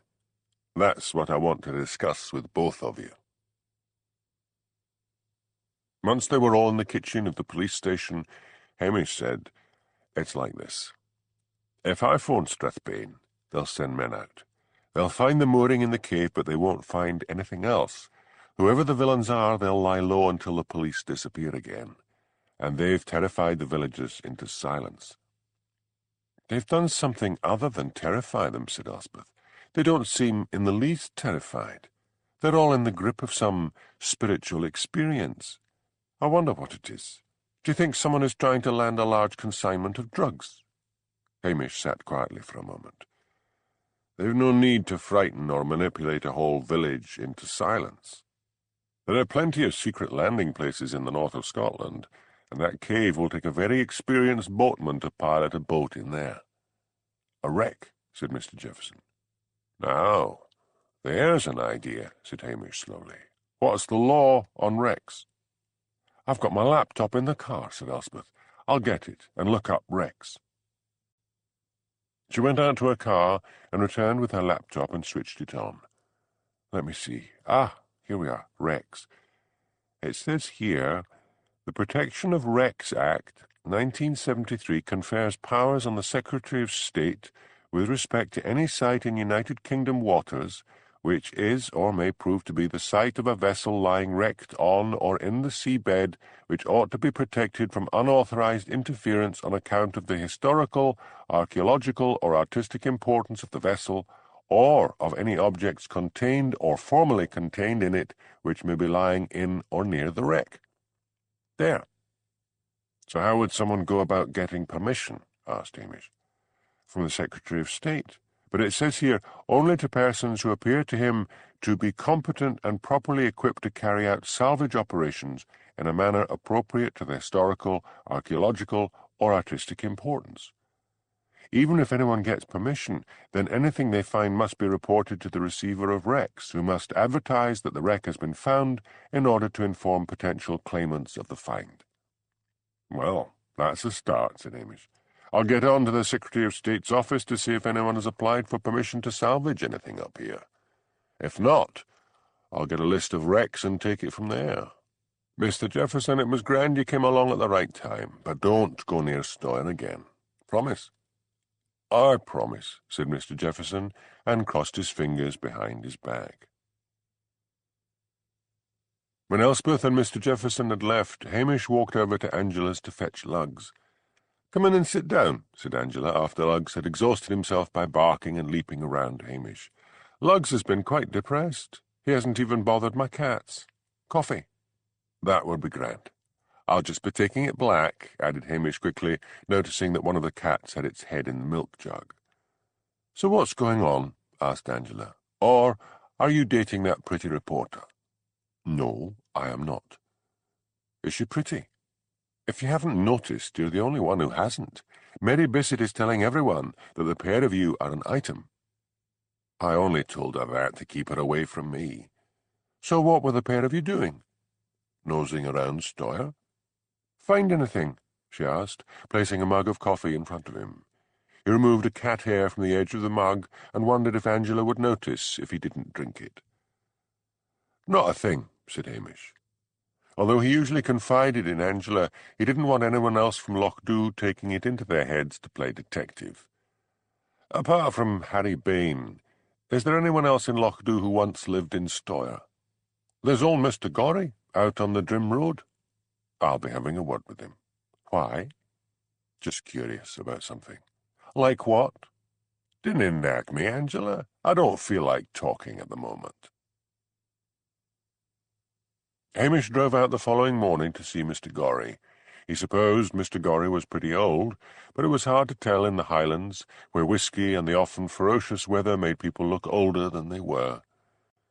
Mr. Gorry answered the door. His face was seamed and cracked and crisscrossed with many wrinkles, but he still had a straight back, although his head had shrunk down onto his shoulders. He smelled strongly of peat smoke and cigarette smoke. "Come in, Hamish," he said. "It's been a while since you've called." Hamish felt guilty. He usually made a point of calling on all the old people on his beat who lived alone to make sure they were all right. Somehow he had forgotten about Mr. Gorry. Hamish did not want to launch immediately into inquiries about Stoyre, so they chatted about the weather and the fall in sheep prices. At last Hamish said as casually as he could, "You used to live in Stoyre, didn't you?" "Aye, when my Jeanie was still alive, bless her. We had a bit cottage on the waterfront, but after 2 huge storms which had the waves battering right at our door, Jeanie said she didn't want to be near the sea any more, and I had retired from the fishing, so we got the cottage here. Poor Jeanie. She's been dead this 20 years. There was a long while when all I wanted to do was join her, but the good Lord wouldn't be having it, so here I am. I still drive, but it's getting to be a fair nuisance. Every time I've got to renew my license, I have to send in a long doctor's report to say I'm fit." "Do you keep in touch with anyone in Stoyre?" "No, I've no family there, and I only drive into Drim now to get groceries." "When you lived in Stoyre, did you hear anything about a shipwreck near there?" "No, not a one. Wait a bit, though. Away back, at the beginning of the war." "World War II?" "Aye, that's the one. I mind the days when you talked about the war and everyone knew which one you were talking about. After I was demobbed and came back, my father told me 2 Germans were found on the beach near the harbour. One was dead and the other didn't live long. The one that lived a bit wouldn't say whether he was off a ship or what." "And when would this be?" "I can't remember exactly, but it was some time at the beginning of the war." Hamish sighed. He would need to wait for a report from the Secretary of State's office. He had put in his request that morning before he had left to visit Mr. Gorry. He hoped the government office would send the reports directly to him as requested and not send them to Strathbane. He realized with a start that Mr. Gorry was talking. "Like Napoleon," he said. "I'm sorry," said Hamish. "I suddenly thought of something else. What about Napoleon?" "Russia. I hate to think what would have happened if Russia had stayed allied to Germany. But they didn't, and it was Hitler deciding to attack Russia that weakened him. Napoleon did the same, see? Lost thousands of men. Man, there's nothing in the world can fight a battle better than a Russian winter." They talked some more about general things, and Hamish promised to call on him more regularly. "You might end up like that," he told himself. "One day you might be old and living on your own." He remembered his rosy dreams of marrying Priscilla and starting a family, and now Priscilla would be marrying someone else. Why, he wondered. She was never much interested in sex. Maybe her fiancé had lit some spark in her that he had been unable to do. His mind turned back to Stoyre. All those years ago, 2 sailors had been washed ashore, one dead and one dying. They must have come from somewhere, some vessel. Well, there was nothing he could do but wait for that report. Chapter 8. From ghoulies and ghosties and long-leggedy beasties and things that go bump in the night, good Lord, deliver us. Old Scottish Prayer. 2 days later, Hamish received a long fax from the Secretary of State's office. He grabbed it out of the fax machine and read it eagerly, then threw it down in disgust. "Nothing," he said to Luggs. "Not a thing. No record of a wreck near Stoyre at any time in history. Now what?" If there had been a report of some wreck containing a possibly valuable cargo, then he could have reopened the case with Strathbane. He phoned Elspeth and told her about the report. "What now?" she asked. "I don't know," said Hamish, feeling helpless. "I swear something or someone frightened poor Annie Doherty to death. It would have been dark when she got there. I wonder if they would try to frighten me. They've tried to kill you twice before. They might not bother leaping out of the bushes and saying boo or whatever it was they did to Mrs. Doherty. I think you ought to tell Strathbane about that cave and the new mooring. And what happens when they find there is no mooring? They may have moved on. Then, if I do get some proof, the police will be reluctant to do anything about it." Mr. Jefferson sat in Annie's cottage and stared blindly through a haze of cigarette smoke. There must be something he could do. If something had prompted this odd spiritual revival in Stoyre, then there might be a clue in the manse.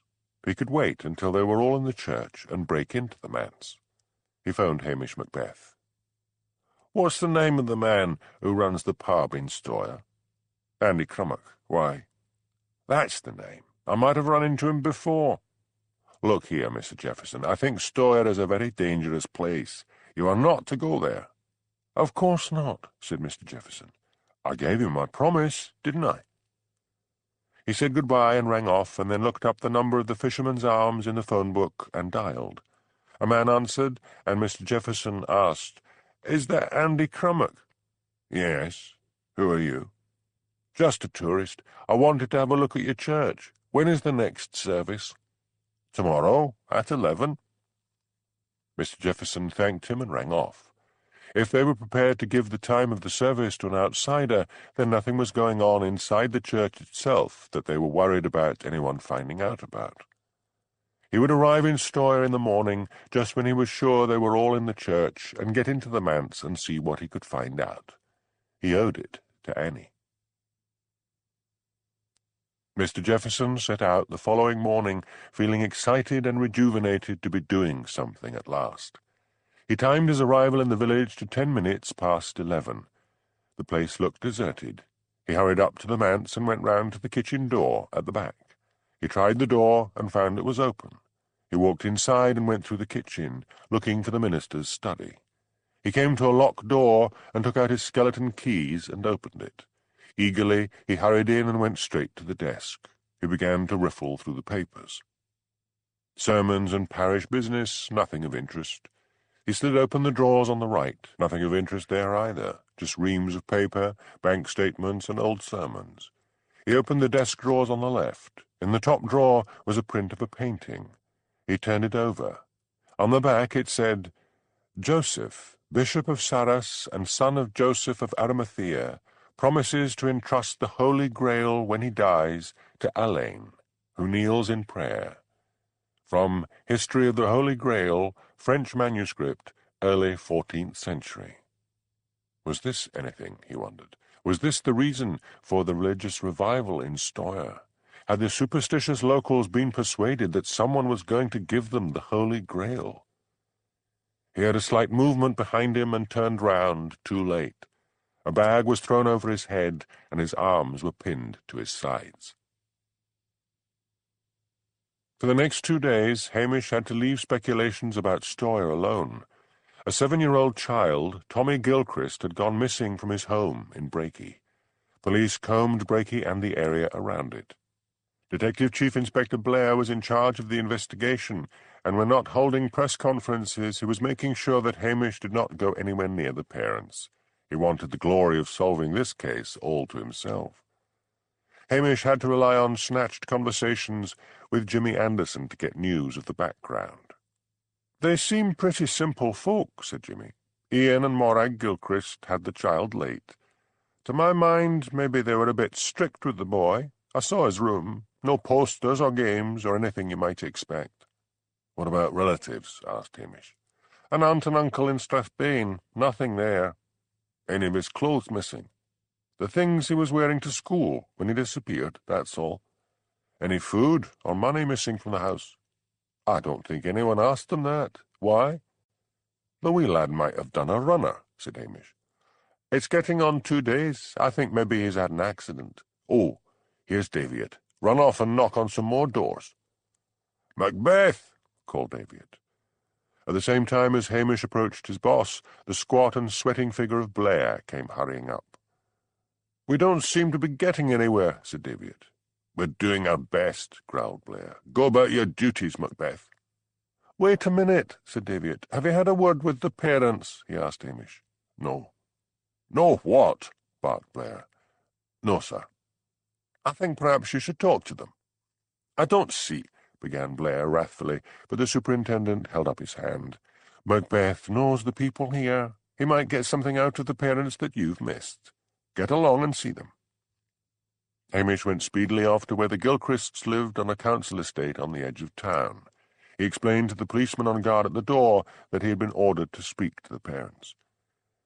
He removed his hat and sat down in a chair facing the parents, who were sitting side by side on a sofa, and studied them. They were middle-aged and remarkably alike, with their round, chubby figures and round, impassive faces. Mrs. Gilchrist's rather doughy face showed no traces of weeping. Hamish was uneasily reminded of the villagers of Stoyre. There was a secrecy here, he thought, his Highland radar sharpening, and righteousness. "Just a few questions," he said soothingly. "You say the boy set out for school as usual, but the teachers report he never got there." "That's right," said Mr. Gilchrist, his voice grating and rusty, like the voice of a man who did not speak much. "Had Tommy been unhappy?" "He had no reason to be unhappy," said Mrs. Gilchrist. "We give him everything." "I notice in the reports there is nothing from his school friends. Did he have a particular friend?" They looked at each other. Then Mr. Gilchrist said, "Not that we know of." "But you must be friendly with some of the parents, Mrs. Gilchrist." "We keep ourselves to ourselves." "May I see the boy's room?" Mrs. Gilchrist rose heavily and moved to the door. Hamish followed her. She walked upstairs and pushed open a door. Jimmy never said it was as bad as this, thought Hamish. The room had a narrow bed, a thin, tall wardrobe, a hard chair, and a desk. There was a bedside table with a copy of the Bible on it. Hamish stood very still, sensing the air around him. "Let's go downstairs again," he said. "Just a few more questions." He sat down again and faced Mrs. Gilchrist as she sank down onto the sofa. "Did Tommy go the kirk?" "Aye," said Mr. Gilchrist proudly. Every Sabbath, without fail. He goes with us to the kirk in the morning, and then Bible class in the afternoon, and Bible reading in the evening. That's an awful lot of religion for a wee boy. There's never enough religion, said Mr. Gilchrist, his eyes burning. Do you mind? I'll just have a look outside at your back garden. They said nothing, just sat and stared at him. Hamish went through the kitchen at the back, opened the door, and banged it shut with himself on the inside. He slid open various drawers until he found one with a number of keys in it. He selected a small silver one. As quietly as a cat, he tiptoed back to where he had seen a padlocked cupboard under the stairs when he had come down from Tommy's room. He slid the key into the padlock and opened the door. Two terrified eyes stared up at him. Tommy Gilchrist was bound and gagged. Hamish rushed to the front door and flung it open and shouted, "He's here!" Then he ran back in and lifted the boy out as police erupted into the house and crowded round him. The boy began to cry. Hamish untied him and removed the gag, and lifting him gently in his arms, carried him outside. From the living room came the angry voice of Jimmy Anderson, charging the parents with cruelty and neglect. "We've rung for an ambulance," said the policewoman. "Poor wee man. His parents must be monsters." "I think they're religious fanatics," said Hamish grimly. "But hush, no more talking in front of the boy." Camera flashes were going off in Hamish's face. The press had arrived. Hamish turned to the policewoman and whispered, "He's fouled himself bad. They didn't even let him get to the toilet. Get in there and get pyjamas and clean clothes." The ambulance didn't take long to arrive, but it seemed like an age to Hamish. He lifted the boy tenderly inside. The policewoman, carrying a small suitcase with Tommy's clothes, got in, and Hamish handed her the boy. Blair, seated in the local pub at the bar and cradling a large whisky, was just saying to the barman, "It's a waste of police time, if you ask me. He's probably fallen off a rock or into a tarn up on the moors." Then he heard the sound of a siren speeding past the pub. He gulped down his drink and rushed out. The first thing he saw was the crowd outside the Gilchrists' house and Mr. and Mrs. Gilchrist being led out to a police car. He grabbed hold of Jimmy Anderson after brutally shoving his way to the front of the crowd. "What's happened?" "Hamish found Tommy tied up in a cupboard under the stairs. Man, we didn't even think to search the house." Jimmy added maliciously, "You should have been here. The press got some right fine pictures of Macbeth carrying the wee boy." "What prompted those parents to do such a dreadful thing?" Hamish asked Jimmy when they were sitting that evening in the police station in Lochdu. "They found a copy of Playboy magazine under his mattress. They said the devil had got into him, and it was up to them to starve it out of him. They're the devils. What's going to happen to the boy? The aunt and uncle are at the hospital, Mr. and Mrs. Clare. They're regular folks and seem right fond of the boy. I hope they get the care of him. Daviots had us all on the carpet. Why didn't we search the house? Well, for God's sake, how did you think of that? I mean, when a child goes missing and the parents have reported it, you don't think to search their house. I saw the boy's room. The mother hadn't been crying. I saw the Bible by the bed.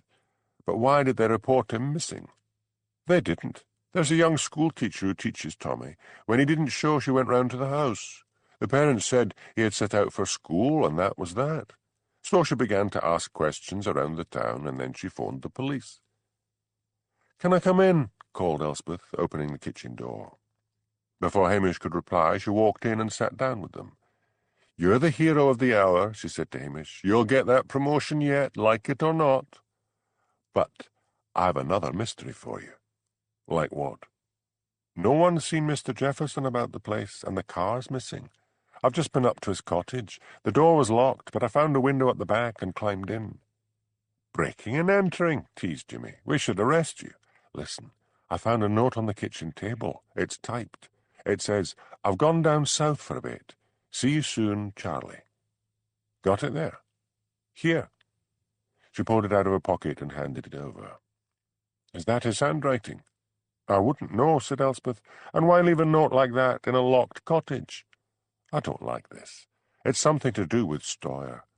I'm going over there now, see if I can spot his car." "I'll come with you." "No, I'll go on my own. I'll be less conspicuous that way." In vain did Elspeth protest. Hamish set off with Lugs. It was a clear, starry night with a hint of frost in the air. Hamish left the Land Rover on the waterfront and proceeded to walk all round the village, but could see no sight of Mr. Jefferson's car. "We'll just walk out to the north," he muttered to Lugs. "The silly old fool might have gone that way again." Master and dog set out of the village. They were just reaching the crest of a hill where the track petered out when suddenly a huge cloaked figure rose up in front of Hamish. At first he was frozen with superstitious terror, but then he looked down at his dog. Lugs was sitting there placidly in the moonlight, glad of the rest after all the walking. Hamish took a deep breath. "Come on, boy," he said, and walked straight through the apparition and out the other side. He turned and looked back, and it was gone. He hurried back to the Land Rover and drove as fast as he could to Lochdu. He knew now what had killed Annie. He rushed into the office and his hand wavered over the phone. Instead of phoning Strathbane, he phoned Elspeth and told her what had happened. "It's a hologram," she said excitedly. "Have you seen one before?" "Never." "Oh, they sometimes have one in castles or museums of some historical figure." "Do you know anyone who could make one?" "I think so. I've got a former boyfriend, bit of a geek, lives in Strathbane. You'd better phone headquarters." "Not yet. I've got to show these gullible villagers how they've been tricked. Can you get your friend up here tomorrow with his equipment? Would it take long to make one?" "I'll need to ask him. I think he was experimenting with them at one time. I know a hologram is light-wave interference pattern recorded on photographic film that can produce a three-dimensional image when illuminated properly." "What do you want a hologram of?" "Jesus Christ." "Is that an oath or a request?" "A request." "What's this boyfriend's name?" "X. Graeme Southey." "After you've spoken to him, get him to phone me." Hamish paced up and down, and when the phone rang he seized it. It was Graeme. Hamish filled him in on the background and then asked, "Can you do it?" "I'll bring the stuff up tomorrow," said Graeme. "This is very exciting. But remember, the room hasn't got to have too much air movement or too much ventilation noise or other kinds of vibration. There should be a uniform, stable temperature." "I think that'll be all right.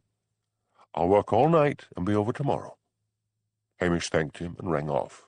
Now he would see if he could produce something at last to break the uncanny silence of Stoyre. Mr. Jefferson sat bound to a chair in the cellar of the manse. He was not gagged, and he had screamed and yelled until he was exhausted. At meal-times, two masked men untied him and waited until he had eaten.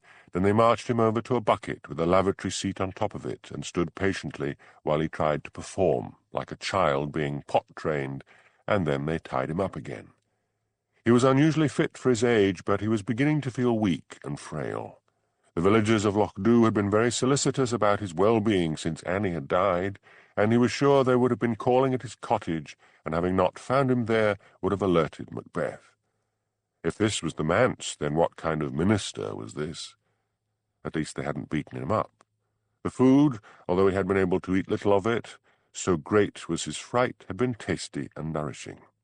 He tugged futilely at his bonds. He sensed that the manse above him was empty. His greatest fear was that they, whoever they were, would kill him eventually. The villagers of Stoyre gathered uneasily in the church. Blinds of old blackout material dating from World War II covered the windows. Fergus Mackenzie, the minister, stood up and addressed them. "Mr. Macbeth here, for some reason, believes we have been tricked, and is about to demonstrate how." "Rubbish!" shouted an angry woman. There was a move towards the door, but Hamish had made sure they were all locked in. Graeme was standing at a table at the back of the church with his equipment. Hamish had expected him to be a weedy-looking nerd with thick glasses, but Graeme was tall and handsome with blonde hair. Hamish nodded to him, the church filled with the sound of celestial music, swelling and rising, and suddenly a hologram of Jesus Christ appeared before the startled eyes of the congregation, who began to fall to their knees. The eyes of the Christ were compassionate, and his arms were spread out over the kneeling villagers. The music died away, Hamish's usually soft voice was harsh as he shouted, "So that's how it's done. Someone has made you believe you saw a vision. All this is a simple hologram. Go and join Graeme at the back of the church, and he'll show you how it's done." Elspeth began to tug up the blinds one at a time, and shafts of sunlight lit the church as everyone gathered around Graeme, who gave them a succinct lecture on how a hologram was made. There was a gasp and the sound of someone falling. Mrs. Mackenzie, the minister's wife, had fainted dead away. Several men carried her to a pew. "So now I want you to come forward," said Hamish, when Graeme's lecture was finished, "and tell me how they tricked you." People stood shuffling their feet, their heads hanging. "I'll tell you," said Fergus Mackenzie. "It was a dark day a few months ago, and I was just about to start my sermon when God appeared before us." "How did you know it was God?" asked Hamish. "It was like in the religious illustrations in the Bible. Long hair, long flowing beard, and open-toed sandals." "Don't be blasphemous, officer." "Get on with it," shouted Hamish. "An old woman has been frightened to death with one of your visions." "There was music, and then we heard this unearthly voice. God told us that men working in his cause were going to raise the Holy Grail from the depths of the sea. It would be a long and arduous task, and we had to make sure no one from inside or outside the village spoke of this, or his wrath would descend on us, and we would all burn in hellfire." "And have you seen these men? Where are they?" "They have a boat out to the north in Stoyre Bay. You must not blame us, officer. We are simple people." "And did God tell you to blow up the Major's cottage?" "We had another vision." "What was it this time?"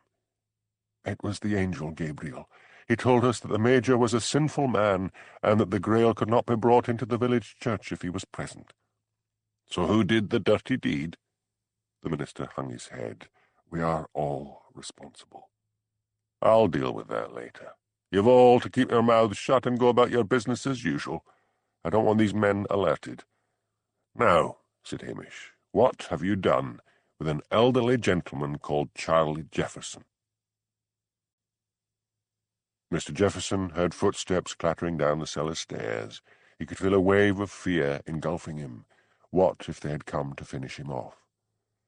The door opened, and Hamish Macbeth walked in, followed by Elspeth and Graeme. Mr. Jefferson's eyes suddenly blurred with tears, and he choked out, "I thought you would never come." Hamish took out a clasp knife, opened it, and cut Mr. Jefferson's bonds. Elspeth knelt down and massaged his ankles. Hamish handed Mr. Jefferson a flask of brandy, and he took a hearty swig. "Anyone got any cigarettes?" Graeme took out a packet and lit one and handed it to him. "So, what happened?" asked Mr. Jefferson. "First, you better tell me how you got here," said Hamish. "I learned that Annie had been frightened to death. I thought I'd come over and have a look in the manse while they were all in church. I mean, that minister had such a grip on the whole village, I thought there might be something here. I was just looking in his desk when I got a bag thrown over my head, and then I was frog-marched down here." "Mr. Jefferson, I can hardly charge the minister with kidnapping you, because Strathbane knows your record and will ask nasty questions about why you are breaking and entering. I will take you back to Lochdu, and I want you to stay there until this business is cleared up." "I don't want to stay in Lochdu any more," said Mr. Jefferson, his eyes filling with tears again. "It's not the same without Annie. Do you think she'd mind if I sold her cottage and moved back down to London? It's too violent up here." "I don't think she would mind at all," said Hamish. "Let's get you home. Elspeth will drive you. Your car's in the minister's garage. Leave it for the moment. You're not fit to drive. I'll get someone to bring it over." "I'll drive it now," said Graeme. "I left mine at the police station." "Thanks for all your help, Graeme. Now, let me deal with the minister." When they had left, Hamish joined the minister in the manse kitchen. "You will need to excuse my wife," Mr. Mackenzie said heavily. "She's gone to lie down. This has been a terrible strain on her. She was frightened that old gentleman would die. I think we were all turned mad." Hamish looked at him curiously. "This is a whole new century. How can people be so isolated from the real world with television and all?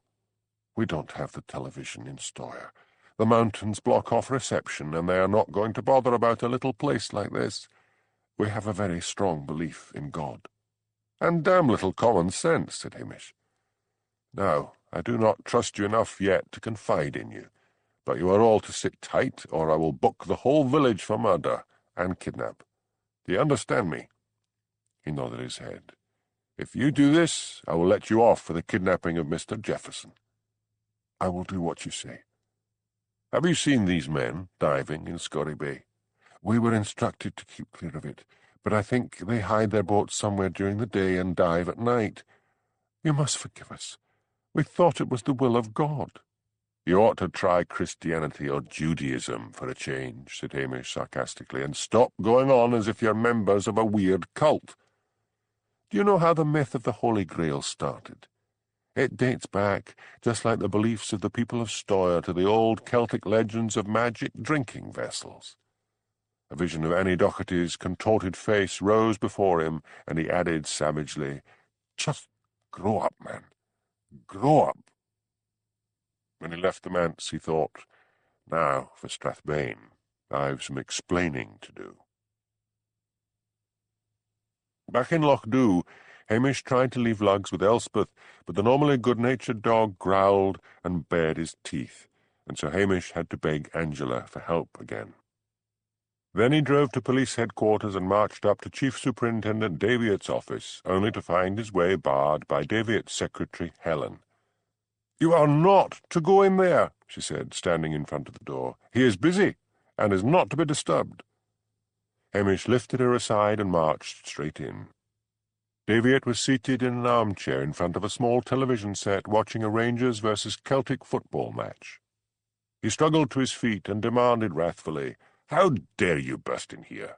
I asked not to be disturbed." "You won't mind when you hear what I've got to say," said Hamish amiably. "Very well. You may sit down. It had better be good."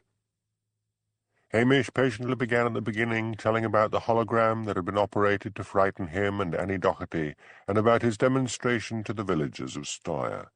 He did not, however, say anything about Mr. Jefferson. "So," he finished, "they're diving on Scotty Bay at night, and that's when we should catch them. We should get on to the Secretary of State's office and find out what they are diving for." "I've already done that," said Hamish patiently. "There's no record of any wreck there." "We could have got started on this sooner if you hadn't decided to keep all this information to yourself." "Until I'd managed to get the villagers and the minister to open up," said Hamish, "you would have found nothing. You'd have sent a squad along there in daylight and found nothing." "Goal!" shouted a voice from the television set.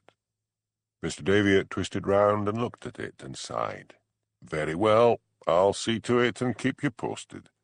"No," said Hamish. "I beg your pardon, Macbeth. I mean, sir, I want to be there when the squad goes in. This is my case." "It's too big for you." "Oh, very well. I'll try to get the men rounded up, and we'll go there, say, at midnight, and meet you in Stoyre, and then we'll all go along." "I know where they moor the boat," said Hamish. "It's in a cave, and the only access to it is down the cliffs, and you can't get in at high tide. You'll need expert climbers." "We'll have boats and climbers," said Daviot, his eyes straying longingly towards the television set. "But you will let me know it's on for tonight?" "Yes, yes." Hamish waited impatiently all day. The phone rang several times, but it was only locals phoning up for a chat, and Hamish had to restrain himself from shouting at them to get off the line. At last, at 5 o'clock, Jimmy Anderson rang. "It's off for tonight, Hamish," he said. "Why on earth? Haven't you been listening to the weather forecast?" "Man, I've been sitting by the phone all day waiting for news. What's up with the weather?" "Hurricane-force winds are due to hit the coast this evening. It's batten down the hatches and wait for tomorrow and hope it dies down. They won't be out in this weather." Hamish rang off and sat brooding. If there was a wreck, and that wreck contained something so valuable for these men to take such risks, then greed might prompt them to ignore the weather forecast. He got out the maps Elspeth had given him and located Scotty Bay. It was further to the north than the cave, a wide basin. So they weren't diving in the little natural harbour beside the cave where they moored the boat. He felt anxious and restless. What if they had been bringing up stuff from some wreck and storing it? What if there was only one last dive? Perhaps when the squad arrived, say tomorrow, they would have gone. Perhaps they had an informant in the village who would have tipped them off that the villagers now understood how the visions had been created. That might panic them into ignoring the weather. Perhaps hurry and greed had made them forget to tune in to the shipping forecast. He decided he simply had to go out to Stoyre and see for himself. It was taking a risk. If he was seen by any of the men, they might pack up and leave, and then there would be nothing to find by the time the police arrived. He fed lugs and then set out for Stoyre in the police Land Rover. There was a strong wind blowing, but in Sutherland, people, including Hamish, were used to ferocious winds. He parked the car in the shelter of a disused quarry outside Stoyre. He feared if he parked it on the waterfront, salt spray might damage the engine. He climbed out of the Land Rover and began to head through the village and out to the north. The full fury of the rising wind struck him, and he reeled against its force like a drunken man. It tore and boomed in the heavens like the wrath of the god that the villagers of Stoyre believed in.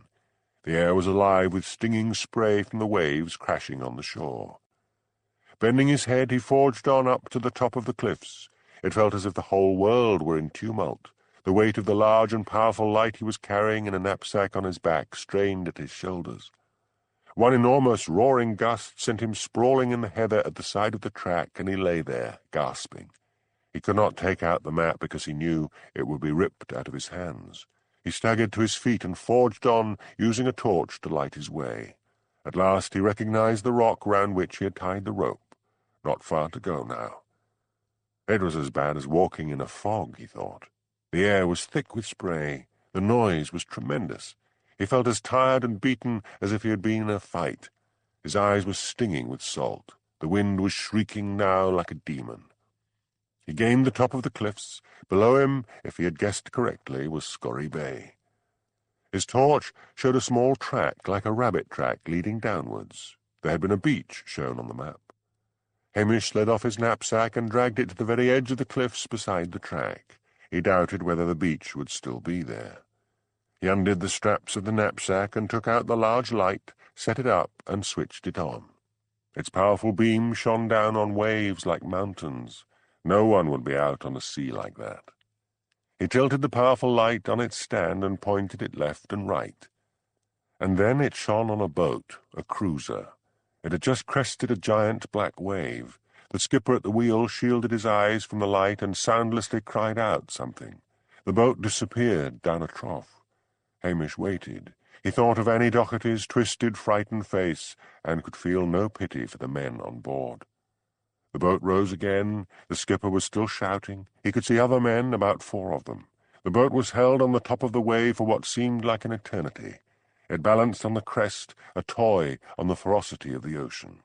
It slid sideways down into the next trough and disappeared. Wiping the salt from his eyes, Hamish kept the beam steady. No boat rose on the next wave. Then the beam picked out the yellow of oilskins and the white of a life jacket. A man was trying to swim to safety, and yet there was no way Hamish could get down the cliffs to see if he could help. He knew the wind would pluck him off the path and throw him into the sea. The man struggled on the top of a wave and was lifted up and carried towards the cliffs. His mouth opened in a soundless scream as he was borne inexorably forward. Hamish briefly shut his eyes. When he opened them again, there was nothing on the heaving, roaring sea. Then, after a few minutes, the light picked out bits of wreckage. He switched off the light and with a struggle got it back into the knapsack, which he wedged between 2 rocks. Doubled up against the wind, he headed back towards Stoyre. It seemed to take hours. One powerful gust threw him down against a rock, and he yelped in pain, then lay there for a few moments to get his breath and summon up enough energy to get him down to the village to shelter. As he gained the hill above the village, a small moon soared out from behind black, ragged clouds. Hamish stared down in dismay, and then sank to his knees. Huge waves were crashing over the village, pounding over the houses, and spreading out up towards the church. Drowned Stoyre. Chapter 9. Lord, Lord, methought what pain it was to drown, what sights of ugly death within mine eyes. Methought I saw 1,000 fearful wracks, 1,000 men that fishes gnawed upon, wedges of gold, great anchors, heaps of pearl. William Shakespeare. Hamish blinked salt spray from his eyes. There was a faint flicker of light from the church on the rise above the village. By a circuitous route he began to stumble towards it, while above him the heavens roared and screamed, and the very ground beneath his feet seemed to shake with the ferocity of the storm. He gained the church door. There was a small door let into the main doors, and he seized the handle and pushed it open, and then turned around and forced it shut against the strength of the wind. Then he gazed around the church. All the villagers, their pets, and even their hens seemed to be there. They sat silently in the pews. Against the wall of the church was a large pile of belongings. He took out his mobile phone but could get no reception at all. His clothes were soaking. He went up to the altar, to where the minister was checking through a list of names. "I've got to get through to headquarters," said Hamish. "All the phones are down," said Fergus Mackenzie. He raised his voice. "Mrs. Tyle! Where is Mrs. Tyle?" "She just wouldn't come with us," called a tearful voice, "and she's there with her wee granddaughter, who is visiting her from Oban." "Where does she live?" asked Hamish. "The waterfront." "The waves are going right over those houses," said Hamish. He stood up and shouted, "I'm going out there to see if I can get to Mrs. Tyle. I'll need a strong rope and some of you men." "You'll never get near the place," called Andy Crummock. "We can try. For God's sake, find me a rope." A length of stout bell rope was produced from the vestry. Hamish coiled it up and carried it to the church door. Andy and 2 other men came with him. "We'll get down as far as we can," said Hamish. "I'll tie this round my waist. Pull me back in if it looks hopeless." They opened the door and went out into the night. Hamish thought rapidly. Great waves were crashing over the row of small 2-story fishermen's cottages on the waterfront, and then sweeping up the back gardens and up towards the church. He tied the rope round his waist. "Hold the rope steady, so that the undertow doesn't send me flying into the cottages. Which is Mrs. Tyle's?" "Third from the end," roared Andy. Hamish waited for the waves to retreat and counted the interval before they returned. Then he set off. He waited until more huge waves had crashed over the cottage and then began to run. The undertow from the retreating waves was very strong, and he fell twice and had to be pulled upright by the men holding the rope. He saw a metal clothes pole at the end of the garden and seized it just as the waves crashed over again. He hung on tightly, holding his breath until the waves retreated, and made a dash for Mrs. Tyle's cottage. The back door was open. He stumbled towards it, pulled forward by the undertow. He grabbed the banisters at the bottom of the stairs as the waves hit again, pouring through the broken windows at the front of the cottage. Again he held his breath and felt his muscles straining. The waves retreated just as the banister collapsed under his clutching fingers. The rope tugged at his waist. He untied it. He dashed the salt spray from his eyes and ran up the stairs. Mrs. Tyle and her granddaughter might just be in a back room. At the top of the stairs he tripped over a body. He felt with his fingers. It appeared to be a woman. His groping fingers found the neck. No pulse. The smash of the waves hit the house again, but with less ferocity this time. He pushed open a door at the back. A whimper came from somewhere near the ceiling. "Where are you?" he shouted. "Up here," quavered a child's voice. A sliver of moonlight shone into the room. There was a tall, old-fashioned wardrobe. He saw the gleam of a pair of small eyes at the top. "I'm here to rescue you," he shouted. "Give me your hand." He felt a small hand clutching his and gave a tug. "Jump! I'll catch you." He held the child to his chest and ran for the stairs, just as another wave hit the cottage and the ceiling above, where the child had been lying, crashed in. "He's a goner!" shouted Andy Crummock as they reeled in the rope. The men retreated up to the ground in front of the church and sat down, staring at the tumult of water and waves lit by a small moon. They were too dazed and shocked to go back into the shelter of the church, although the wind tore at their clothes and they were all wet to the skin with flying spray. Another enormous black wave crashed down over the cottages, and Andy tugged off his cap and bent his head, salt tears mingling with the salt water on his face. "There's something!" cried one of the men. "I see something!" The wave retreated, and the tall figure of Hamish came stumbling out of the kitchen door, holding a child in his arms. They ran towards him, tumbling and slipping in the water until they reached him. They caught hold of him, and with strong arms around him, helped him up to dry land and into the church. "Get this child some dry clothes," shouted Hamish, "and then get her something hot to drink. What's her name?" "Annie," said one of the women. "At least I've saved one Annie," thought Hamish. He said gently to the child, "You're safe now." "Where's Granny?" she asked. "She'll be along later," lied Hamish. "Go on. You'll feel better when you're dry." Fergus Mackenzie approached him. "I moved my clothes into the church. I've laid out dry clothes and a towel for you." Hamish followed him into the vestry. "I assume Mrs. Tyle is dead," the minister said. Hamish nodded and began to strip off his clothes. "She was a stubborn woman," Fergus said sadly. "She would not leave." Andy Crummock walked in and handed Hamish a half-pint bottle of whisky.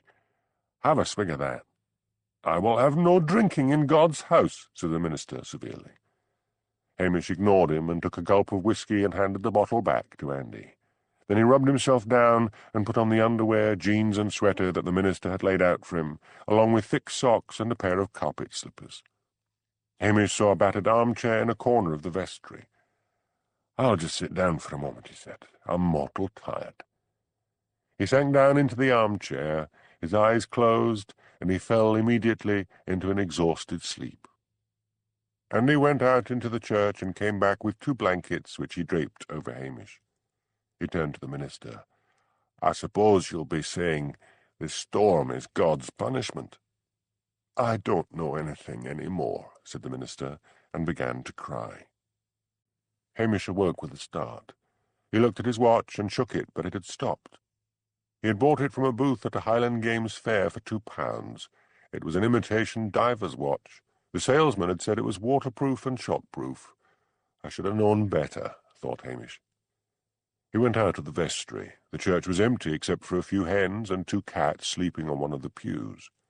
He went out into the sunshine. Now only a stiff breeze was blowing, and the sky was pale blue with little fluffy clouds. The sea had retreated, but waves were still crashing over the harbour wall. People were moving about, inspecting the damage. Hamish felt stiff and sore as he walked across the sodden grass and up towards where he had left the Land Rover. It had been sheltered from the ferocity of the wind by the steep walls of the quarry. He switched on his radio and called police headquarters and gave a report. He was instructed by Daviot to wait until the Air-Sea Rescue Patrol arrived. The Coast Guard would be informed. It might take some time because there had been disasters all along the coast. "If you don't mind, sir," said Hamish, "I'll just go back to Lochdu and get my uniform and make sure there's no damage to the police station. It'll take everyone a while to get here." "Very well, but don't be too long about it." No congratulations, thought Hamish. No, go home and get some rest. He drove off in the direction of Lochdu, glad that the landscape was mostly treeless, or he was sure the road would have been blocked. He hoped that Lochdu had fared better than Stoyre. At least Lochdu was not right on the Atlantic, but down at the end of a sea loch. Hamish finally drove over the humpback bridge into the village. He saw Mrs. Wellington and stopped the Land Rover and leant out of the window. "Much damage?" "Tiles off roofs and no electricity," she said. "But we've been very lucky. The forest opposite has taken the brunt of it." Hamish looked across the loch and saw that a number of pine trees had been uprooted. "I'd best check the station," he said. He drove on and parked at the police station. He clucked in dismay. The roof had blown off the hen house and the living-room window had been smashed. Wearily, he got out of the Land Rover and got out his tools. He had been planning to have a short nap, but he would need to do some temporary repairs. A familiar bark made him turn round as he was working on the roof of the hen house. Angela stood there with lugs.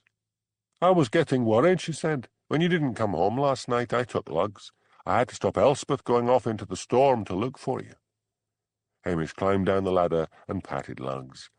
"I'll need to ask you to look after the dog a bit longer, Angela." He told her briefly what had been happening. "Do me a favour, Angela, and go and tell the Baines what's been going on. That wee girl of theirs might have been having nightmares. Do you have to go back? You look exhausted. I want to be there at the end. I want to see if any of those men have survived and find out what they were looking for. I couldn't have got near Scotty Bay this morning. The waves are still mountainous." After she had left, pulling a reluctant Lugs along with her, Hamish boarded up the broken window in the living room, shaved and changed into his uniform, and set off again. As he drove past the newspaper offices, he felt he should tell Elspeth about what he had found, but decided to leave it until later. As he drove fast towards Stoyre, he caught up with a long convoy of police vehicles. Out to sea, 2 air-sea rescue patrol helicopters were swooping and diving. Feeling energized now that so much professional help was at hand, Hamish fell in beside the convoy as it drove down into Stoyre. As Hamish climbed down onto the waterfront, Blair approached him, his face red with anger. "You've delayed things by keeping all this to yourself," he roared. "We could have got them." "In the middle of a hurricane," marvelled Hamish. The Detective Chief Inspector opened his mouth to blast Hamish further, but shut it quickly as Daviot came up to them. "Glad you're here, Hamish," he said, the use of Hamish's first name being a sign he was really pleased with him. "You'd better guide the men along the cliffs to Scotty Bay. It will be low tide in half an hour and the sea is calming. We might be able to get down there." "At least there are no press around to clutter the place up," observed Hamish. "Everyone has had strict instructions. There will be no leak to the media until this is over." Hamish noticed the carefully blank look on the Detective Chief Inspector's face and wondered if Blair had tipped them off. He fell into step beside Jimmy Anderson, and they led the men in climbing gear up out of the village. People were standing outside their ruined houses, just staring. They seemed to be in a state of shock. Smashed fishing boats lurched up and down in the harbour. The fine weather made the storm of the night before seem like some dark nightmare. If it weren't for the ruined houses in the village, it would be hard to believe that anything had happened at all. "Not doing any scaling down the cliffs yourself?" asked Jimmy. "Not unless I have to," said Hamish. "All I want to do is get this day over and sleep." "They must be a damn silly lot of sheep to have believed in those holograms," said Jimmy, who had heard the story. "All we like sheep are gone astray," quoted Hamish. "Don't be too hard on them. Life in Stoyre is difficult, particularly in winter. They're really cut off from the rest of the world. They can't get television reception here unless they're on digital, and I doubt if any of them would consider affording the money for a television set and a digibox. I tell you, Jimmy, sometimes on dark, stormy nights, I get pretty superstitious myself. I don't know how you stick it in Lochdu, but it may not be for long now." "What do you mean?" "You can't go on avoiding promotion after a coup like this." "I'll think of something," said Hamish. "Can you remember exactly where Scotty Bay is?" "I left my knapsack above it, wedged between 2 rocks. It'll act as a marker." "I thought that reporter girlfriend of yours would be here." "She's not my girlfriend." Hamish felt a pang of conscience, but as soon as he could, he would phone her. They walked on. The stiff wind that had been blowing when they arrived had settled down to a gentle breeze. "Much damage anywhere else in Britain?" asked Hamish. "I haven't heard the news." "Just right up here in the north. We took the brunt of it. I always think it's odd that in such a small country there should be such a difference in the weather between north and south." "This is it," said Hamish. "There's my knapsack." He led the climbers forward. "You should be able to get down that little path, but you might need the gear for later. There's a cave I want you to look at." 4 men started off down the path. "I've brought my flask," said Jimmy. "We could sit here and have a dram before Blair catches up with us." "No thanks, Jimmy. I think I'll go down after them." Jimmy noticed that Hamish was wearing climbing boots with his uniform. "You look like a demented gnome in those," he said. "So you planned to go down after all?" "This bit's easy. I might leave the bit leading down to the cave to them." "I'll wait here," said Jimmy, sitting on a rock and taking out his flask. Hamish picked his way down the steep path. It was precipitous, and he had to hang on to clumps of gorse to stop himself from falling. At last he gained the beach, just a sliver of pebbled shore. The men were bending over a body lying half in and half out of the water. One signalled to a hovering helicopter. "Before you haul him up," said Hamish, "let me have a look." He bent over the man. He was fair-haired with hatchet features. "Help me off with his life jacket," said Hamish. "It won't do him any good now." "He's heavy," said one of the men. "Is he now?" Hamish knelt down beside the dead body and unzipped a pocket at the front of the oilskins. He lifted out 2 gold bars.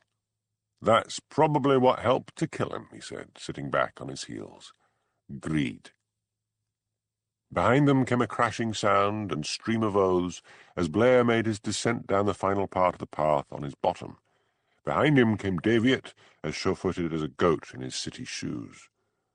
"What have you got, Hamish?" asked Daviot. "You had no right to touch that body before your senior officers arrived," yelled Blair. "You're nothing but a village bobby." "Now, Blair, that's enough," said Daviot with a smile. "He won't be a village bobby for long after this." Hamish's heart sank, but he said, "This man was carrying 2 bars of gold." "Indeed." Daviot crouched down beside the body. "I suppose they must be from some wreck. Any stamp on them?" "None, sir." Daviot said to one of the men, "Search him for papers. The police photographer should be up there with the pathologist. Get them down here, Hamish, and then we'll get the body lifted off, and then get back down here yourself. The divers will be arriving soon, and I want you to point out to them where you last saw the boat." "Very good, sir," said Hamish, and saluted, anxious to keep relations between himself and Daviot as distant as possible, thinking all the time of the threat of promotion. As he wearily climbed up again, he longed for sleep. He found the police photographer and the pathologist approaching and said he would lead them down the path. "The press have arrived in Stoyre," grumbled the pathologist. "The police are keeping them back in the village." Hamish thought again of Elspeth and groaned inwardly. Elspeth switched on the television set in the newspaper office to see if there was anything of interest on Strathbane television news. Power was still cut off to Lochdu, but the newspaper offices had a generator. "One of the worst-hit areas in the Northern Highlands was at the village of Stoyre in Sutherland," said the announcer. "We are going over to our reporter on the spot, Callum Sinclair." A bearded man in an anorak appeared on the screen. "I am standing among the ruins of the waterfront of this village, which has been destroyed by last night's hurricane." In the infuriating way of television reporting, he filled the screen, allowing only a glimpse of the village behind him. "But there is an added drama here," he went on. "There is a huge police presence along the cliffs to the north. It seems that foreign divers have been terrorizing the people of Stoyre." Elspeth switched off the set and ran out to her car. When she got hold of Hamish Macbeth, she'd kill him. Hamish was waiting patiently on the beach for the boat with the divers to arrive.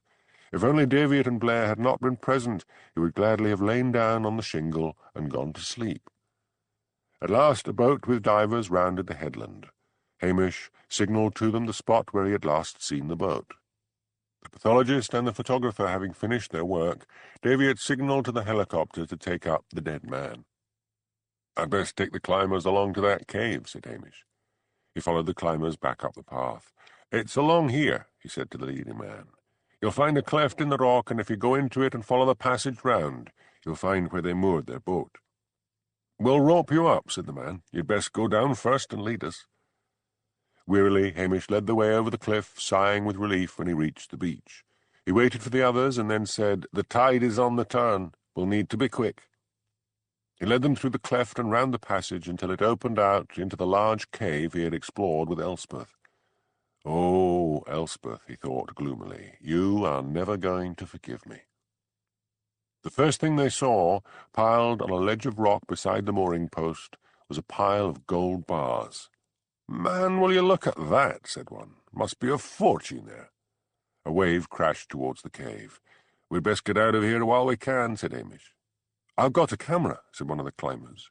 Hamish waited impatiently while he took pictures of the gold, and then they all started back. Hamish's arms ached and his head swam with fatigue.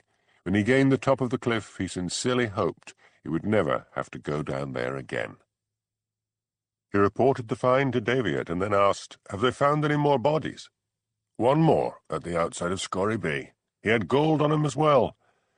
"You've done very well, Hamish. I think we should all go back to the village and make some sort of press statement." "I'll do that," said Blair eagerly. "No, this is Hamish's show. Just a brief statement saying foreign divers were searching a wreck illegally. It is feared all died in the storm. Strathbane will issue a further bulletin later in the day, something like that, and then I think you may go home." Hamish had been about to refuse facing the press, but at the magic words that he could go home, he decided he could face anything. As they walked back to the ruined village, they were surrounded by television crews, reporters, and press photographers. Daviot introduced Hamish as the constable who had solved the mystery of Stoyre. Hamish gave a brief statement, as instructed.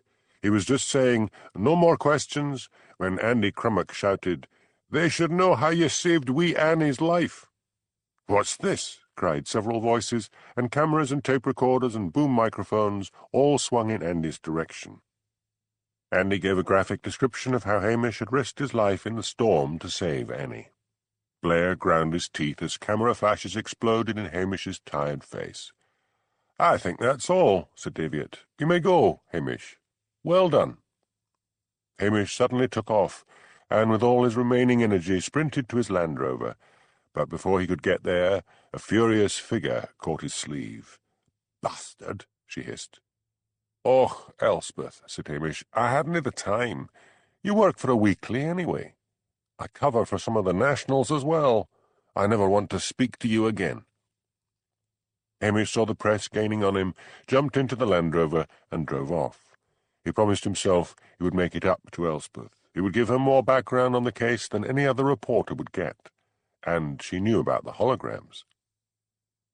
Once back in Lochdu, he called on Angela to enlist her help, saying he planned to sleep as long as possible. "Just leave lugs in the kitchen this evening," he said, "but don't tell anyone I'm there. I'm not going to answer the door or the phone." Once inside the police station, he ate a sandwich and then undressed, and with a long sigh of relief got into bed and fell down into a deep and dreamless sleep. Outside the police station that day, press gathered, press banged on the door, and the phone went constantly, but Hamish didn't hear any of it. By evening, the news that Strathbane was about to issue a report sent them all hurrying off. Angela, seeing that the coast was clear, unlocked the kitchen door of the police station and let Lugs inside. The dog rushed through to the bedroom and jumped on the bed, barking loudly. Hamish woke up and patted his dog. He rose and dressed and was just looking through the fridge and kitchen cupboards when Jimmy Anderson turned up, announcing his arrival by shouting through the letterbox. Hamish let him in. Jimmy was carrying a bottle of whisky and a large steak pie. "The whisky's from Andy Crummock, and the pie's from the minister's wife." "I'll pop it in the oven." "What's been happening? Any more bodies?" "Aye, 4 more. German. But listen to this. The divers have found the wreck of a German submarine. They found some papers sealed in oilskin. Seems the gold was bound for Russia, when Russia had that non-aggression pact with Germany and got a bit of Poland and the Baltic states in return. I don't know what'll happen to the gold, but that's up to the receiver of wrecks. I suppose it belongs to the German government. Still, it's up to the powers that be to sort things out." "How did the submarine get wrecked?" "Straight into a big underground rock in Scotty Bay." "But couldn't they have escaped? The water's not deep." "One man got to shore and then died, so the locals say, them that are old enough to remember. For some reason the others stayed too long, and it happened in the middle of winter, so the water must have been freezing. It depends on the Germans whether the skeletons are left down there as a sort of war grave or brought up for burial." "They must have been heading up the coast of Britain to go round the top and over to Russia that way," said Hamish. "But why come in so near to the shore?" "Maybe they lost their bearings. Who knows?" "Oh, well, who cares, anyway," said Jimmy callously. "Won't that pie be ready by now?" "Give it time. It's a stove, not a microwave." "Why don't you get a microwave, you old-fashioned thing?" "Never got round to it." Jimmy grinned. "Blair's real sore at you for getting all the limelight. He'll push Daviot to promote you, maybe even get you sent down to Glasgow." "I'll think of something. The only thing that's going to rescue you this time from promotion is death, or a nervous breakdown." Hamish got to his feet. "I'll take that pie now. If I had a nervous breakdown, they might pension me off, and I wouldn't like that either. Maybe just a wee nervous breakdown. I'd need to get a certificate from Dr. Brodie, and he's an honest man, and he wouldn't be taken in by an act. You could put it to him this way. If they take you out of Lochdu, they may just close down the police station here. They've closed down village police stations all over the country. Tell him it's his duty to the village to certify you temporarily daft." "I'll maybe give it a try." Pie's ready." Hamish divided it up. He placed a large section on a plate for Jimmy, a small slice for himself, and a small slice for Lugs. "You're never feeding good pie to that dog," exclaimed Jimmy. "Have you never heard of dog food?" "Lugs likes people food," said Hamish defensively. "Besides, he's been left on his own a lot recently. He deserves a treat." "Ah, get yourself a woman." Lugs let out a menacing growl. "It's all right. He was only joshing," said Hamish quickly, and Lugs bent his head and began to eat. "Talking about women, this is delicious," said Jimmy. "Aye, on the subject of women, what about that pretty reporter lassie?" "If she ever speaks to me again, it'll be a miracle," said Hamish. "She found the chap to set up the hologram. She found me the maps. She went down the cliff with me to that cave. I should have taken time to tell her about the search today. Buy her some roses in Loch Dhu. There's a grand florist's in Strathbane." Hamish looked at him. "I tell you what, if I give you the money, could you send a bunch of roses to her?" "Will do. What's the message?" "Just say, 'I'm sorry, Hamish.' That should do it." The following day, Jimmy went to the florist's. Next door to the shop was a newsagent's with papers with black headlines about the find of the gold, and in a smaller box on the front, headlines trumpeting, "Brave PC rescues child." Jimmy went into the florist's and ordered a dozen red roses to be sent to Elspeth at the newspaper office in Loch Dhu. "What message?" asked the assistant. "I'll write it for you," said Jimmy. He chewed the end of the pen. Hamish's message was too blunt. The man needed some romance in his life. In block capitals he printed, "I am very sorry. All my fondest love, your Hamish." The next day, Hamish got out of the police station by way of the kitchen window at the back after having lifted his dog out. The press were hammering on the door at the front. He made his way up the hill through the field where his sheep grazed, and by a circuitous route went round the back of the village, down the lane next to the Curry sisters' cottage, and so to Dr. Brodie's surgery. The surgery was full, and Hamish began to feel more hopeful. He knew half the layabouts were there for certificates about their fictitious bad backs, and if Dr. Brodie could go along with them, he could go along with his supposed nervous breakdown. He read the romance stories in several old numbers of The People's Friend to pass the time. Forestry workers and people who worked in offices in Strathbane filed in clutching their backs and came out walking upright and with smiles on their faces. At last it was his turn. "Sit down, Hamish," said Dr. Brodie. "What's up with you? I can't remember the last time you were ill. Have you seen the papers? You're being hailed as a hero." "In a way, that's why I'm here," said Hamish. "It's like this.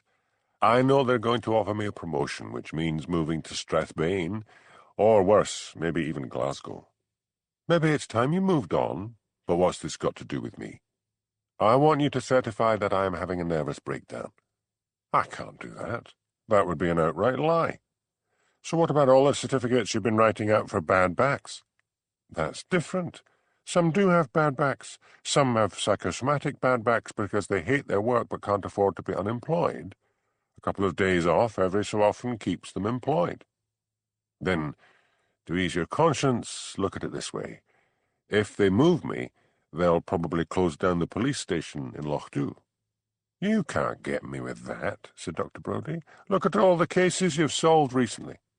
"They'll argue that Sergeant McGregor, who's a lazy hound, could well cover the extra area with help from Strathbane, and the reason they'll do it is because Blair is so anxious to get me into the anonymity of a large police force, he'll back any proposal to move me. You won't have a policeman in Loch Dhu." "Maybe. But if I lie and say you've had a nervous breakdown, they might get a trained psychiatrist to look you over." "I could handle that. I could just sit there and look vacant." "Then they might not notice the difference from your usual self." "Okay, let's handle it this way. You've done a lot recently, no one can deny that. Let's say you are suffering from a mild depression and exhaustion. I will recommend rest and a break from your duties. That's the best I can do. And if I were you, I would take a holiday and clear off. I will send a report to Strathbane, along with a certificate." "Grand. I owe you. There's one more thing." "Go on." Could you phone the wife and ask her to stroll along to those pressmen outside the police station and tell them all if they want to find me, I'll be down in Strathbane at police headquarters. I'll do that. Dr. Brodie picked up the phone and rang his wife. When he rang off, he said, She's on her way to the police station now. Wait here and she'll ring back when the coast is clear. You are my last patient, aren't you? Very last one. Are you leaving today? I'd better do that. But I'll go to Stoyre first. You'll find press there as well. Not if I leave it until later. There's nowhere for them to drink in Stoyre now the pub's wrecked, and nowhere to settle down for the night. Dr. Brodie studied the lanky red-haired policeman. It's odd to know a truly unambitious man. You're one yourself, said Hamish defensively. You could have a large practice in the city, but you stay here. That's different. I have a loyalty to my patients. And I have a loyalty to the people of Lochdu, said Hamish gently. Well, let's hope my explanation about your ill health works. The phone rang. It's Angela, said the doctor. He listened to what his wife had to say and then rang off. She's got rid of the press for you. What will you do for transport? If you are officially on holiday, you can't drive around in the police Land Rover. Hamish smiled. I took it when the balance of my mind was disturbed. Besides, I don't think they'll come looking round the police station. He left and hesitated outside the newspaper offices and then noticed the florist's van driving up. Better leave seeing Elspeth until later, much later. Back at the police station, he packed a rucksack and typed out a notice referring all calls to Sergeant McGregor at Knothen. He then opened a cupboard and got out a tent and camping equipment. Going to live rough, lugs, he said. No phone calls, no one to bother us. He loaded up the Land Rover and waited for evening. From time to time someone knocked at the door, but he did not answer it. It might, of course, be Elspeth, but he would phone her after he had been to Stoyre. Stoyre was in darkness when he drove down into it. The electricity had not yet been restored to the ruined village. He parked the Land Rover, and with Lugs at his heels walked up to the manse and knocked on the door. Fergus Mackenzie answered and smiled when he saw Hamish. "Come in. What brings you?" Hamish followed him through to a living room where his wife was sitting bent over a piece of embroidery by the light of an oil lamp. "Sit down," said the minister. "Would you be so good as to make us some tea, dear? Or maybe you would like something stronger?" "Nothing for me," said Hamish. "I wanted to ask you how things were. Everyone got insurance?" "No, a lot of them never bothered. The fishing boats are wrecked, but at least they were insured. This village has turned bitter. The newspapers all got the story about how we were tricked with holograms. They won't speak to the press now." "I thought something like that might have happened." "I want you to get on to Strathbane television. I know you've done a lot for us, but everyone feels they had suffered enough ridicule at the hands of the press." "I'll speak to them. Any way of rounding them up and getting them into the kirk?" "I could ring the bell. That would bring them." "Do that," said Hamish, "and I'll speak to them." They walked together to the small stone church, and Hamish rang the bell. The villagers began to straggle up the hill towards the church. Hamish waited until they were all in the pews, then he stood up and addressed them. "I know the press have made you all look like fools, but a lot of you are in sore need of money. You can make the media work for you. You've done nothing to excite the sympathy of the great British public. Do you want to be crippled by money worries for the rest of your days, or do you want help?" "We could all do with a bit of help," shouted Andy Crummock. "Then the minister will get Strathbane television along here tomorrow, and we'll set the stage. The minister will hold a brief service down in the harbour." "We're sick of religion," shouted a woman. "You're sick of false gods," reproved Hamish. "Now, while the minister is giving his brief, and I mean brief, service, some of you must be crying. You've got to look really pathetic." "Shouldn't be hard," said Andy, and several people laughed. "Now, I need a pretty lassie with a good voice." "That's Elsie Queen," shouted a woman. "That's my Elsie. She's won medals at the Mod." The Mod is the annual Gaelic singing festival. "Is she here? Bring her forward." A slim teenager was pushed up to the front by a small, aggressive woman whom Hamish judged to be the girl's mother. Elsie was tall and slim, with a long white Modigliani-type face and long, straight, white blonde hair. Her eyes had the slightly oriental cast you see in some Highland faces. "Have you got a white dress?" asked Hamish. "I've got a grand one I wore at the Maud," said Elsie. "Good. Now, all gather round, and this is what you've all got to do." Sharon Judge had not been working as a reporter for Strathbane Television for very long. She wondered as the television van drove towards Stoyre if she would ever get a real break. Stoyre had been covered. She had heard that the locals had clammed up again. There would be nothing to film, and it would be a wasted day. The minister had said something about a service. The cameraman would film it, she would do her report, and the whole thing would be scrapped. She was often amazed at the wasted money spent on stories which were destined never to appear on the screen. Sharon knew she was not aggressive enough, or sexy enough. She was cursed with a friendly open face under a mop of curls. Men teased her and said she looked like a schoolgirl, but she was not the sort of girl they made passes at. Her glamorous friend Elena said that she was the kind of girl men liked to marry, but Sharon found that to be little consolation. The soundman who was driving stopped the van down at the harbour. "Here we go," he said. "After I set up, 10 minutes should be enough." They all climbed out. Villagers were gathering at the harbour. They were all dressed in black, apart from a fey-looking girl who was wearing a long white gown. A piper was standing by the harbour wall in full Highland dress. "Hey, this might be good," said the cameraman, brightening. "I'll wait until the service is over and do some interviews," said Sharon. The cameraman, Jerry Matheson, looked at her sympathetically. He knew she was always landed with lousy jobs. He had a fondness for her. She wasn't like the other hard-bitten women at the television station. He had volunteered to go on this job with her in the hope of getting to know her better. "I think we might be on a winner," he said. "Maybe if I get some good shots of the service, you can do a voiceover." Sharon began to feel a surge of excitement as the black-clothed villagers gathered on the harbour in front of the dazzling blue of the sea. The pretty girl in white was having a tartan sash arranged over one shoulder by a small woman. The sash was pinned in place by a magnificent Cairngorm brooch. The minister took his place in front of the congregation and raised his hands. "We are gathered here together," he said, "in memory of Mrs. Tyle, who was drowned in the storm. May she rest in peace. We are also gathered here to draw comfort from each other in our suffering. You have ruined homes and ruined boats. You must wonder how you are going to cope with the dark days ahead." "Look at those faces in the front row," Jerry whispered to Sharon. "Marvellous." Arranged by Hamish Macbeth, the craggiest and therefore most photogenic of the villagers had been placed in front of the minister. "And so," the minister was going on, "you may feel forgotten by the world in your suffering. You may feel that this is a judgment on us for having been so tricked by a bunch of evil men.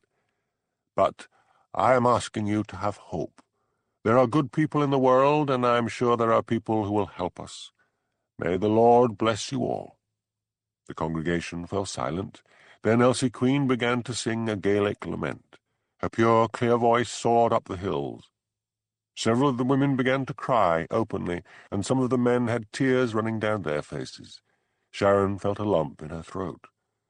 When Elsie's voice finally died away, the piper tuned up, and they all sang the 23rd Psalm. The cameraman could feel his excitement building. Those wonderful faces, and that girl in white contrasting with the black clothes of the rest, and the tall piper, all set against the harbour, would make tremendous pictures. After the singing, there was a short prayer. Sharon stepped forward to do some interviews, expecting to be rebuffed, but people talked to her movingly about their losses, about their shock, and about their shame at having been tricked by what turned out to be holograms. When they finally packed up and drove towards Strathbane, Jerry said, "We'll get this one on the 6 o'clock news. You're perfect for this, Sharon. Feel like a drink with me afterwards to celebrate." "Are you sure we've got something to celebrate?" "Sure as sure." She smiled at him. "I'd like that very much."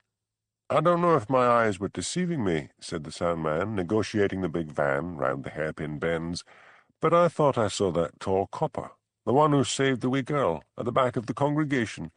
But when I looked again, he had gone." "Red-haired, isn't he?" asked Jerry. "Yes, and taller than most." "I interviewed a tall man with red hair," said Sharon, "but he was one of the villagers." "Can't have been the copper." Elspeth switched on the 6 o'clock news to see if there were any further reports from the police in Strathbane about the wreck. Instead, she found herself looking at the pretty face of Sharon Judge introducing the service at Stoyre. Elspeth had to admit it was very moving and was furious at having missed it. As it went on, she began to feel there was something staged about it. Then, at one point, the camera panned over the faces of the congregation and she got a glimpse of Hamish Macbeth's face. Then he ducked down and was lost to view. When it was over, she sat back in her chair, feeling angry. That service would bring the checks rolling in from all over. The villagers could never have arranged something as photogenic as that all by themselves. But Hamish Macbeth could have thought of it. So he wanted to advertise their plight, and yet he had not even bothered to tell her. The roses he had sent her were in a vase on her desk. She picked them up and threw them in the waste-paper bucket. Chapter 10. Guildenstern. The very substance of the ambitious is merely the shadow of a dream. Hamlet. A dream itself is but a shadow. Rosencrantz. Truly, and I hold ambition of so airy and light a quality that it is but a shadow's shadow. William Shakespeare. "So we are all agreed, gentlemen," said Superintendent Daviot, looking down the table at the high-ranking police officers. "Hamish Macbeth will be transferred to Glasgow to begin training for the CID. There were murmurs of assent. "What will happen to the police station at Lochdu?" asked Blair, who was delighted to find himself in such exalted company and wanted to make his presence felt. There was a buzz of discussion, and then the chief constable said, "Is it really necessary to keep that station open? We need to prioritise. Sergeant McGregor at Knothen could well cover Macbeth's beat." A sharp-eyed detective chief inspector from Glasgow said, "Wait a bit. We've been looking at all the cases Macbeth has solved, and only recently at that. There was the insurance fraud in Strathbane for a start." "That was Strathbane, and that's not on Macbeth's patch," said Blair. "So why did it take a Highland constable from another area to solve it?" "Macbeth pursued the investigations because he discovered the fraud while inspecting a burglary in Brakey," said David. "We'd have got on to it," protested Blair. "We didn't really need Macbeth." "Oh, really?" said the Glaswegian. "But there had been previous frauds, and all to do with that wine and whiskey importer, and you weren't able to discover anything then." Daviot flashed Blair a warning look. "Normally," he said soothingly, "Macbeth does not lead a very demanding existence, and we have been meeting here because we feel his talents are being wasted in a Highland village." A constable entered and handed an envelope to Helen, Daviot's secretary, who had been taking the minutes. She opened it and said, "Sir, I think you should read this." She handed it to Daviot, who studied the contents of the envelope, his face darkening. "I am afraid, gentlemen," he said, "that this is a letter and a medical certificate from a certain Dr. Brodie in Lochdu. He says Macbeth is suffering from depression and exhaustion and has recommended 2 weeks' leave." "What?" howled Blair. "That man is a born liar." "If he is prone to exhaustion," said one, "I feel he will not be up to the rigours of crime in the city." "He's faking," growled Blair, his face red with fury. "That doctor's a friend of his." "Helen, get Dr. Brodie on the phone." Helen left the room and came back a few moments later. "I have the number. Will I get him for you, sir?" "No, give me the phone." Helen placed a phone in front of him and told him the number. The others waited. They could hear Daviot asking questions, and then he listened in silence as the doctor spoke. Finally, he thanked him and said goodbye. "Macbeth," he said heavily, "has gone off somewhere. No one knows where. His final message was that he would be back on duty in 2 weeks' time." "This is rubbish," started Blair. Daviot turned cold eyes on him. "Would you please wait outside?" His face flaming, Blair left. He paced up and down outside. Oh, please, he prayed to the God he didn't believe in, send Hamish Macbeth to Glasgow, or the Outer Hebrides, or anywhere but Lochdu. He waited a long time. At last the door opened, and they all filed out. Blair waited impatiently and then approached Daviot. "Well," he demanded. "Well, what?" "Well, sir, what's happened?" "We have decided to leave Macbeth where he is for the moment. He should have reported to us. We cannot suspend him from duty, as he is such a hero. He always was a bit of a maverick. Perhaps it would be safer to leave him where he is. No. He held up his hand to stifle the outburst that he could see was just about to erupt from Blair. You should know when to keep your mouth shut. There was no need for you to have attended the meeting. The least you could have done was to keep quiet and not make an exhibition of yourself. Dr. Brodie is a fine man. I was over in Lochdu once with my wife, and our poodle, Snuffy, fell ill. The local vet was on holiday, so we took poor Snuffy to Dr. Brodie. He was kindness itself. He kept Snuffy overnight at the surgery for observation, and the dog was right as rain the next day. We must respect the opinion of such a man. You may go. Blair went off to get well and truly drunk. Hamish, camped on a hillside, heard his mobile phone ring and answered it. It was Dr. Brodie. That friend of yours, Jimmy Anderson, called. You're off the hook, so enjoy your holiday. Thanks a lot. You should be thanking your boss's dog. That animal fell sick once, and I looked after it and gave it back to him, cured, the next day. He thinks I'm a genius. What was up with it? I did a bit of detective work myself and found the Daviots had been at the Italian restaurant, where Willie Lamont, it turned out, had said he would look after the animal in the kitchen and fed the brute to bursting point. All I did was let the beast sleep it off. So, what are you doing now? Camping. Just me and Lux. Peace and quiet. Have you seen anything of Elspeth? The reporter? No. Why? She's never ill. I phoned her a couple of times, and she just hung up on me. You always were unlucky in love, said the doctor, and roared with heartless laughter. Hamish walked the rest of the day and then went back to a camping spot next to a river where he had parked the Land Rover that morning. He set up his tent, got out his camping stove, and started to fry sausages. This is the life, eh, Lugs? He said, turning sausages in the pan. Lugs wagged his tail and lolled his tongue and gazed eagerly at the sausages. The sun was setting behind the mountains, going down in a blaze of glory. Hamish felt content. Worries about Priscilla's marriage and worries about Elspeth were firmly put to the very back of his mind. For 2 whole weeks he was free from responsibility. He had seen no one all day except 2 hill-walkers in the distance. After supper, he read for a while by the light of a gas lamp and then decided to turn in. He gave himself a perfunctory wash and settled down in his sleeping bag, still dressed in sweater and trousers because it was a cold night. Lugs snuggled down at his side, and soon both were fast asleep. Hamish awoke with a start in the middle of the night, all his senses suddenly alert. He automatically felt for Lugs's rough coat, and not finding the dog, struggled out of his sleeping bag. He lit the gas lamp. No dog. And then he froze. The tent flap opened, and a man crawled in. He was holding a pistol. "Don't make a move," he said. He had several days' growth of beard. He was wearing an anorak over black trousers that Hamish noticed bore white marks of salt. He was small and wiry, with a long, thin face and black eyes, which glittered dangerously in the light of the camping lamp. "My dog?" asked Hamish through dry lips. "What have you done with my dog?" "Quiet, isn't he?" sneered the man. That accent. "You're German," said Hamish. "You were with the diving team." "And I recognize you from the newspapers," the German said. His voice was light and his English perfect. "So this is the policeman who wrecked all our plans. How did you make it sure?" "Because I didn't weight myself down with gold bars like the rest. Now, you're going to make me something to eat. I have you covered." Keep them talking, thought Hamish. The tent was low, so he had to move, doubled up. "I'd be better to take the stove outside," he said. "No. Here." Hamish pumped up the stove and lit it and put the frying pan on top of it. "I have bacon and eggs," he said.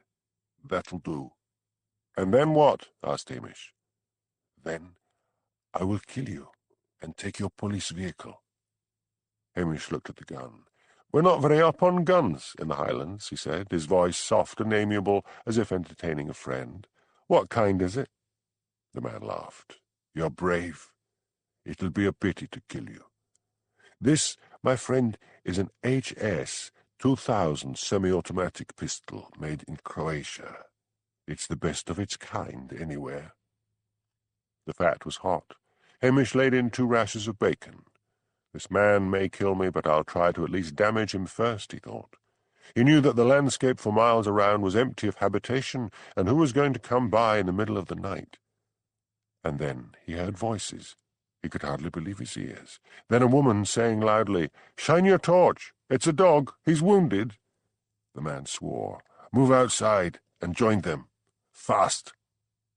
Hamish switched off the stove and moved forward through the tent flap, carrying the gas lamp with him.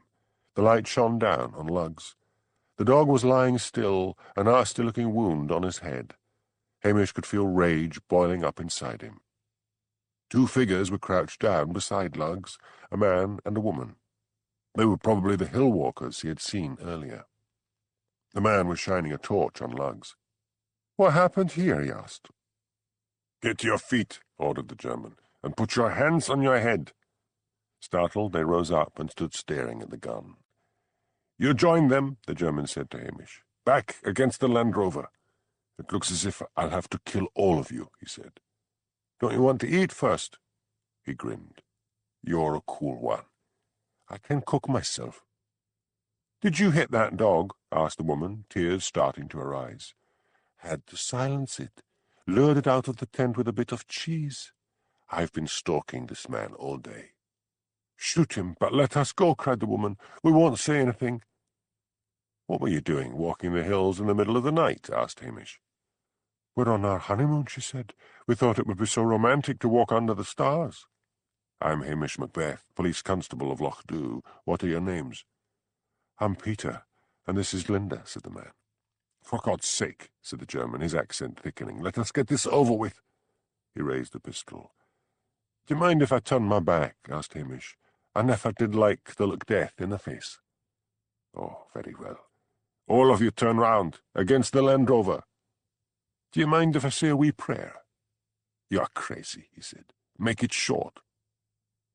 Hamish quietly slid one long arm through the open window of the Land Rover, and his fingers grasped what he hoped to find. "Get on with it," shouted the German. "I don't know why I'm even bothering with this nonsense." "For what you are about to receive," said Hamish gently, "may the Lord make me truly grateful." In one fluid movement he seized the shotgun he had loaded earlier, meaning to shoot a rabbit for the pot, dropped to the ground, rolled over, and blasted the German in the chest. Linda began to scream. "Shut up," shouted Hamish. "Let me think." He had to get Lugs to a vet. He would have to explain why he had taken the Land Rover on holiday with him. Worse, he would have to explain why he had a loaded shotgun in the front seat of the vehicle, which was unlocked and had a window open. He knelt down by the German. There was no pulse. Ignoring Linda, who was now sobbing, and Peter, who was being sick, he got into the Land Rover and switched on the radio. Desperately, he radioed Strathbane, asking for a helicopter, explaining roughly what had happened. He gave them as exact a location as he could and said he would light a bonfire. He then turned and said to Peter, "You're going to have to help me find wood and heather to make a fire. Pull yourself together, man." Hamish then bent down beside Lugs. The dog had a bleeding wound on his head. Lugs was still breathing, just. He got his sleeping bag from the tent and covered the dog, and then went to help find stuff for the bonfire. "There's nothing but heather," panted Peter, rushing back with an armful. "That'll do. We need piles of it." Linda had slumped down beside the Land Rover, her eyes closed. Hamish jerked her to her feet. "You're in shock, so you can't go to sleep now. Get moving and help with the fire."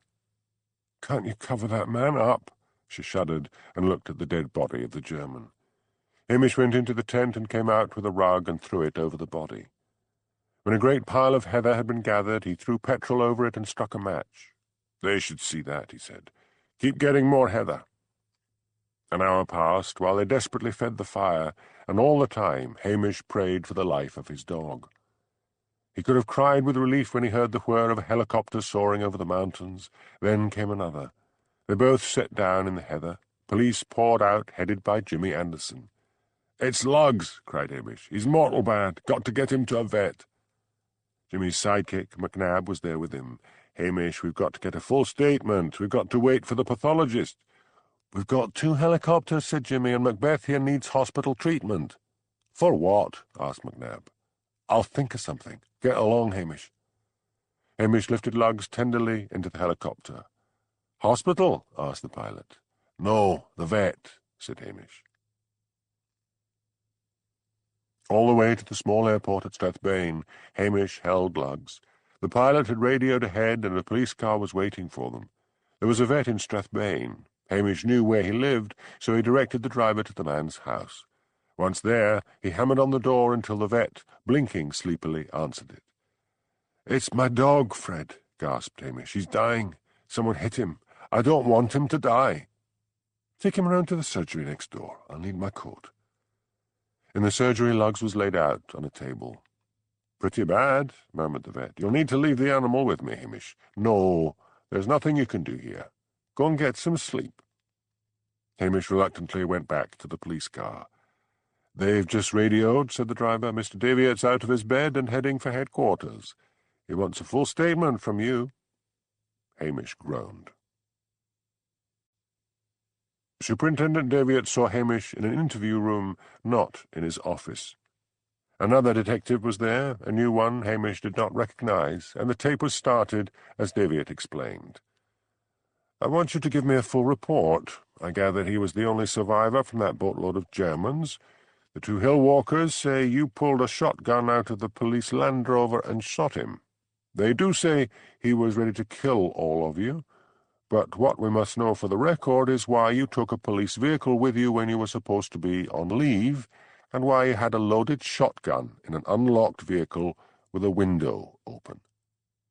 "I must make this good," thought Hamish. "I can't afford to lose my job." "A friend gave me a lift a good bit of the way when I started my leave," said Hamish. There was a short silence. The tape whirred. "I must get Angela to say she drove me," thought Hamish. He began again. "I took my camping equipment in a rucksack. My dog and I were walking up in the hills above Stoyre when I thought I saw a man skulking about in the distance. I began to wonder if they had all drowned." "For the tape, Macbeth, you mean the Germans from the wrecked boat who had been diving for the gold?" "Yes, that is so. I phoned my friend Angela Brodie and asked her to take me back to Loch I have been suffering from exhaustion and thought I was imagining things, but I thought I would go back up and see if I could find that man. I took my shotgun with me. I knew if he was one of them, he would be desperate. I went back there to search, but found no one. I thought I heard a noise in the middle of the night and went out and opened up the Land Rover and loaded my shotgun. At that point, Lugs, my dog, rushed off barking into the night. I heard a crack. That must have been when Lugs got hit on the head. I ran in the direction of the noise and found Lugs lying in the heather and the German pointing a pistol at me. He ordered me back to the tent. I picked up my dog and carried him. Outside the tent, he ordered me to put the dog down and go into the tent and make him some food. Then, when I was just beginning to cook eggs and bacon for him, we heard Linda and Peter, the hill walkers, exclaiming over the dog. He ordered me outside. He told us he was going to shoot us all. I asked if I could turn my back. He agreed. I reached into the Land Rover, grabbed the shotgun, fell to the ground and twisted round and shot him. But if you thought there was a dangerous criminal loose in the heather, why did you not report it? I am not myself, sir, said Hamish weakly. I've been feeling weak and shaky. Davitt turned to the detective. Switch off the tape and wait outside. When the detective had left, Davitt looked at Hamish and sighed. What am I to do with you? We have already issued a statement to the press that you are on leave. We do not want them to know that you have been going around like a Wild West sheriff. We will issue a statement saying a stranger had been seen up on the hills and you had gone to investigate. Make it official. But tell me this. What on earth was the German doing to give you time to reach into the Land Rover, get out the shotgun and turn round and shoot him? I asked to say a prayer. I think that threw him. I am very fast with a shotgun, sir. So I've heard, now come to think of it. You used to win all the prizes at the clay shoot down at Moy Hall. Why did you stop competing? Give someone else a chance, said Hamish, with a simple Highland vanity. I'm too good for the others. You look a wreck. We'll give you a lift back to Loch A policeman has been ordered to drive your vehicle back to your station. Sir, if you don't mind, I have to stay here the rest of the night. My dog's at the vet. Of course, said Daviot quickly, and Hamish was grateful that his boss was sentimental about animals. I'll see if one of the cells is free. Just this once, you may put up at a hotel. Charge the room on your credit card and then put the bill in with your expenses. You do have your credit cards with you? Hamish felt in his pocket. Yes, I still have my wallet. Off you go. Hamish chose a small hotel near the vet's. He found Angela Brodie, who said yes, she would swear blind she had driven him. It was 6 in the morning when he climbed into bed. He'd asked for an alarm call at 9. After the call had come in, he washed and put on his clothes, ruefully feeling the red bristles on his chin. He tried to eat a quick breakfast in the small dining room, but the food seemed to stick in his throat. He was just pushing his plate away when Angela walked in. Her thin face lit up when she saw him. I thought I'd better come and drive you around and make it official. Let's go and see Lugs. All the way to the vet, Hamish sat hunched up in the passenger seat. After his last dog, Towser, had died, he hadn't wanted another. But fisherman Archie McLean had found Lugs wandering up on the moors and had given him to Hamish as a Christmas present. Hamish had been captivated from the first by the dog with large ears and odd blue eyes. "Do you think he'll be all right?" he asked Angela. "Can't say until we hear what the vet's found out about his condition," she answered. "Here we are. Take it easy, Hamish. Don't try to get out of the car until I've parked it." Hamish walked into the waiting room. It was full of people sitting with their animals. He headed for the surgery door. "Take your turn!" shouted an angry woman. Hamish and Angela walked straight in. "Don't you ever knock?" asked Fred crossly, as he stood over a cat about to give it an injection. "Oh, sit over in the waiting room and I'll call you." "My dog." "Your dog's fine." "Let the vet attend to my cat," said a thin woman hovering beside the table. They retreated to the waiting room. Angela held Hamish's hand in a reassuring clasp. By evening it was all over Loch that Hamish had been holding hands with a doctor's wife. The thin woman finally emerged with her cat. She glared at Hamish. "You could have harmed Tiddles with your interruption." She was followed by the vet. "Come along, cue jumpers that you are," said Fred. "He's through here.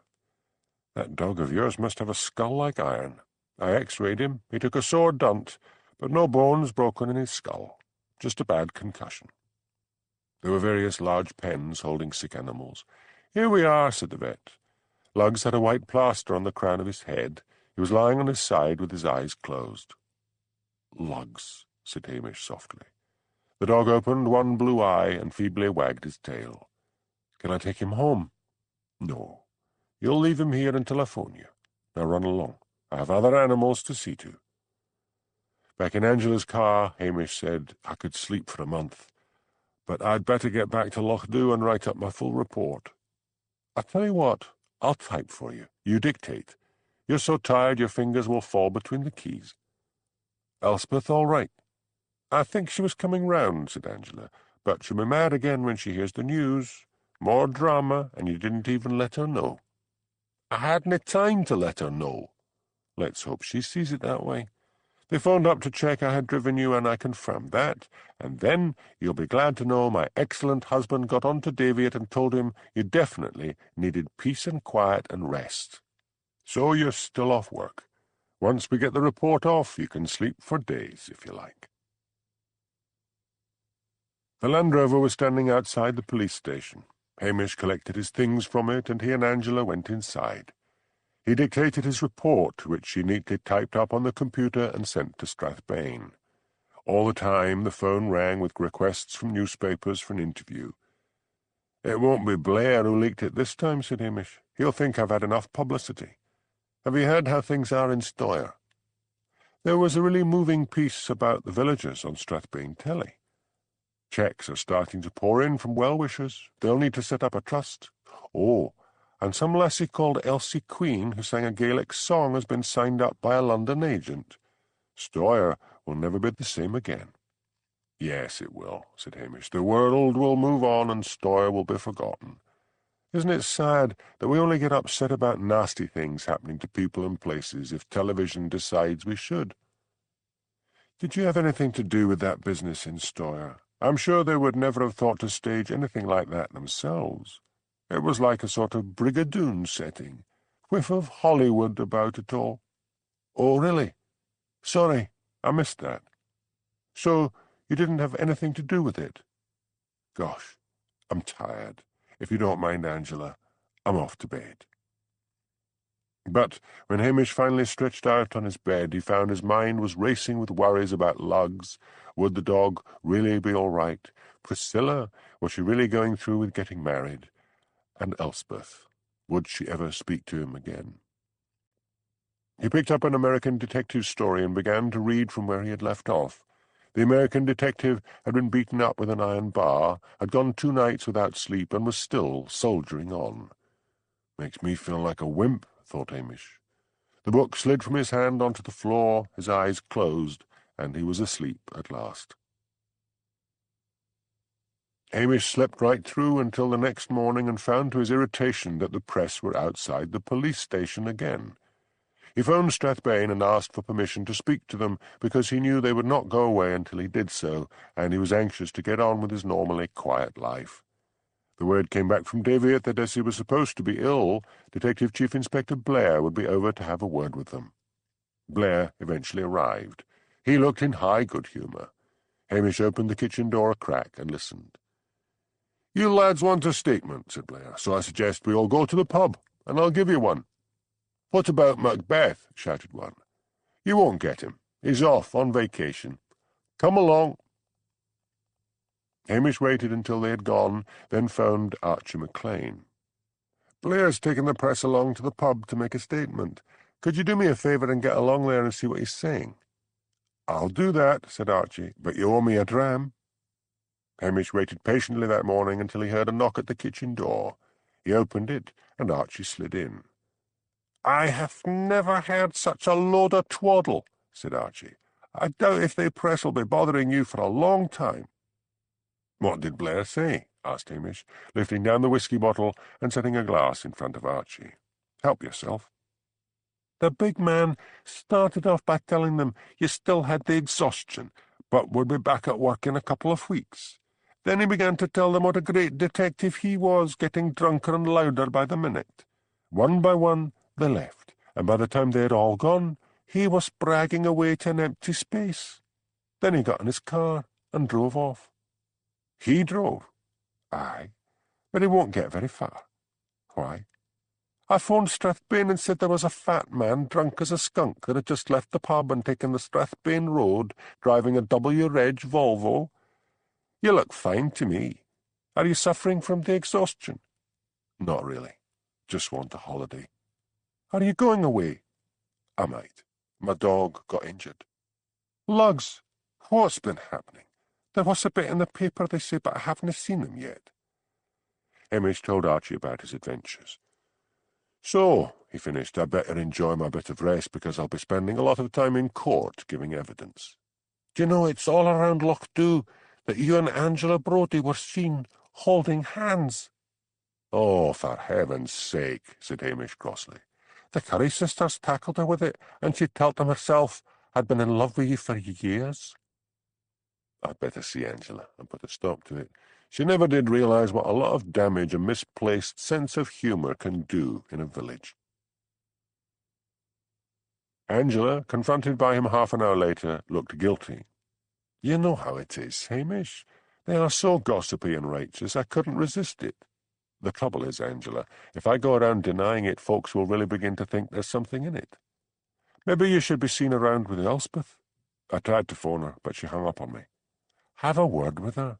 She's a pretty, clever girl. You couldn't do better than that. I've had enough of women. Then stop chasing after the unavailable ones." "I'll have a chat with her anyway. Coffee?" Hamish eyed the cat strolling across Angela's kitchen table. "I'll maybe drop by and have some later." He walked along to the newspaper offices. The air was clear and sharp. The loch lay glassy and still as if not even a breath of wind had ever disturbed it. The sound of chainsaws echoed across the loch where the forestry workers were clearing the debris of fallen trees. Peat smoke rose from cottage chimneys straight up into the air. A pale blue sky stretched overhead, and the sun was a hazy yellow as if it were losing its strength before the Highland winter had even arrived. He was told Elspeth was out reporting, but expected back soon. He turned up the lane past the Curry sisters' cottage and round to where the Bains lived. Mr. Bain answered the door. He looked shamefaced when he saw Hamish and said, "You must think me a right fool. Come in." Hamish followed him into the living room. "Is that why you left Stoyre?" he asked. "Aye." "Sit down and take the weight off your feet. I was right scared. I didn't want to have a part of it. They all believed, you see, that they would get the Holy Grail, drink from it, and live forever." "Didn't you believe it yourself?" "I thought it was meddling in things best left alone, but I was taken in by it all. I thought it best to clear out of Stoyre to where life was normal. But did it frighten me enough to be terrified to speak of it? I'm glad you found out it was a trick, or there would be some children like my wee girl having nightmares for the rest of their lives. Can I get you something? Coffee? Tea? Drink?" "No, I'm fine. I'll be on my way." Harry Bain looked at him awkwardly. "I hope it works out for you." "Oh, the case is finished, and I'm on holiday. All over now." "I didn't mean that." "What did you mean?" "It's just, it must be hard on you, being in love with a married woman." "I am not in love with Angela," howled Hamish. "Oh, the poor woman. She's in love with you, and you don't want to know. Use your wits, man. She was teasing the Curry sisters. Angela was with me at the vet's. I was sore upset because I thought Luggs wasn't going to make it, and being the warm-hearted person she is, she held my hand." "Is that a fact? You'll disappoint a lot of people," said Harry. "Why?" "My wife was just saying how they were all enjoying a good gossip." Hamish groaned. "Visions of God, Holy Grail, shipwreck, murder and mayhem, and all you lot can find to talk about is a mythical affair." "I suppose. You know how it is. Anyway, turns out I missed out by leaving Stoyre. The money's pouring into the village after that television programme. Still, it's better in Lochdu. There's more life here." Hamish left him and then walked to Mr. Jefferson's cottage. He knocked on the door, and Mr. Jefferson answered it. "Oh, it's you," he said. "I read all about you in the papers. You might have let me in on the action." "If you mean the latest fright, how was I to guess some murderous German would still be roaming around? How are you doing? Still going south, back to the city?" "I keep putting it off. There's more things happen in this village than I could have guessed. Archie McLean took me out fishing one night. Dr. Brodie took me over to Strathbane for a round of golf, and various ladies of the village have been inviting me for meals. I'm beginning to enjoy myself. Sometimes I think of Annie and feel guilty." "Annie Docherty is the one person who would have loved the idea of you enjoying yourself in Lochdu," said Hamish. "True. There's a lot goes on in the village. What's this about you having an affair with the doctor's wife?" After he had put Mr. Jefferson straight on the matter of Angela, Hamish headed back to the newspaper office. This time Elspeth was sitting at a computer, a pencil stuck in her hair. "Oh, it's you," she said curtly. "Any more stories you want to keep from me?" "Elspeth, I'm right sorry. But look at it this way. I'd been up all night in the hurricane, and then they all arrived from Strathbane. There wasn't time. Did you get my flowers?" "Yes. And your soppy message?" Hamish's hazel eyes sharpened. "What message?" "I simply apologized." "And sent me all your love." That was Jimmy Anderson. He must have decided to spice up the message. "So you couldn't even send them yourself?" "Elspeth, this is ridiculous. What on earth are we quarrelling about?" She stared down at her computer for a long moment. Then she raised her eyes. "Okay. Buy me dinner." "When?" 8 o'clock tonight." "I'll be there. The Italians?" "That'll do." That evening, Hamish phoned the vet and was told that he could pick up his dog on the following day. "The thing I don't understand, Fred," said Hamish, "is why Luggs did not bark. That German said he lured him with a piece of cheese, but Lugs has a sixth sense for danger. I think I can answer that. I was busy today and had only time to grab a bite to eat in the surgery. I took out some crackers and a piece of Stilton I had in the surgery fridge, and the most terrible howling and barking came from the pens next door. I went through with the cracker and Stilton in my hand, and there's Lugs going frantic. I opened the pen and offered him the cracker and Stilton, and he fair gulped it down and nearly took my fingers with it. Did you ever find out where Lugs came from? No, just that he was lost up on the moors. Maybe his previous owner had rich tastes. Your dog will be looking for the port to go with it next. Hamish laughed and promised to be over the next morning. He took out his one good suit and brushed it carefully, his one good shirt and one good silk tie. He hadn't a decent pair of shoes, so he wore his regulation boots. His feet would be under the table anyway. Elspeth, in a cherry-red wool dress and black mohair stole, made her way along the waterfront to the restaurant. She was looking forward to the evening. She was glad their quarrel was over. She was so absorbed in happy thoughts that she did not notice the approach of the Curry sisters until they bobbed up in front of her, the lights on the waterfront shining on their thick glasses. "And where are we off to tonight?" asked Nessie. "I'm joining Hamish for dinner." "A young lassie like you could do better for herself than hang around with that adulterer," said Jessie. "I don't know what you're talking about," said Elspeth, trying to walk round them, but Nessie clutched her arm. "Did no one tell you? It's all over the village." "No, folks wouldn't tell you," said Nessie. "You'd be the last to know." "Last to know," prompted Jessie. "Know what? Look, it's getting late. Hamish Macbeth is having an affair with Angela Brodie." "And who told you that?" demanded Elspeth scornfully. "Why, Angela herself. Did she not tell us, bold as brass, that she had been in love with him for ages?" "I've got to go," said Elspeth, tugging her arm free. She walked towards the restaurant and then stopped. Hamish seemed to confide in Angela a lot. She remembered days when she would see them standing together on the waterfront, talking, their heads together. All her resentment at Hamish came flooding back. She turned on her heel and went home.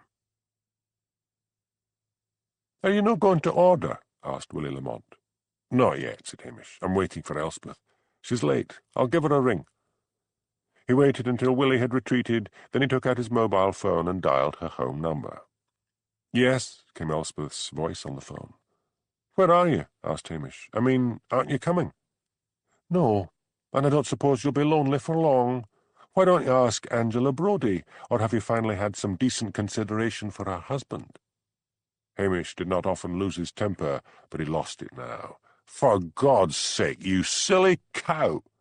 "What did you call me?"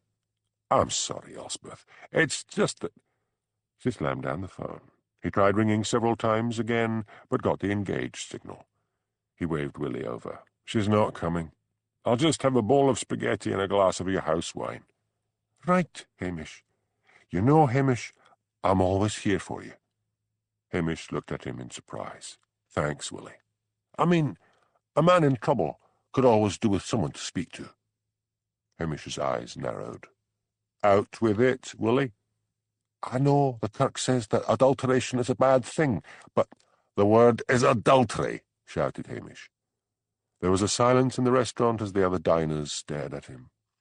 "Forget my order," said Hamish Macbeth, and slammed out of the restaurant door. The following day he collected lugs and drove back towards Loch Dhu with the dog beside him on the passenger seat. "Now, what'll we do with our vacation, old friend?" said Hamish. "I feel like going down to Inverness and picking up some pretty girl." Lugs let out a low growl. "Oh, you got that one all right," said Hamish, "but you couldn't even sniff out a murder. You were that keen on Stilton." "I'm really going balmy," he thought sadly. "I'm talking about holidays with a dog."